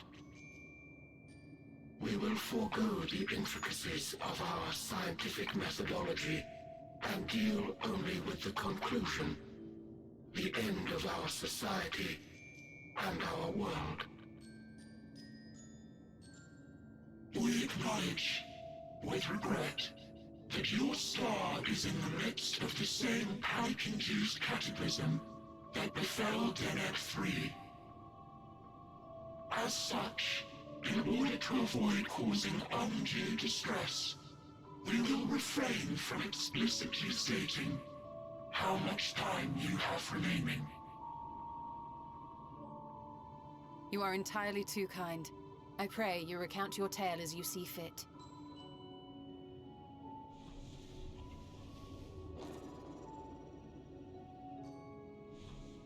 In the beginning, the universe was but a tiny particle. Then suddenly, this particle began to expand. Having remained entirely in the bounds of your star, the phenomenon may be difficult for your kind to grasp. But this expansion has since continued unabated. Speculating that the universe could not grow indefinitely, we sought to learn what might occur, and made a worrying discovery. The stars will continue to spread apart, as will their finite thermal energies. Eventually, all heavenly bodies will grow cold and freeze.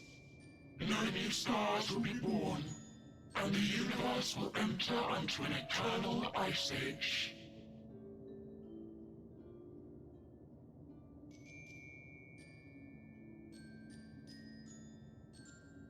In hopes of proving that this determination was erroneous. We scrutinized our research from all angles, even as we sought to avert the everlasting winter. The endeavor proved fruitless. So infamously so, in fact, that it became synonymous with vain effort. The universe as we know it would end, and there is no way to prevent it. Beneath the weight of this knowledge, our society stagnated.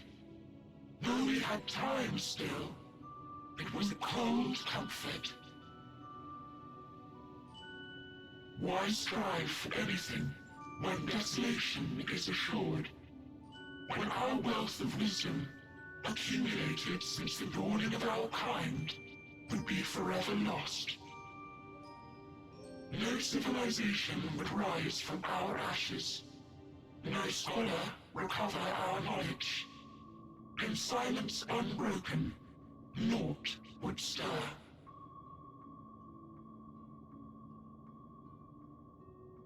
Intellect was once our pride.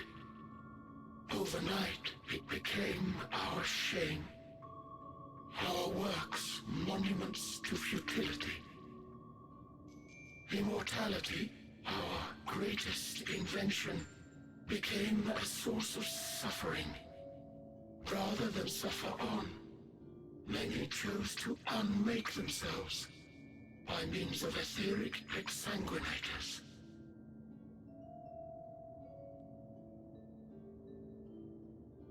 Etched upon these stones are the testaments of such souls.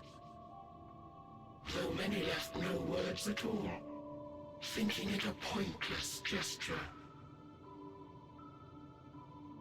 Once we have obtained vessels of flesh, we likewise intend to vanish. If you understand this, understand aught of our tale, you will abandon your quest for knowledge. Ignorance truly is bliss.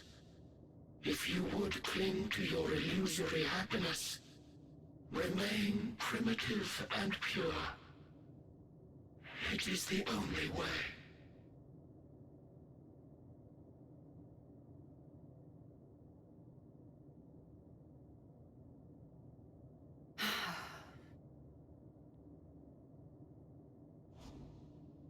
So that's your story.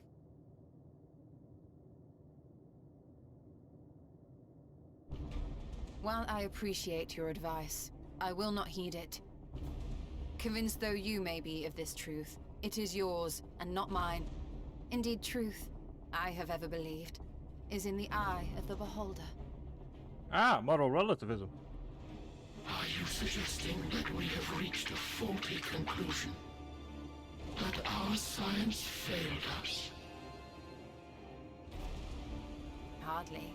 As you yourself said, the subject matter is beyond my comprehension. And that, I accept, is true. I do not possess the knowledge to prove or disprove your conclusion. In my mortal years, I doubt I could even approach the wisdom of the air. But of one thing am I absolutely certain. I would not be happier in ignorance. Y'shtola, no! You mustn't!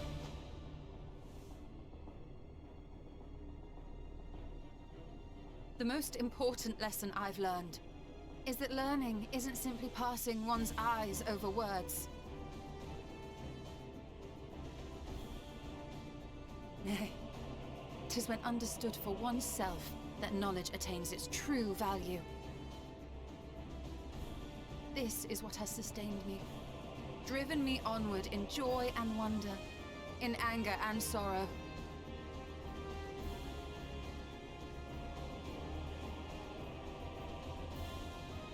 The universe may end, and all may be for naught, but I will live as I always have.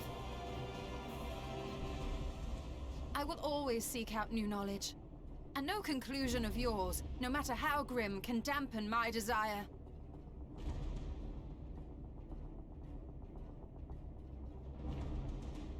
I suppose it is only to be expected. Their feeble minds cannot fathom the terrifying gravity of it all. But worry not.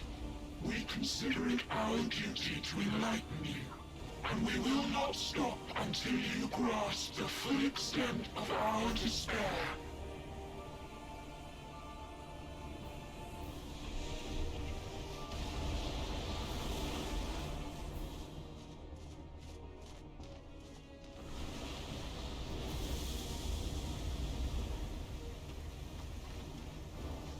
Keep calm, and listen well. Though my body will soon dissipate, there may be a way to restore it. Asm's magic. So long as our souls remain, you can use it to summon us back. But you mustn't, for it would mean losing our way forward. This I only reveal so that you can promise not to invoke the magic. We came here knowing what victory may cost, so press on. Press on, and do not look back.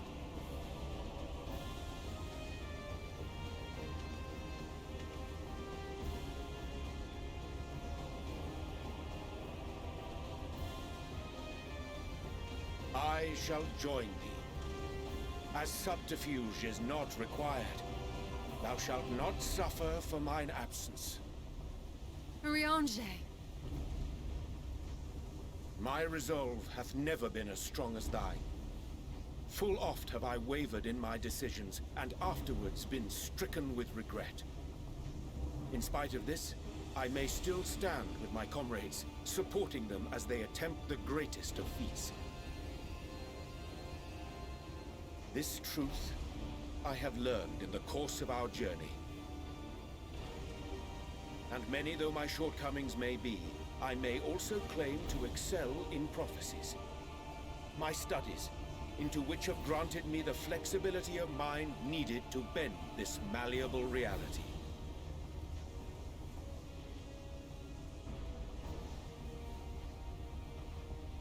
Thus shall I hope that thou mayest have the strength to resist, and our comrades the strength to continue.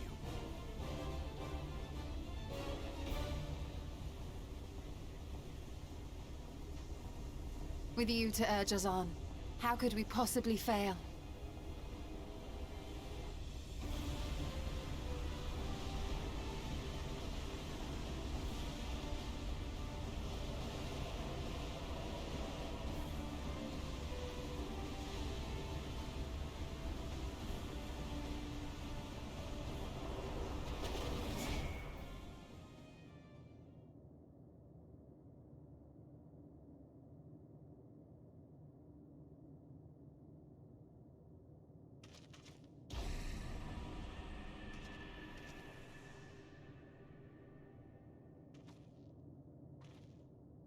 What's this? An extinguished civilization. Rekindled.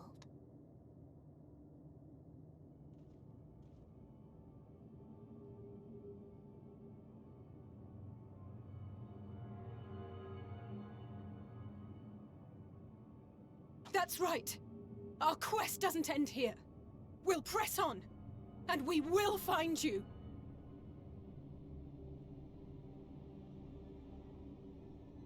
There.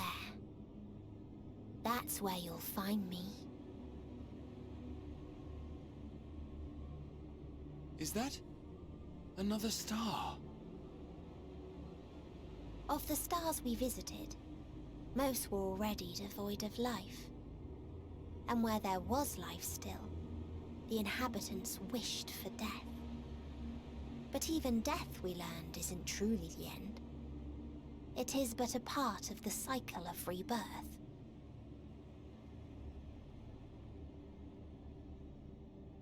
Souls return to the star, or in its absence, a larger flow.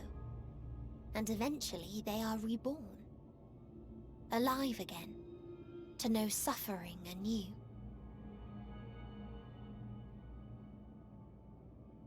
True salvation lies not in dying. It lies in not being born. This is the gift I would give to you. To all life on beautiful Aetheris. To that end, we created an egg wherein life cannot quicken. That dead sun. Attain it if you can, before your friends' emotions fade away, along with their protection.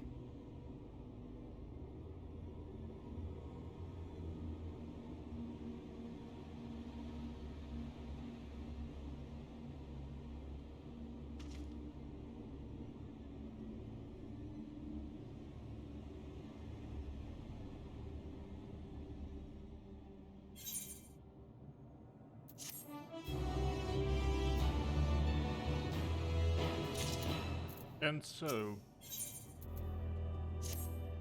with our purpose, with